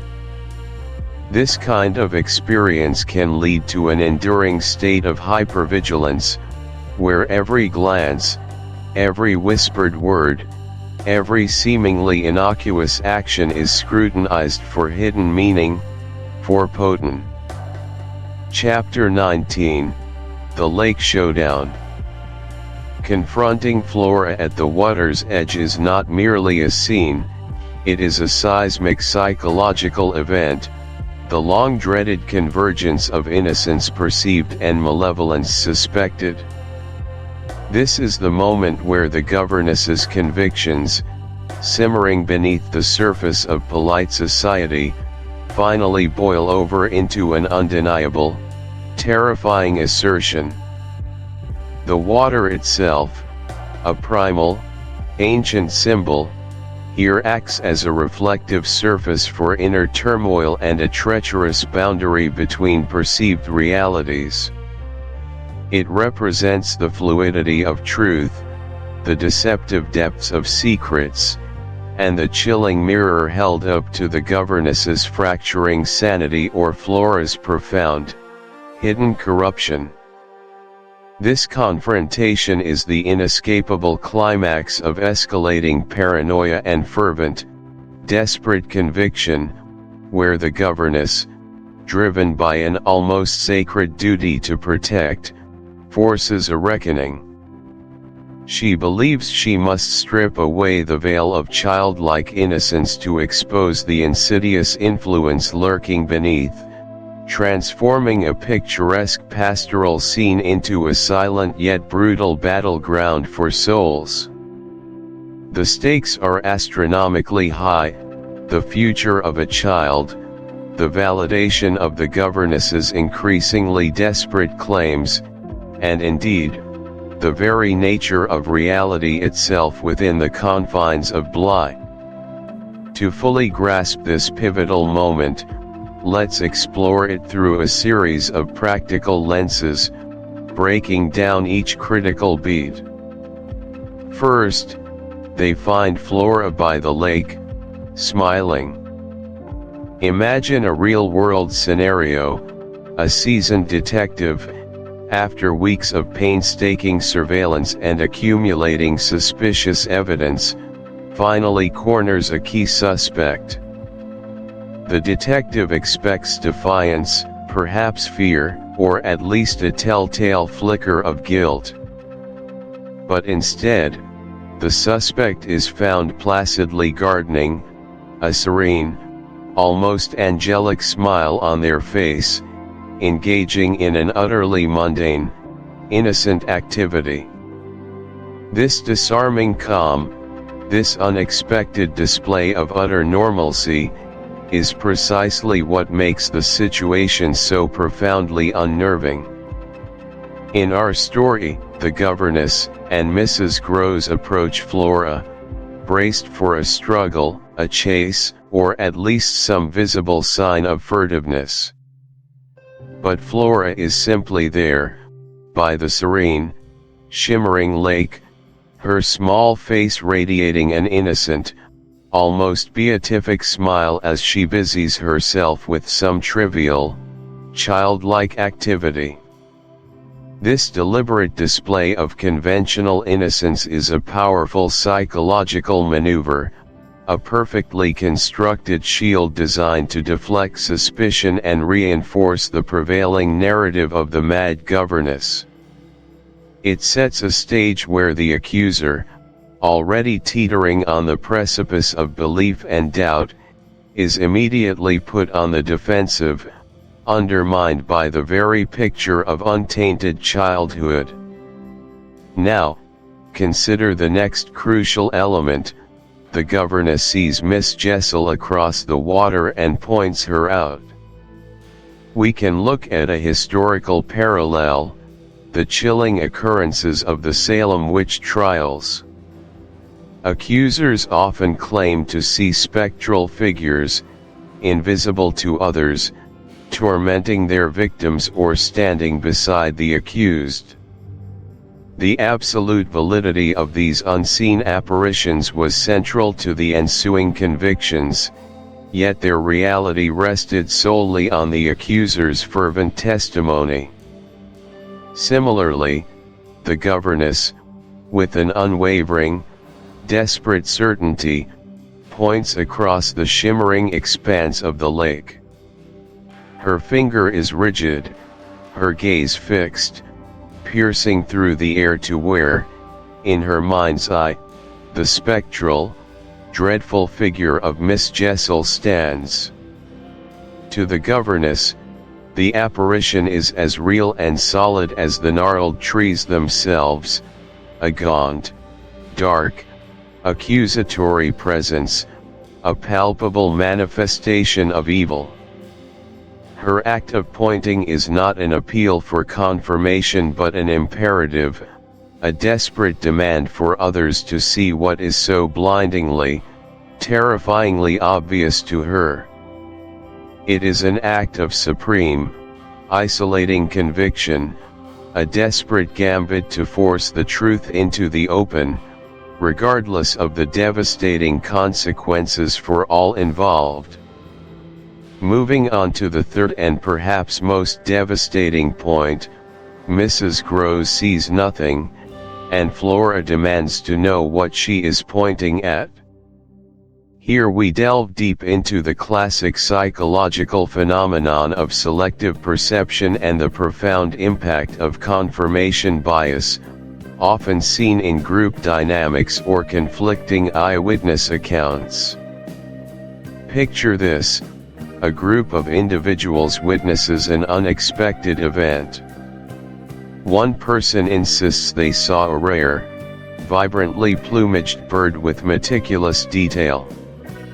Another person, standing right beside them, scanning the exact same spot, saw only a common pigeon. And a third, equally observant, saw nothing but a fleeting, unidentifiable blur. In our scene, Mrs. Groves, her kind, practical eyes scanning the identical stretch of water, perceives absolutely nothing out of the ordinary. Her immediate, genuine bewilderment and honest inability to see anything reinforces the governess's terrifying isolation, solidifying the idea that the governess is witnessing something beyond normal human perception, whether supernatural or hallucinatory. Simultaneously, Flora, with a sudden, chillingly directness, fixes her gaze not on the lake, not on any supposed specter, but directly on the governess. Her innocent query, "What are you pointing at?" is not an innocent question seeking clarification. Instead, it is a cunning, chillingly calculated challenge. It's a masterful deflection, expertly designed to expose the governess's perceived madness, to turn the very act of accusation back upon the accuser, solidifying the narrative that the governess is delusional, seeing phantoms where none exist. This moment is a profound inversion of power, leaving the governess stranded, her reality questioned, her authority fractured and utterly undermined. Beyond the immediate scene. Chapter 20, Flora's Betrayal. And now, my dear listener, we arrive at the chilling crescendo of Chapter 20, Flora's Betrayal. This pivotal moment marks Flora's shocking turn against the governess, utterly shattering the fragile reality the governess has desperately tried to maintain. Consider this: Flora, confronted with the spectral presence of Miss Jessie, figure only the governess can now perceive with horrifying clarity, does not merely deny seeing her. No, she shrieks, her voice sharp with accusation, that she sees nothing, absolutely nothing, except for the governess's own cruelty. Think about this for a second. This isn't just a child being obstinate, it's a profound, almost venomous rejection. It's like a meticulously constructed glass house suddenly imploding from within, leaving the builder alone amidst the shards. Now, let's look at why this happens. Miss Jessie's spectral form remains maddeningly invisible to everyone but our struggling governess. Imagine a stark scene where one person desperately points out a looming shadow, a clear threat, while everyone else genuinely sees only an empty space. This isolation, this complete lack of corroboration, strips the governess of any objective validation, pushing her further into a terrifying abyss of self-doubt and perceived madness. The immediate, devastating consequence? Flora demands to be taken away. Not just quietly expressing discomfort, but vociferously demanding immediate removal from the governess's care. This is the ultimate severance, a complete and utter repudiation of the bond. The long-term impact of such a moment is immense. For the governess, it seals her fate, isolating her utterly in her perceived battle against evil. For Flora, it could instill a deep-seated distrust in authority, or perhaps a potent sense of manipulation learned from her spectral tutors.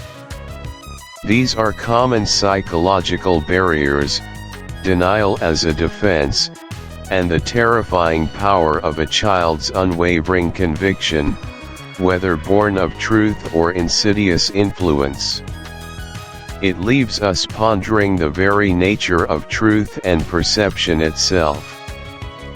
Chapter 21, The Departure. Chapter 21, The Departure. The dawn that broke over Bly, following the tumultuous, accusatory night, carried a chilling clarity, a stark, unwelcome light on the raw wounds of the previous evening.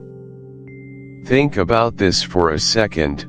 the sense of finality that such a morning brings, when an irreversible decision has been made under immense duress.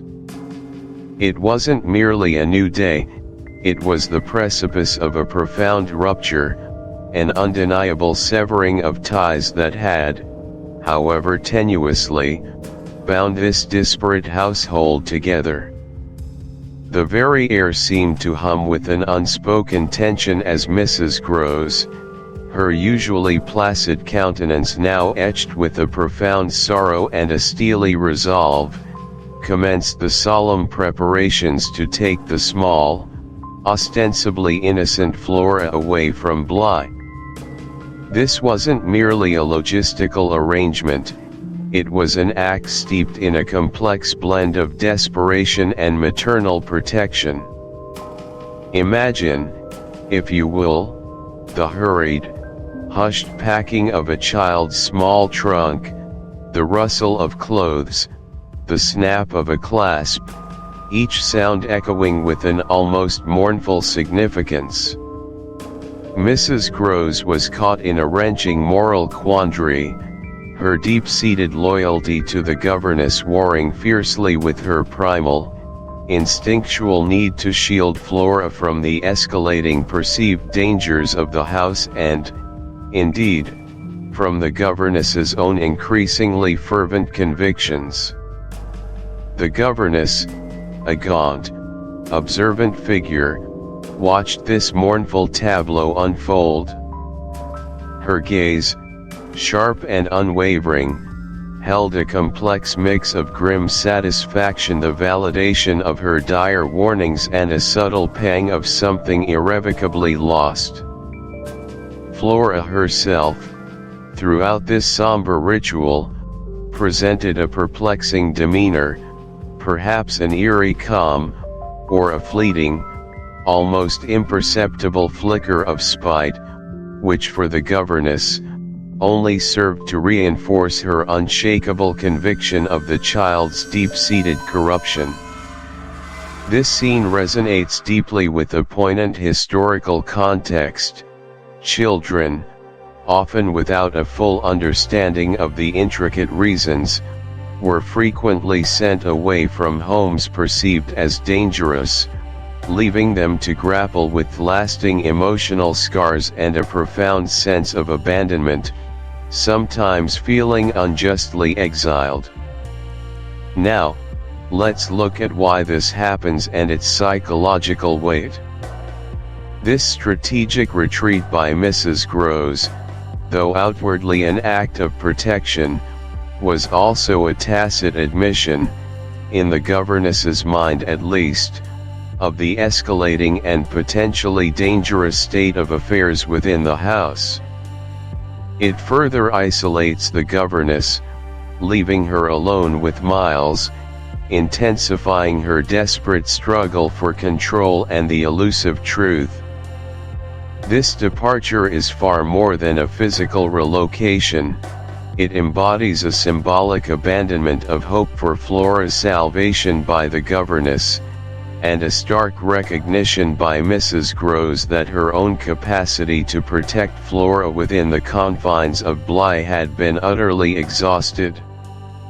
As if the emotional weight of Flora's impending departure weren't heavy enough, Mrs. Groves then delivered a chilling revelation that sent a fresh jolt of fear through the governess's already strained nerves.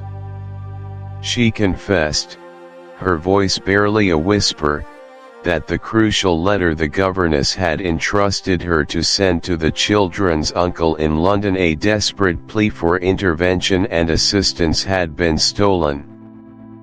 Consider the profound implications of such an act of sabotage. This isn't merely a misplaced letter, it is a meticulously calculated act of manipulation and secrecy.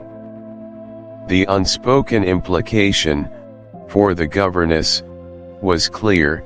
Flora, undoubtedly influenced by the malevolent presence of the ghosts, or acting on her own dark initiative, had intercepted and destroyed the message.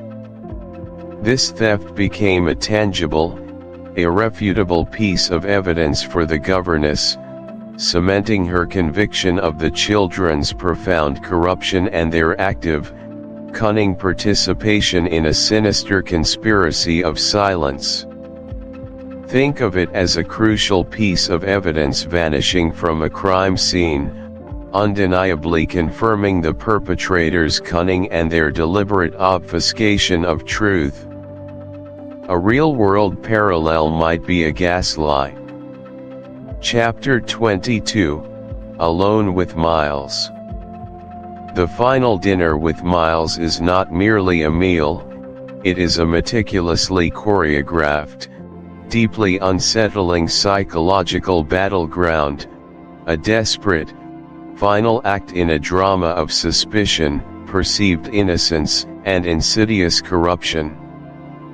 This moment represents the governess's fervent, last-ditch attempt to penetrate the intricate veil of Miles's seemingly angelic facade, to unearth the hidden transgressions that she, with every fiber of her being, believes are destroying his precious, young soul. It is a period charged with an immense, almost unbearable tension, where the usual familial comforts and quiet intimacy of a shared meal are grotesquely replaced by an almost adversarial interrogation, framed by the suffocating quiet of a desolate, immense country house. The very act of sharing food, typically a universal symbol of bonding and communion, becomes instead a ritual of profound separation, starkly highlighting the chasm between adult perception and childish inscrutability, between perceived evil and an elusive, tantalizing truth. This dinner is the crucible where the governess attempts to forge a confession, believing it to be the absolute only path to Miles's salvation, and by extension, the singular validation of her own increasingly tenuous grasp on reality. Think about this for a second. The governess is now utterly isolated in the sprawling, silent mansion.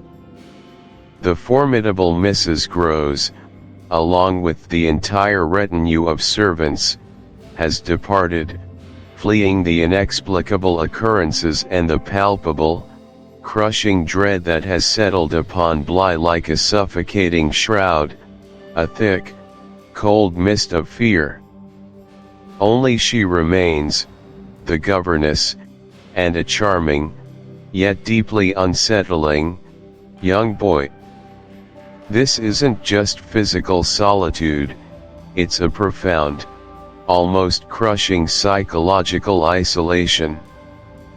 Consider a real-world scenario, perhaps that of a first responder, after a catastrophic, utterly devastating event, left entirely alone in the aftermath with only one survivor, a child who witnessed unspeakable horrors but refuses, or is perhaps unable, to speak of them.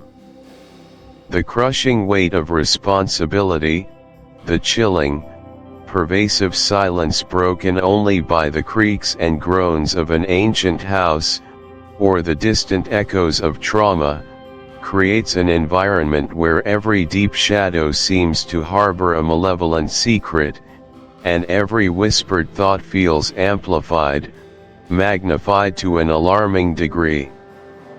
This profound isolation intensifies the emotional stakes to an almost unbearable pitch, heightening the governess's burgeoning paranoia and her fervent, unwavering belief in the supernatural corruption at play.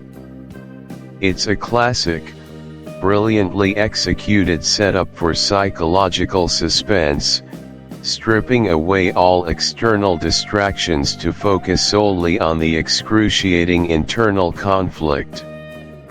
Now, let's explore this deeply unsettling dinner. Picture, if you will, the vast, echoing dining room, perhaps sparsely lit by a solitary, flickering candelabra, casting long, dancing, grotesque shadows that seemed to writhe on the ornate walls. Miles, with his disconcerting maturity and unnerving composure, sits rigidly opposite the governess. Their conversation, superficially polite and meticulously measured, masks a potent, almost violent undercurrent of intense scrutiny and veiled, unspoken accusation. It mirrors, with chilling precision, the strained formality of a couple whose marriage has withered into a hollow shell of its former self, where words are chosen with surgical precision, either to probe for weakness or to defend against perceived, imminent attacks. Consider a step-by-step exercise. Close your eyes for a moment and vividly visualize the scene unfolding before you.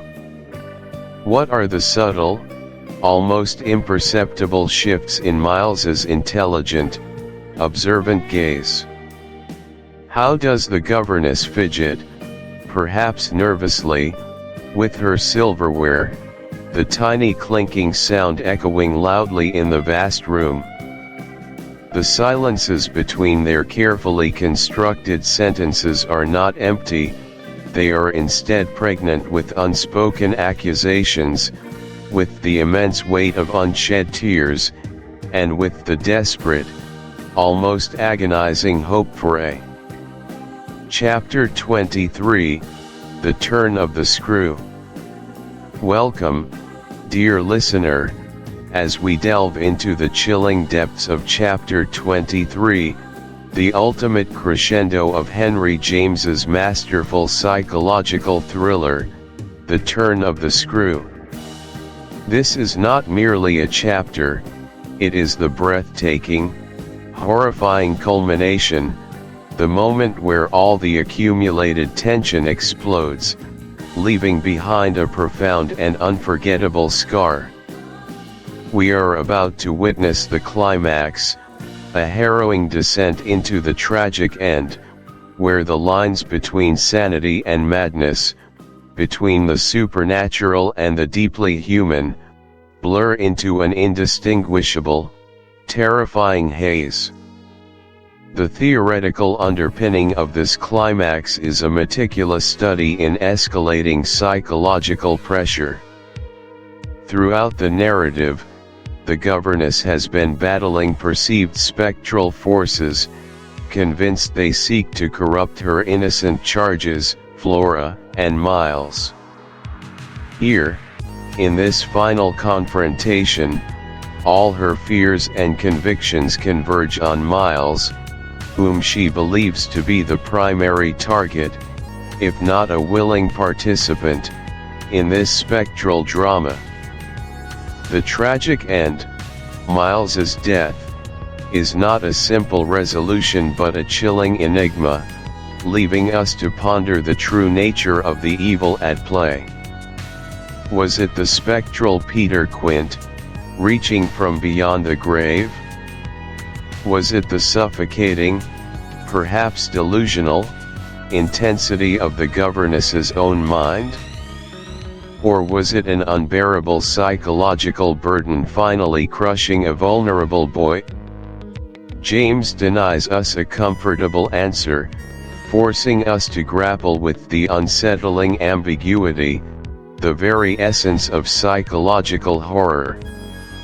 This ambiguity elevates the tragedy from a simple narrative event to a profound statement on the fragility of perception and the terrifying power of belief, especially when pushed to its absolute breaking point.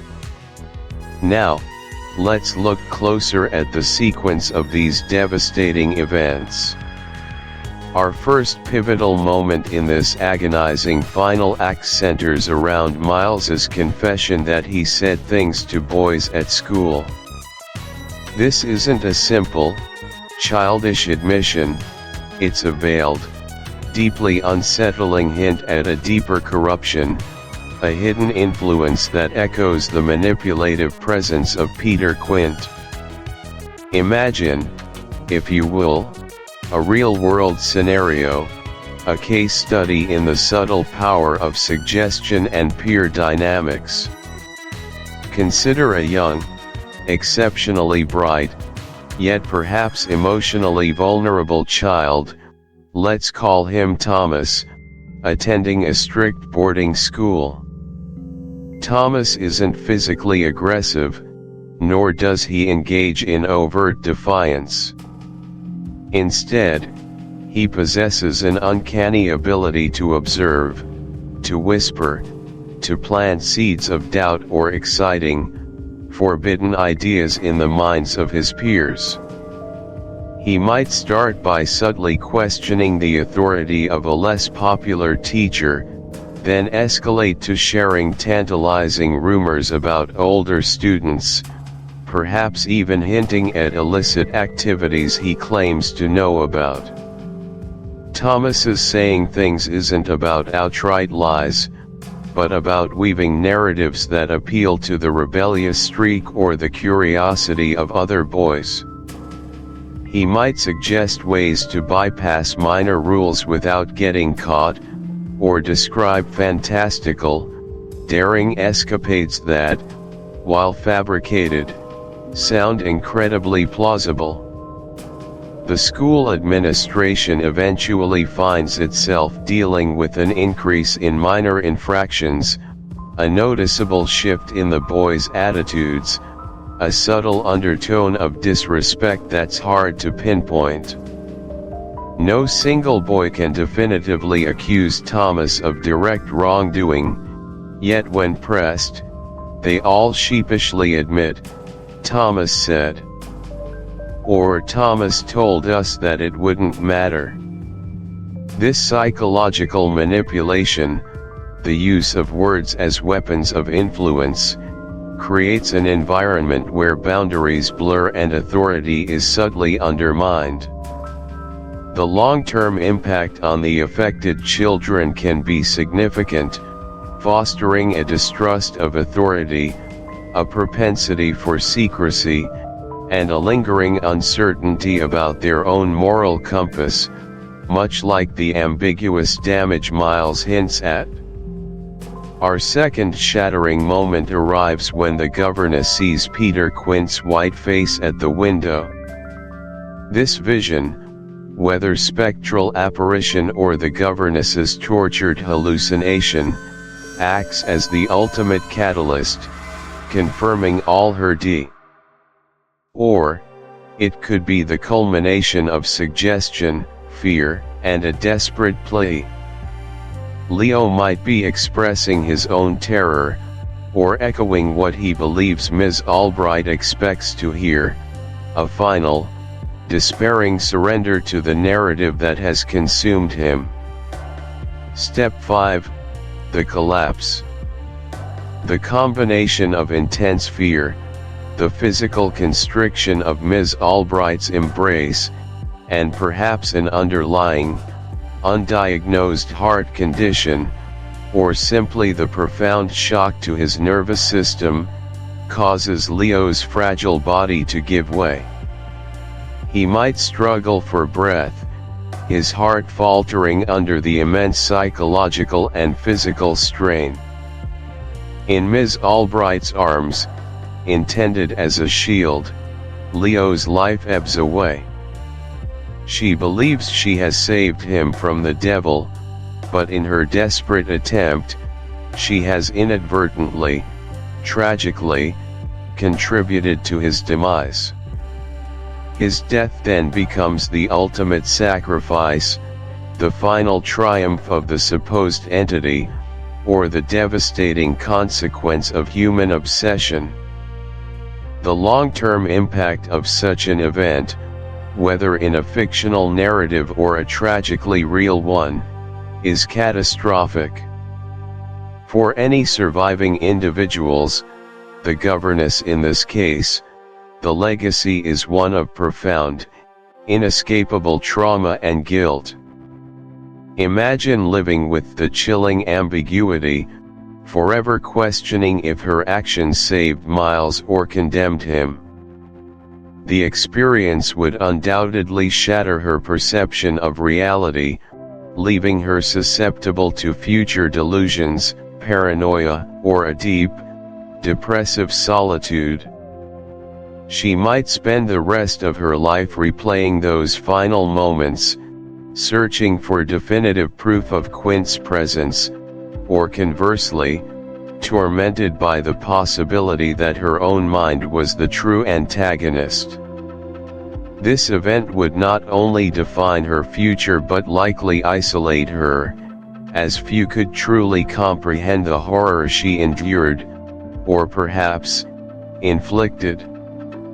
The long-term impact on the psyche is akin to surviving a war, where the battles were fought entirely within one's own mind, leaving invisible, yet agonizing, wounds. Common psychological barriers that prevent individuals from processing or overcoming such experiences are plentiful and deeply ingrained. Firstly, there's the pervasive barrier of confirmation bias. The governess, having convinced herself of the children's corruption by ghosts, interprets every subsequent event through that lens, ignoring or dismissing any evidence that might contradict her belief. This makes it impossible for her to consider alternative explanations for Miles's behavior or her visions. Secondly, cognitive dissonance plays a significant role. To admit that the ghosts might not be real, or that her actions might have harmed Miles, would require her to dismantle her entire worldview and acknowledge a terrifying personal failure. This is an almost insurmountable psychological hurdle for many, leading to a fierce clinging to their established beliefs, however destructive. Thirdly, the inability to distinguish reality from delusion, particularly under extreme stress or isolation, is a critical barrier. When the mind is under immense pressure, the brain can create its own realities, blurring the lines of perception. This is compounded by a lack of external validation or intervention, allowing the individual's subjective experience to become their sole, unchallengeable truth. Finally, there's the barrier of unresolved grief and guilt. When a loved one dies under such ambiguous and traumatic circumstances, the survivor is often left with profound, complex grief that is almost impossible to process. The absence of clear answers, the haunting what-ifs, and the potential for self-blame create a psychological prison. Without definitive closure, or without the capacity to accept the ambiguity, the mind remains trapped in a perpetual loop of rumination, unable to heal or move forward.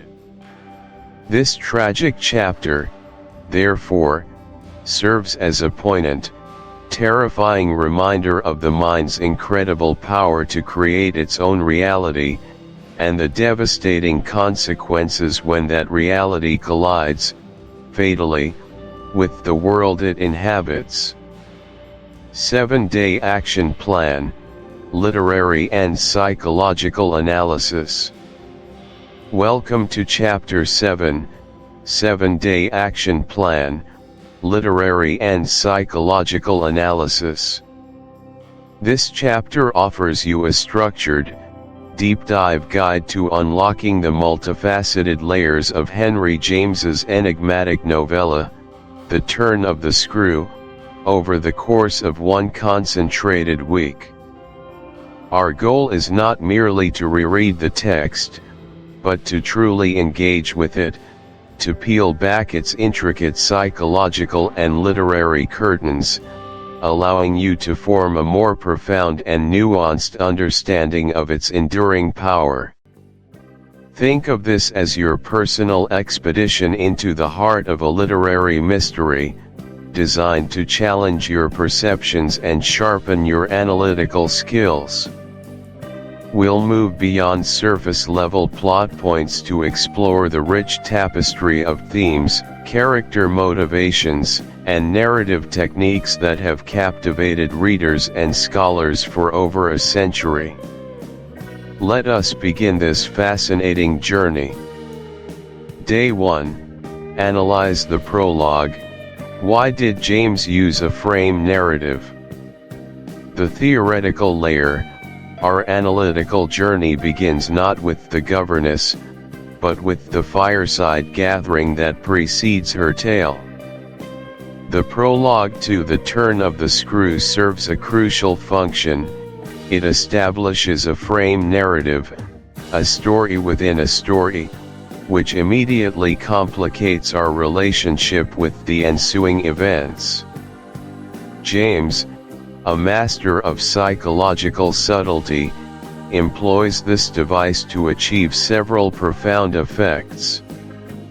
Firstly, it creates a distance, separating us, the ultimate audience, from the primary narrative. The governess's account is filtered through Douglas, who heard it from her, and then again through the unnamed narrator, who relays it to us. This layering inherently raises questions about authenticity, memory, and subjective interpretation. Secondly, the frame narrative cultivates an atmosphere of suspense and oral tradition, much like a ghost story told around a crackling fire. It invites us to consider the act of storytelling itself, how a narrative gains weight, credibility, or even sensationalism through its recounting. Finally, and perhaps most importantly, the frame primes us for ambiguity. The initial discussion among the characters about the nature of ghosts, whether they are truly supernatural or products of a disturbed mind, sets the stage for the novella's central, irresolvable question. The prologue isn't merely a pleasant introduction, it's a foundational philosophical statement about the limits of human knowledge and the power of suggestion. The practical layer. Let's make this theoretical understanding concrete with a step-by-step exercise. Imagine yourself as one of the listeners around that fire. Douglas introduces the governess's manuscript with a certain solemnity, almost a reverence for her extraordinary experience, describing her as a charming, clever, capable woman.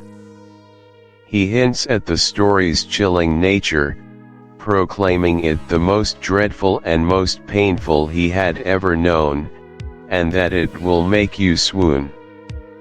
Now, consider these questions. 1.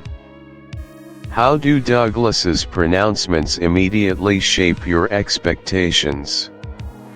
Are you more inclined to believe the story he is about to read because of his earnestness, or do his dramatic claims make you wary, suggesting a theatrical embellishment?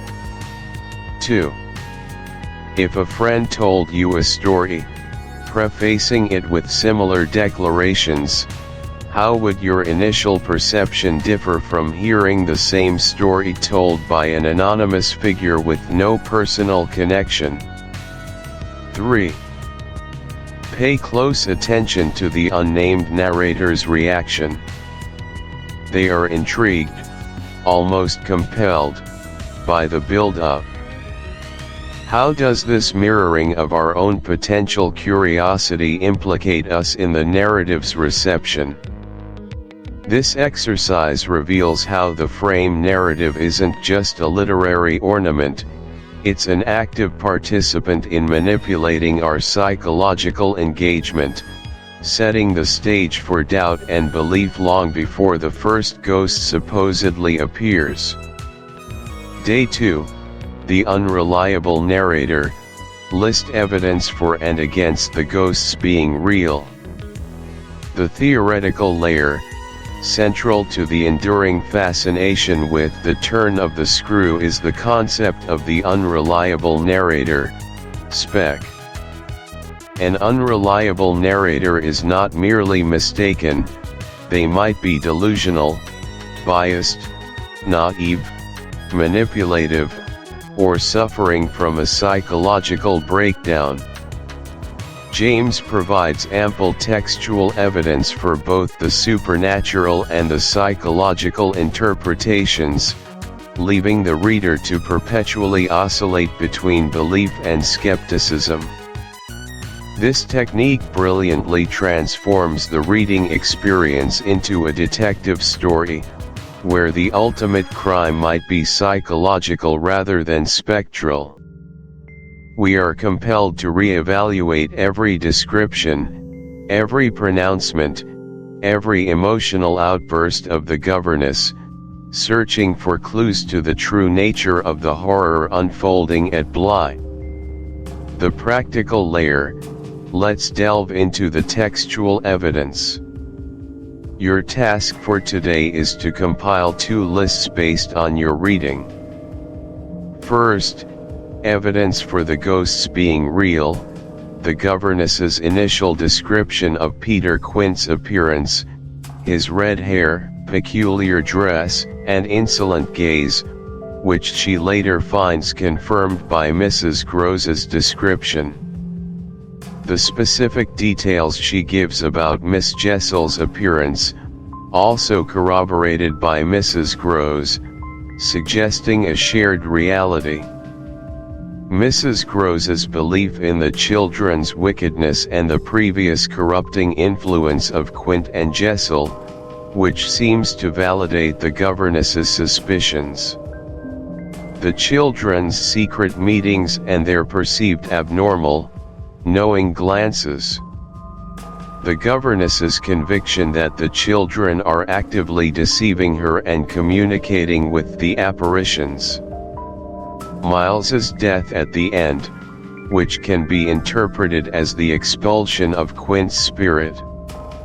Second, evidence against the ghosts being real, suggesting the governess's psychological instability, the governess's extreme isolation and the sudden, overwhelming responsibility placed upon her, combined with her youth and inexperience. Her intense infatuation with the master, which manifests as a desire to prove herself worthy and heroic. Could her perceived battle against evil be a projection of this desire for recognition? Her immediate, unquestioning certainty of the evil nature of the apparitions and the children's corruption, without seeking alternative explanations. The fact that she is the only one who ever clearly sees the ghosts Mrs. Grose never does, and the children deny it. Her increasing hysteria, lack of sleep, and emotional volatility throughout the narrative. Her descriptions of the children's beauty being intertwined with their perceived damnation, suggesting a conflicted, perhaps even disturbed, perception. The ambiguity of Miles's death, was it terror, a heart attack, or possession? The text leaves it open. Think about this for a second. The power of James's genius lies in how neither list definitively negates the other. The challenge is not to choose a side, but to embrace the uncomfortable tension between these two interpretations. Day 3, Victorian Repression, explore themes of class and unspoken sexuality. The theoretical layer, to truly understand the psychological landscape of the turn of the screw, we must immerse ourselves in the rigid social and moral codes of Victorian England. This was an era defined by intense social stratification, strict gender roles, and a pervasive culture of sexual repression. Open discussion of sexuality was taboo, especially for women, and any deviation from prescribed norms could lead to social ostracization or ruin. The governess, a young, unmarried woman of precarious social standing, embodies many of these anxieties. Her position in the household is ambiguous, neither servant nor family. She is constantly aware of her place.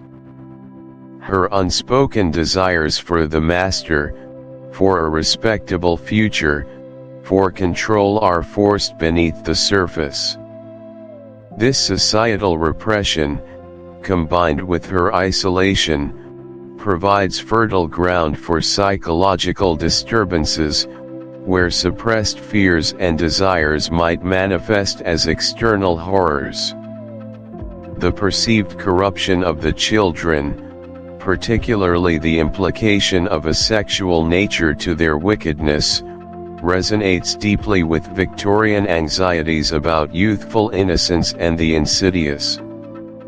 How might this ambiguity, combined with the governess's predetermined belief in his corruption, allow her and us to fill in the blanks with the most sinister possibilities? 2. Flora is described as exquisitely beautiful and charming, yet the governess comes to see her smile as a mask and her composure as a sign of cunning. How might the governess's own fear of female duplicity, perhaps rooted in Victorian anxieties about women's hidden depths, lead her to perceive Flora's seemingly innocent actions as proof of malevolent intent? 3. Consider the children's apparent secretiveness and their sometimes unusual, sophisticated language. Is this evidence of their communication with ghosts, or could it be a natural defensive reaction to an overbearing and increasingly erratic adult who seems convinced of their badness? Imagine being a child subjected to constant scrutiny and intense emotional pressure. How might you adapt, becoming guarded, or even resorting to subtle forms of manipulation, to cope? The concept of corrupted innocence in The Turn of the Screw thus becomes a profound psychological mirror, reflecting not only the supposed depravity of the children but also the anxieties, projections, and potential destructive power of the adults who interpret their world. Day 5, Setting as Character, How Bly House Contributes to the Horror. The theoretical layer, in classic Gothic literature, setting is rarely just a backdrop, it is often a character in itself, actively shaping the narrative, amplifying psychological states, and embodying the very essence of the horror. Bly House, the grand, isolated country estate in The Turn of the Screw, is a prime example of this literary technique. James imbues Bly with an imposing, yet subtly unsettling, presence. Its magnificence is undeniable, its sprawling grounds beautiful, but an underlying current of emptiness and vastness pervades it. The very scale of the house, its long corridors, empty rooms, and high windows, contributes to the governess's sense of isolation and vulnerability. It becomes a labyrinthine stage for her unfolding psychological drama, where shadows play tricks, sounds echo unnervingly, and every silent corner seems to hold a secret. Bly symbolizes the governess's internal landscape, grand and impressive on the surface, but filled with hidden anxieties, oppressive solitude, and the potential for mental decay. The house, through its descriptive details and the governess's reactions to it, actively contributes to the pervasive atmosphere of dread, making us question whether the true horror emanates from supernatural entities or from the walls of a deeply troubled mind. The practical layer. Let's engage in a descriptive exercise to understand Bly as a character. Your task is to reread passages describing Bly House and its grounds, paying close attention to the sensory details and emotional language used by the governess. 1. Focus on the initial descriptions. The beautiful old place, a picture of old peace. How does this initial perception contrast with later descriptions of its silence, its vastness, or the way light falls or doesn't fall within its rooms? 2. Consider the governess's feeling of being alone with the great house itself. How does the sheer size and emptiness of Bly contribute to her sense of isolation? Imagine being in such a place, responsible for 2 children, with only a few servants. How would the lack of external contact and the overwhelming presence of the physical structure affect your state of mind? 3. Pay attention to the descriptions of the grounds, the garden, the lake, the distant church tower. How do these outdoor spaces, which should offer respite, sometimes become sites of terrifying encounters or unsettling observations for the governess? For example, the governess sees Quint for the first time on the tower and Jessel by the lake. Does the beauty of these natural settings make the apparitions more shocking, or does it heighten the sense that even nature itself is corrupted? This exercise highlights how James. It allows us to analyze how visual and auditory cues can either reinforce or diverge from our own reading, illuminating the interpretive gaps and decisions inherent in translation across mediums. The practical layer. For this exercise, I highly recommend watching the 1961 film The Innocents, directed by Jack Clayton and starring Deborah Kerr as the governess. It is widely considered one of the most faithful and psychologically astute adaptations. As you watch, keep these analytical questions in mind. 1. Visualizing the ghosts. How does The Innocents depict Peter Quint and Miss Jessel? Are they corporeal, ghostly, or merely fleeting suggestions? Pay close attention to subtle cues: a shadow, a sound, a reflection, a character's gaze off-screen. Does the film ever explicitly show the children interacting with the ghosts when the governess is not present? How does this visual representation influence your belief in their reality? 2. The governess's state of mind. How does Deborah Kerr's performance and the film's cinematography convey the governess's psychological journey? Look for close-ups, camera angles, lighting choices, and musical cues that emphasize her isolation, paranoia, and increasing hysteria. Does the film lean more towards presenting her as a victim of supernatural forces or a woman descending into madness? 3. The children. How are Flora and Miles portrayed? Are they innocent victims, cunning manipulators, or genuinely corrupted? How do their expressions, their reactions to the governess, and their interactions with each other or lack thereof shape your understanding of their roles in the horror. 4. The ending. How does The Innocents depict Miles's death?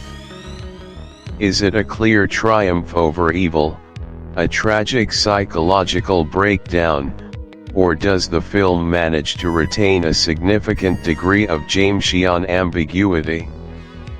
Consider the final shots, the sound design, and the governess's final actions. By undertaking this comparative analysis, you will not only gain a richer understanding of the turn of the screw itself but also develop a keen eye for how literary themes and ambiguities are translated and inevitably transformed when moved from the page to the screen. You'll appreciate the power of James's carefully constructed narrative to resist easy categorization, and the enduring challenge it poses to those who seek to define its ultimate truth. Long-term impact. Having completed this intensive 7-day action plan, you should now possess a far deeper appreciation for the turn of the screw and the art of literary analysis itself. The novella's enduring long-term impact lies precisely in its refusal to provide simple answers. It forces us to confront the inherent ambiguity of human experience, the subjective nature of perception, and the terrifying power of the mind to create its own realities. It teaches us to question authority, to scrutinize narratives, and to acknowledge the profound influence of psychological states, societal pressures, and unspoken desires on our interpretation of the world. James's work, through its masterclass in psychological horror and narrative unreliability, has shaped countless subsequent works of literature, film, and art, cementing its place as a seminal text in the exploration of the human psyche. The lessons learned from dissecting this narrative, the importance of context, the nuances of character, the power of unspoken subtext are transferable skills, enhancing your ability to critically engage with any complex story or real-world situation.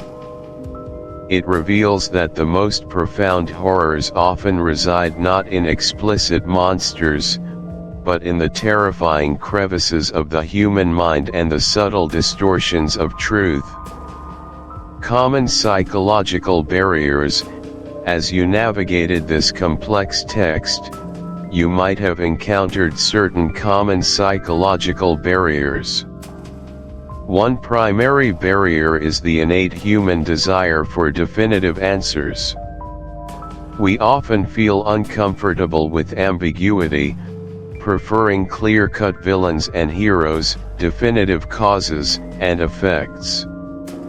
The turn of the screw deliberately frustrates this desire. Cons. Summary: the ambiguity of evil.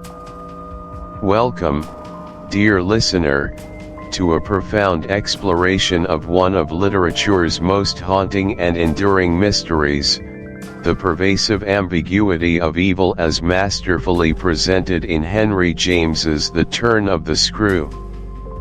This chapter, a crucial summary, is not merely a recap, it is a deep dive into the very heart of the story's unresolvable tensions, designed to challenge your perceptions and solidify your understanding of psychological complexity.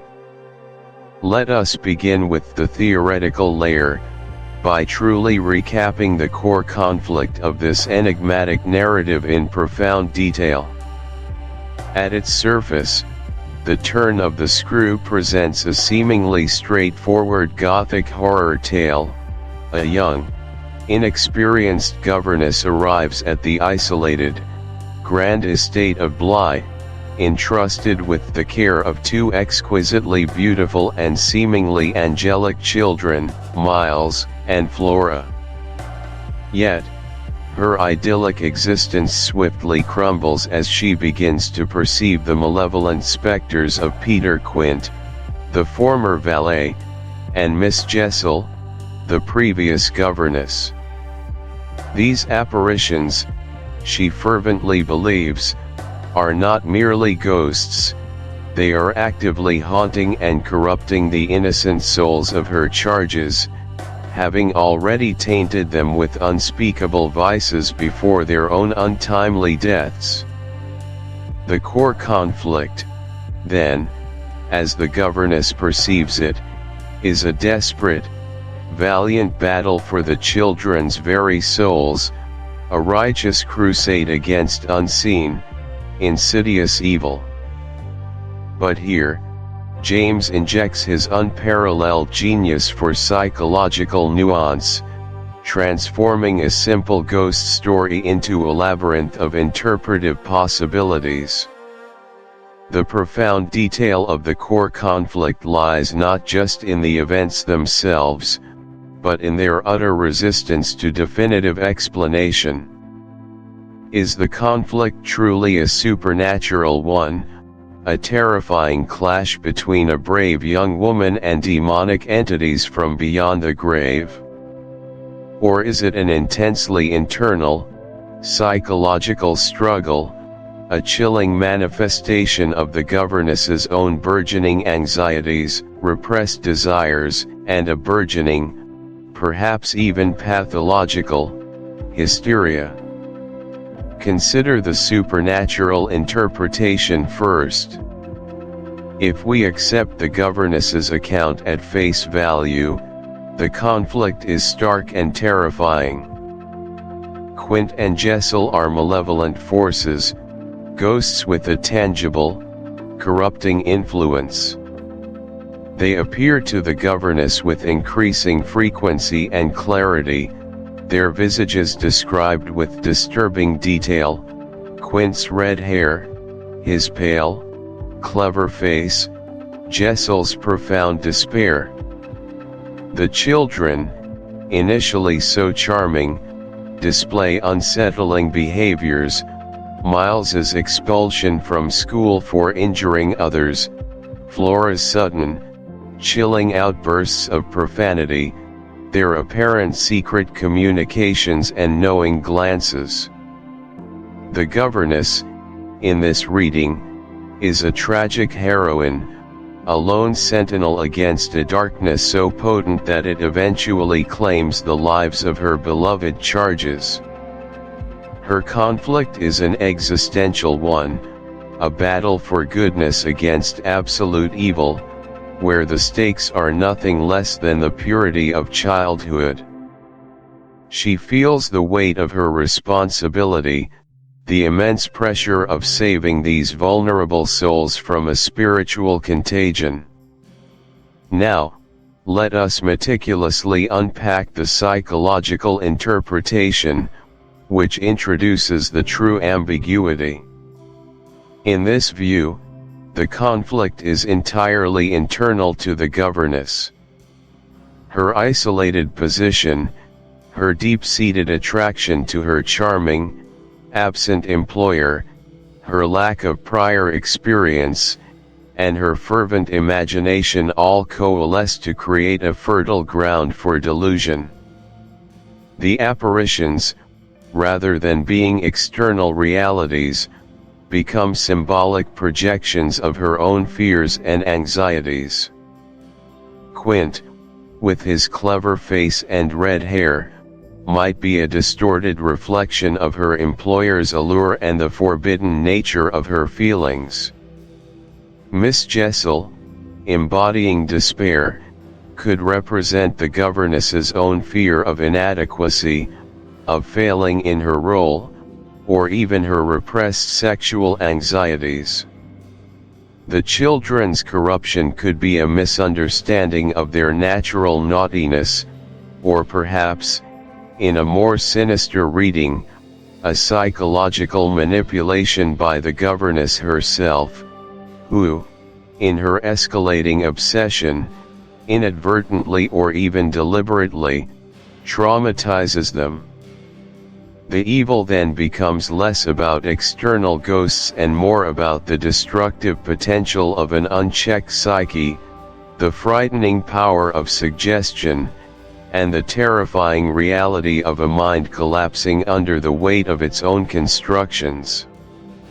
The profound conflict, therefore, is not just about what is happening at Bly, but about the reliability of human perception itself. James forces us, the readers, into the governess's consciousness, experiencing the terror through her eyes, yet simultaneously offering subtle clues and narrative gaps that invite doubt. This dual possibility, supernatural horror or psychological unraveling, is the story's enduring core conflict, its brilliantly constructed heart, ensuring that no single, comfortable answer can ever fully satisfy. It is a masterful demonstration of how reality can be infinitely malleable, subject to the intense, sometimes terrifying, biases of individual experience. Think about this for a second. How often in our own lives do we encounter situations where the explanation hinges entirely on perspective? What one person perceives as a clear instance of malevolence, another might interpret as a misunderstanding, a psychological projection, or simply bad luck. This is the enduring genius of The Turn of the Screw, its ability to force us into this uncomfortable, yet intellectually stimulating, space of profound uncertainty. Now, let's look at why this happens, by diving into the practical layer of our discussion. Our first point for practical exploration is to summarize the intense debate: is the governess the savior or the villain? This question lies at the very nexus of the story's enduring power, perpetually dividing scholars, critics, and readers alike. Let us construct a detailed story, a modern psychological assessment, to fully appreciate the arguments for both sides. Imagine a meticulously documented case study presented to a panel of expert child psychologists and social workers. Let's call it the Bly Paradox, a modern clinical review. The subject is Ms. Eleanor Vance, a young, earnest caregiver working in a seemingly idyllic, remote setting, much like our governess. Ms. Vance reports alarming phenomena. Children in her care are exhibiting unusual behaviors, secretiveness, unexplained knowledge of adult matters, sudden shifts in mood. She claims to witness apparitions, shadowy figures that seem to interact with the children, whispers carried on the wind, and a palpable sense of dread. The argument for Ms. Vance as a savior, our governess as savior: the initial assessment panel would hear Ms. Vance's passionate and detailed account. She describes her deep affection for the children, her profound sense of responsibility, and her unwavering belief that she is protecting them from an insidious, unseen force. She meticulously details the unsettling experiences, the spectral figures seen at windows, on staircases,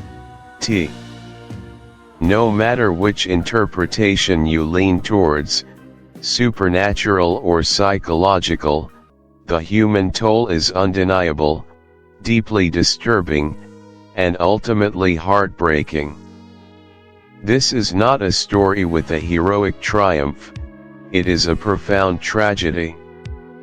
Let us illustrate this with a fictionalized, yet deeply resonant, real-world case study: the Thompson family unraveling.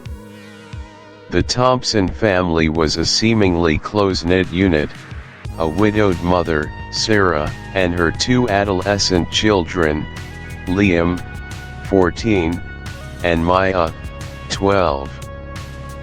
Following the sudden death of their father, Sarah, a well-intentioned but highly anxious woman, became increasingly convinced that negative influences were corrupting her children.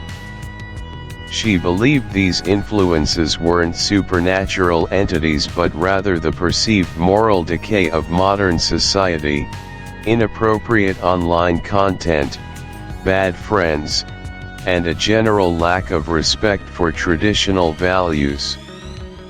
While her motivations were born of love and a desperate desire to protect her children from perceived harm, her crusade against these abstract evils began to mirror the governess's actions and produced similarly devastating results. Flora's fate reflected in Maya. Sarah started by monitoring Maya's phone calls, reading her private messages, and forbidding her from seeing certain friends whom Sarah deemed troublemakers. When Maya resisted, Sarah escalated her surveillance, installing tracking apps, and publicly shaming her daughter for imagined slights or minor infractions. Maya, a sensitive and artistic child, became increasingly withdrawn, anxious, and prone to panic attacks. She began to lie habitually to escape her mother's scrutiny, further fueling Sarah's paranoia. Eventually, Maya experienced a severe emotional breakdown, culminating in self-harm and requiring hospitalization. She was removed from Sarah's care by child services, completely estranged, profoundly traumatized, and deeply distrustful. Sarah, much like the governess with Flora, interpreted Maya's defiance and subsequent breakdown not as a reaction to her own oppressive behavior, but as proof that the negative influences had fully taken hold, thus reinforcing her conviction in her righteous fight. The tragic cost for Maya was her innocence, her mental health, and her relationship with her mother, all sacrificed on the altar of her mother's misguided crusade. Miles's fate reflected in Liam. Liam, like Miles, was initially charming and intelligent, but also a private individual. Sarah, increasingly consumed by her fears, turned her attention to him. She began to probe him relentlessly about his friends, his internet habits, and his thoughts, desperate to uncover any secrets that might indicate corruption. Liam, feeling suffocated and perpetually accused, became sullen and defiant. Sarah interpreted his rebelliousness and growing secrecy as signs that the evil in her mind, the internet's morally corrosive influence, had truly claimed him. In a dramatic confrontation, much like the governess's final, desperate interrogation of Miles, Sarah cornered Liam, demanding he confess to what he was doing online or who he was talking to. Liam, overwhelmed by the pressure, the accusation, and the feeling of being utterly misunderstood and violated, suffered a sudden, severe panic attack that triggered an underlying, undiagnosed heart condition, leading to his collapse and tragic death. In her grief, Sarah, much like the governess, clung to her narrative. Liam had been freed from the malevolent influence that had been consuming him, his death a tragic victory against an unseen enemy. The profound cost for Liam was his very life, extinguished by the relentless, suffocating pressure of a parent's obsessive fear. The Thompson family saga, though fictional, powerfully illustrates the tragic cost when an individual, driven by conviction and perceived duty, loses all perspective and inflicts immense psychological, and ultimately physical, harm on those they claim to be saving. The governess's crusade, regardless of its origin, resulted in isolation, terror, mental anguish, and ultimately, when I pressed him, he merely smiled, that innocent, terrifying smile, and changed the subject. What does he know? What has he seen? The thought is unspeakable. The cook knows something, too. I saw her glance at him, a fleeting, knowing look, quickly hidden. Oh, the horrors that dwell here, unseen but deeply felt. Jamesian parallel, Miles's queer question, his innocent, terrifying smile, the unspeakable thought, the fleeting, knowing look from another character, all are classic Jamesian techniques for creating a sense of hidden, profound malevolence without stating its precise nature.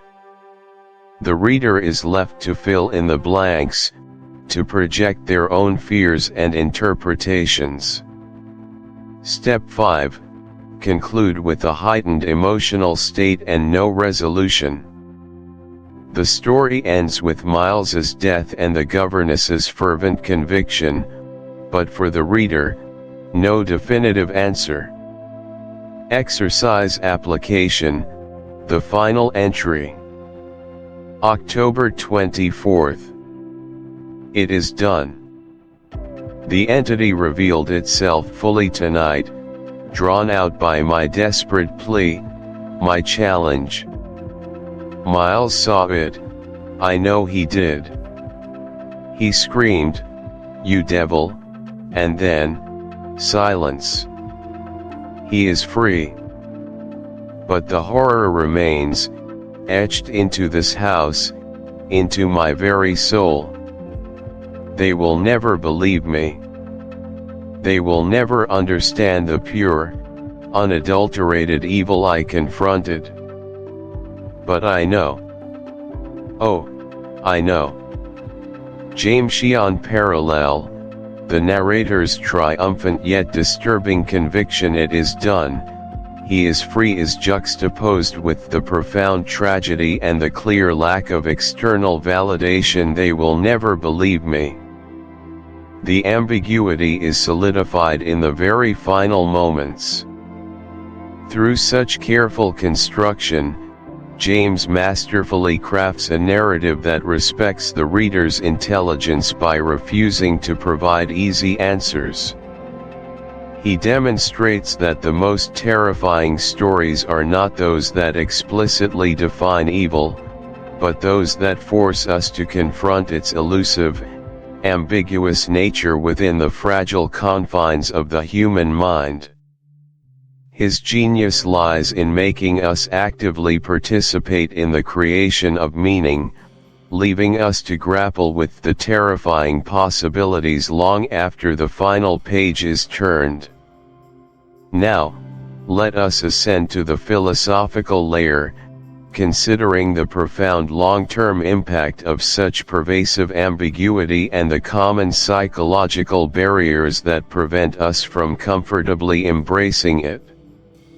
The long-term impact of the turn of the screw on literature, psychology, and our broader understanding of truth has been immense and continues to reverberate. For literature, James's novella fundamentally reshaped the landscape of the Gothic and horror genres. It moved beyond simple external monsters to explore the truly terrifying potential of the human psyche. It solidified the technique of unreliable narration as a powerful literary device, demonstrating how a story told through a biased, possibly diluted, consciousness can be far more unsettling and thought-provoking than an objectively reported one. Its influence can be seen in countless works of psychological horror and suspense, from Nabokov's Lolita to modern thrillers where the narrator's sanity is constantly in question. It taught writers that sometimes, the most profound impact comes not from telling the reader what to think, but from compelling them to wrestle with uncertainty. The enduring debate surrounding its meaning has made it a touchstone for critical theory, a text perpetually open to new interpretations based on evolving psychological, feminist, and post-structuralist lenses. For psychology, the turn of the screw has transcended its literary origins to become an unofficial case study, a rich text for examining concepts like hysteria, delusion, repressed desire, and the power of suggestion. Early Freudian and psychoanalytic critics seized upon the novella as a perfect illustration of neurosis, seeing the governess's visions as manifestations of her own sexual repression and subconscious conflicts.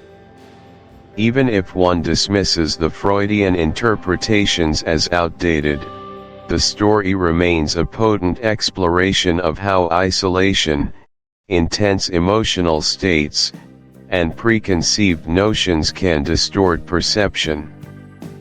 The core conflict, whether supernatural or psychological, is never truly resolved, ensuring its enduring power to provoke thought and debate. The tragic cost of the governess's crusade, regardless of its true nature, underscores the devastating consequences of unchecked certainty and isolation. And James's unparalleled mastery of psychological ambiguity compels us to confront our own biases, our need for certainty, and the profound, often unsettling, subjectivity of truth. As you reflect on this summary, consider not just what you believe happened at Bly, but why you believe it, and what that reveals about your own perception of the world's inherent ambiguities. Call to action. Welcome, esteemed listener, as we draw to a close on this intricate, unsettling journey through the shadowy corridors of Bly and the tormented mind at the heart of Henry James's masterful creation, The Turn of the Screw. The final echoes of its chilling conclusion may still reverberate within your thoughts, leaving an indelible imprint of ambiguity and dread. But the experience, my friends, need not end here. Indeed, this is precisely where true engagement begins. Think about this for a second. A truly profound work of art, be it literature, music, or visual media, never truly concludes at its final chord or last page.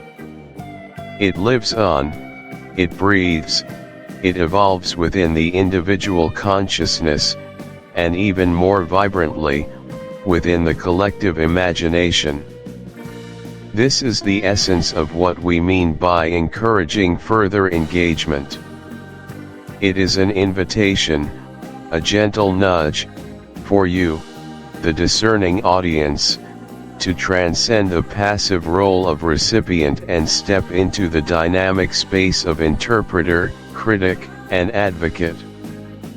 At its theoretical core, encouraging further engagement is about cultivating a dynamic, multifaceted relationship between the audience and the artistic work.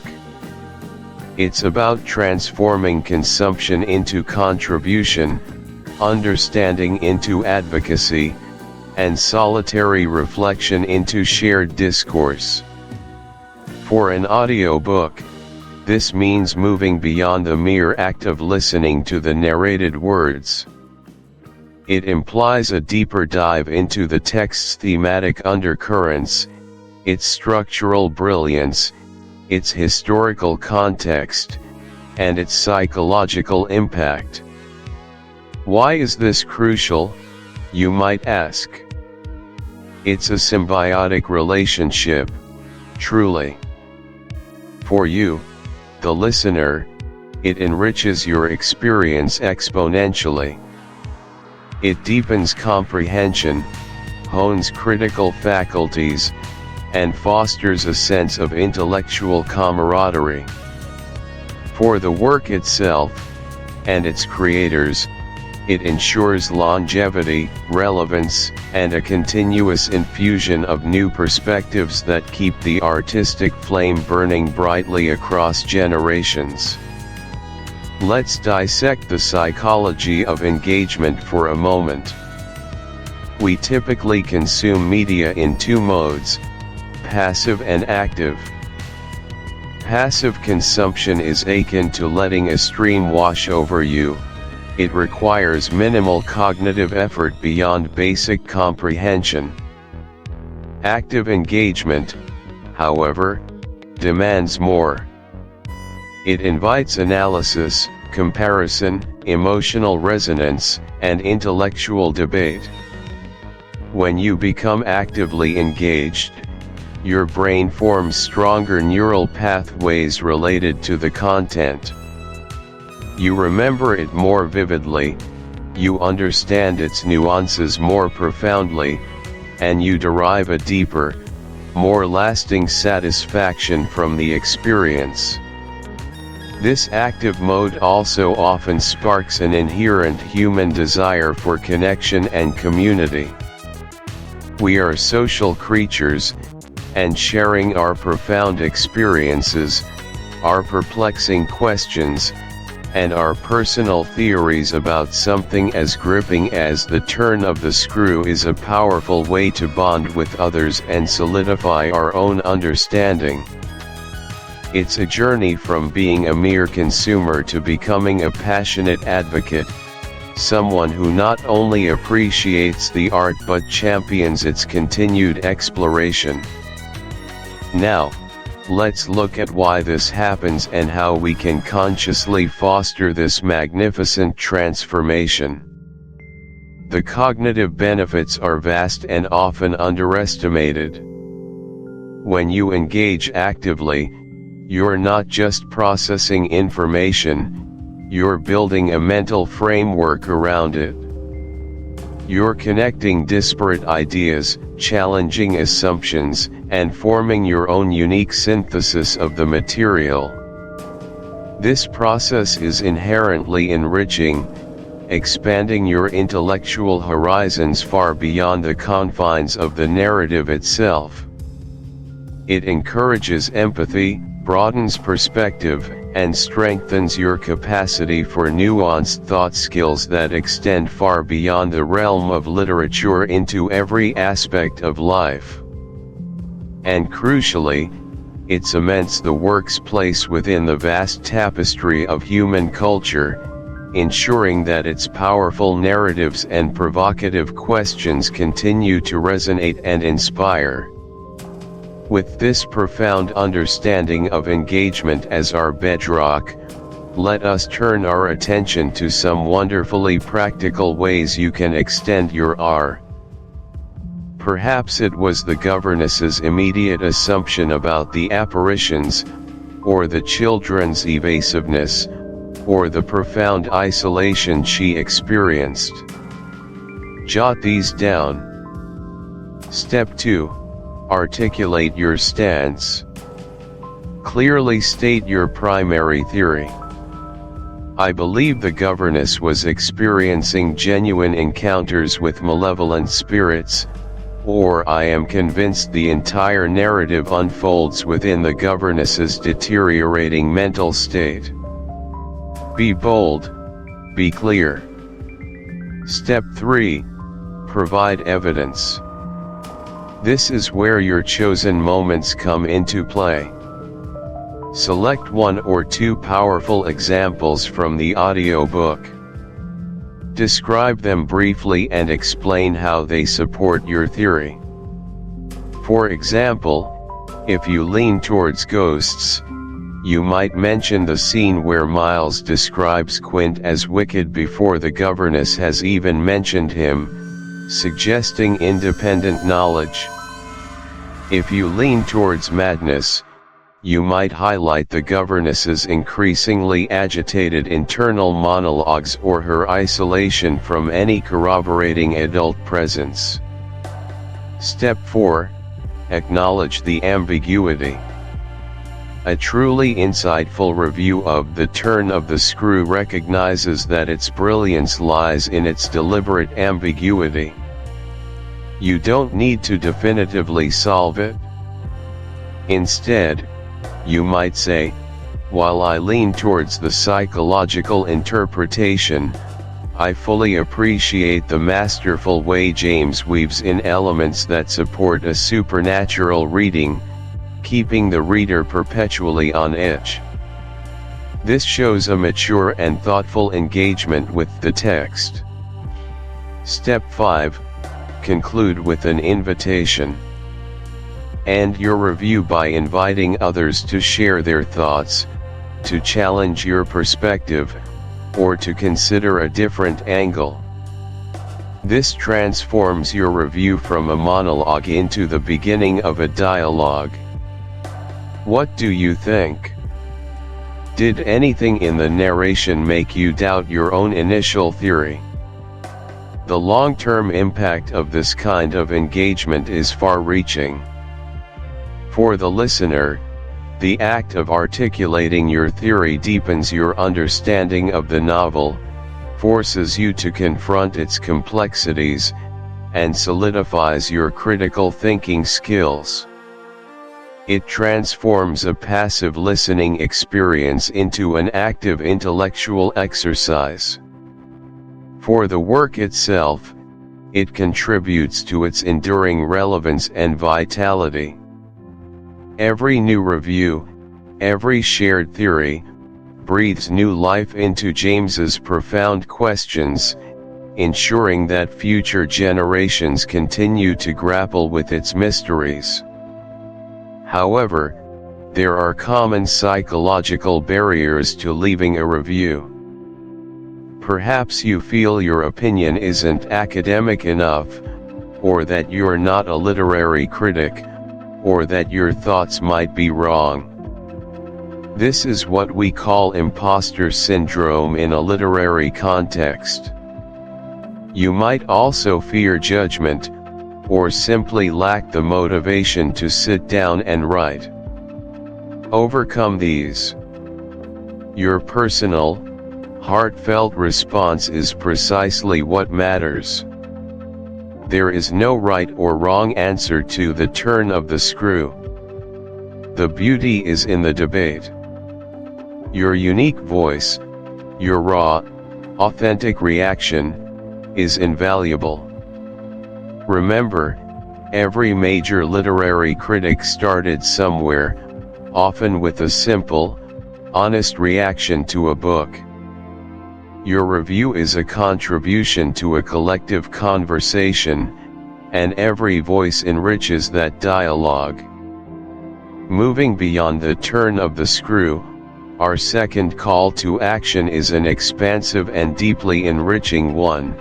I suggest you delve deeper into the extraordinary literary universe of Henry James himself.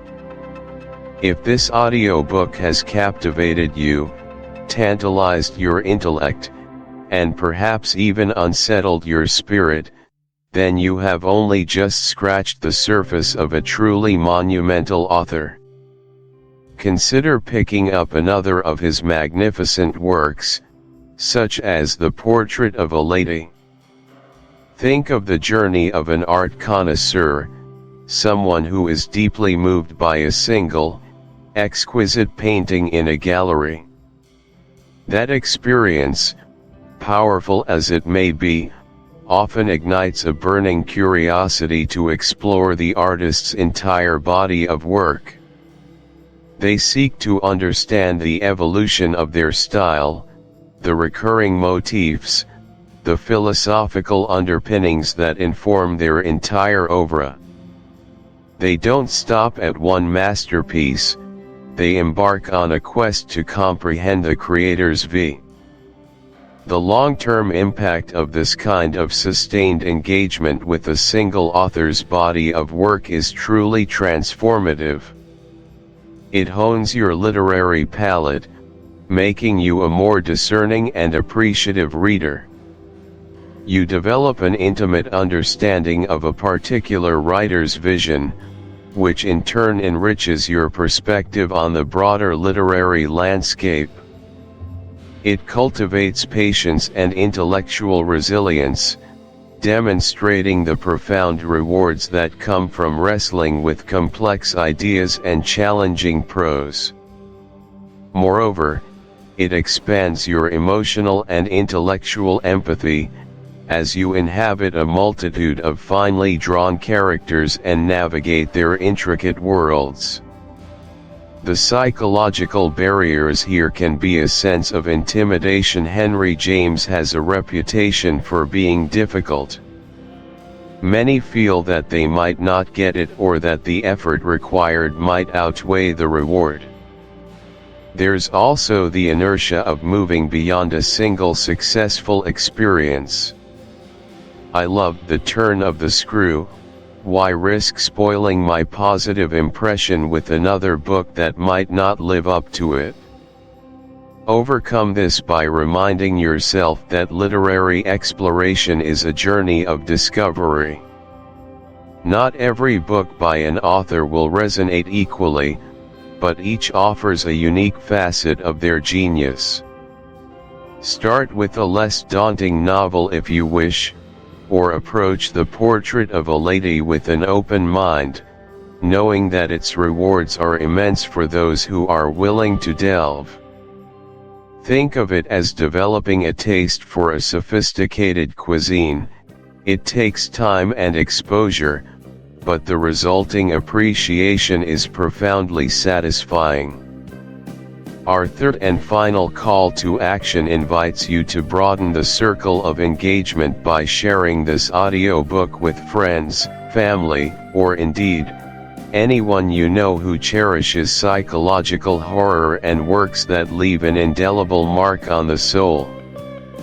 The joy of literature is often amplified when shared, transforming a solitary experience into a communal journey of discovery and debate.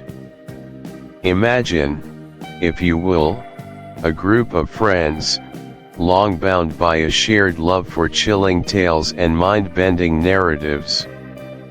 There's Sophia, a connoisseur of classic Gothic novels, Liam, who devours modern psychological thrillers, and Chloe, who appreciates horror that lingers in the mind rather than relying on jump scares.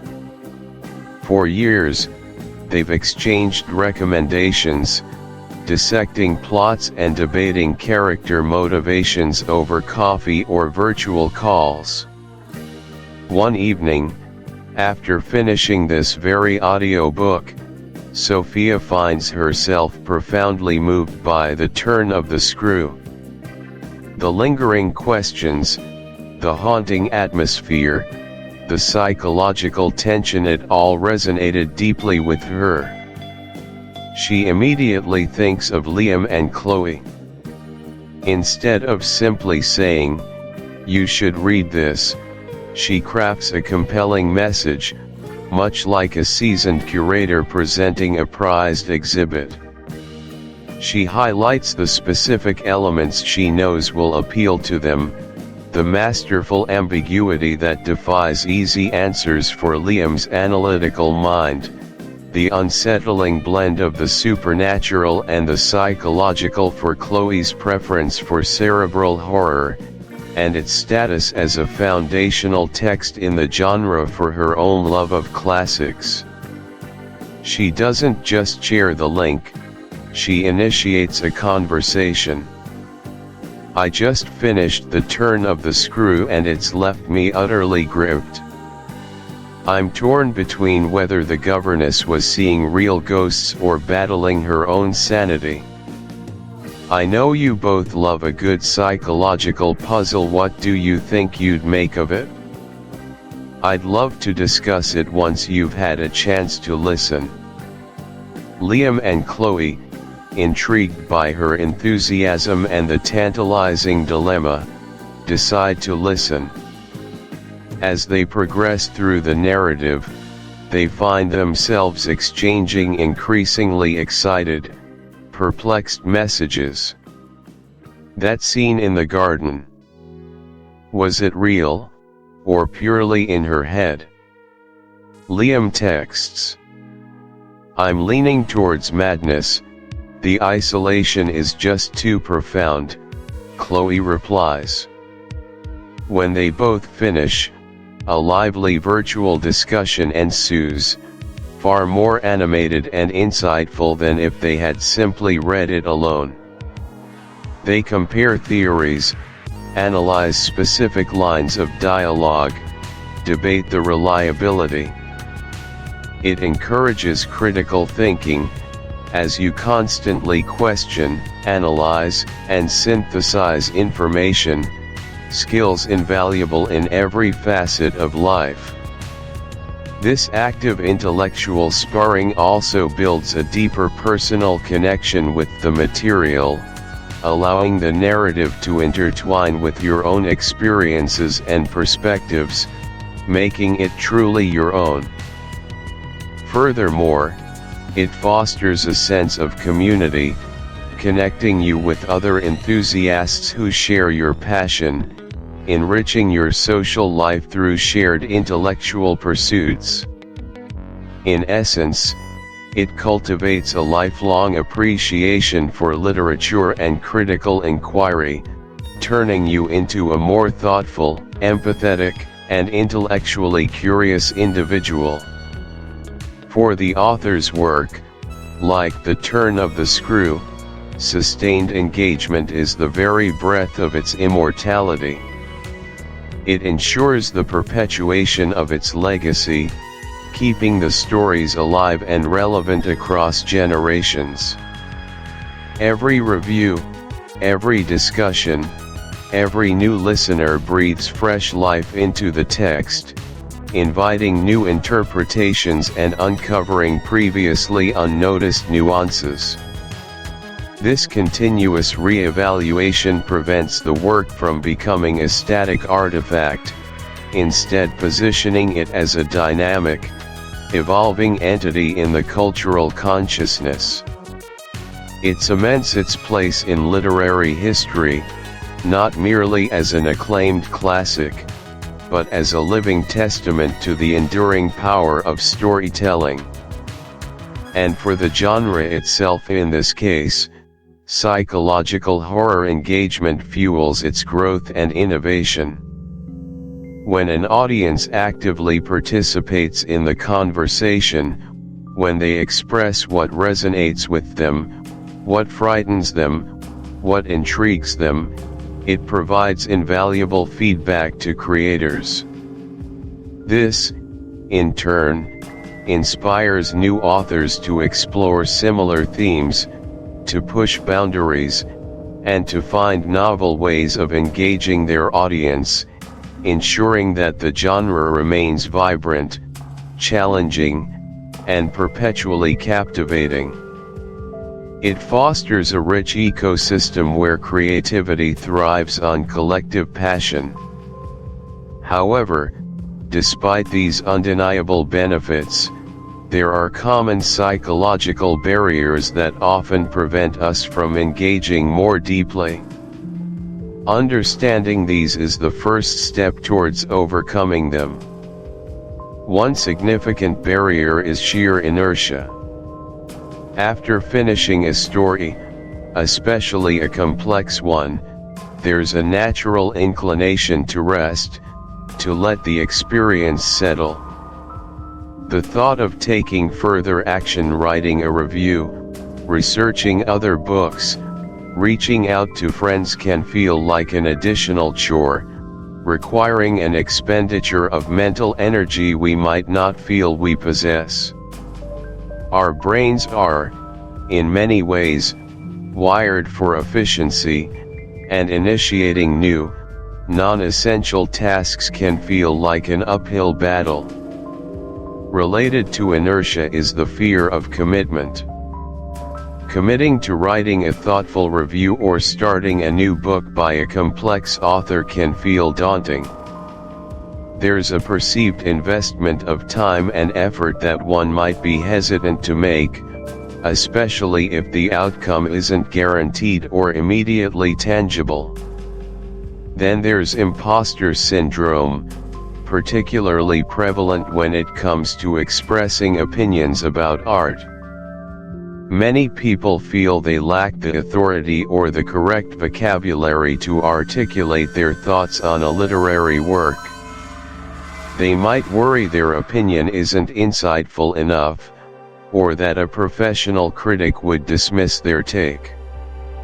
This internal critic can be paralyzing, preventing sincere and valuable contributions. Who am I to say if it's ghosts or madness? One might think, I'm not a literature professor. Social anxiety also plays a role when it comes to sharing recommendations. There's a subtle vulnerability in putting your taste out there, in inviting others to consume something you love. What if they don't like it? What if they judge your preference? This fear of negative social feedback can be a significant deterrent, making us less likely to initiate literary conversations with our peers. Finally, cognitive overload in our modern world can make deep engagement challenging. We are constantly bombarded with information, distractions, and new content. The sheer volume can make it difficult to focus on one piece of. Thank you for listening to this audiobook. If you found value, meaning, or inspiration in this journey, please remember to like the video, subscribe to the channel, and turn on notifications so you won't miss the next chapter. Your support helps us bring more timeless classics to life. See you in the next reading.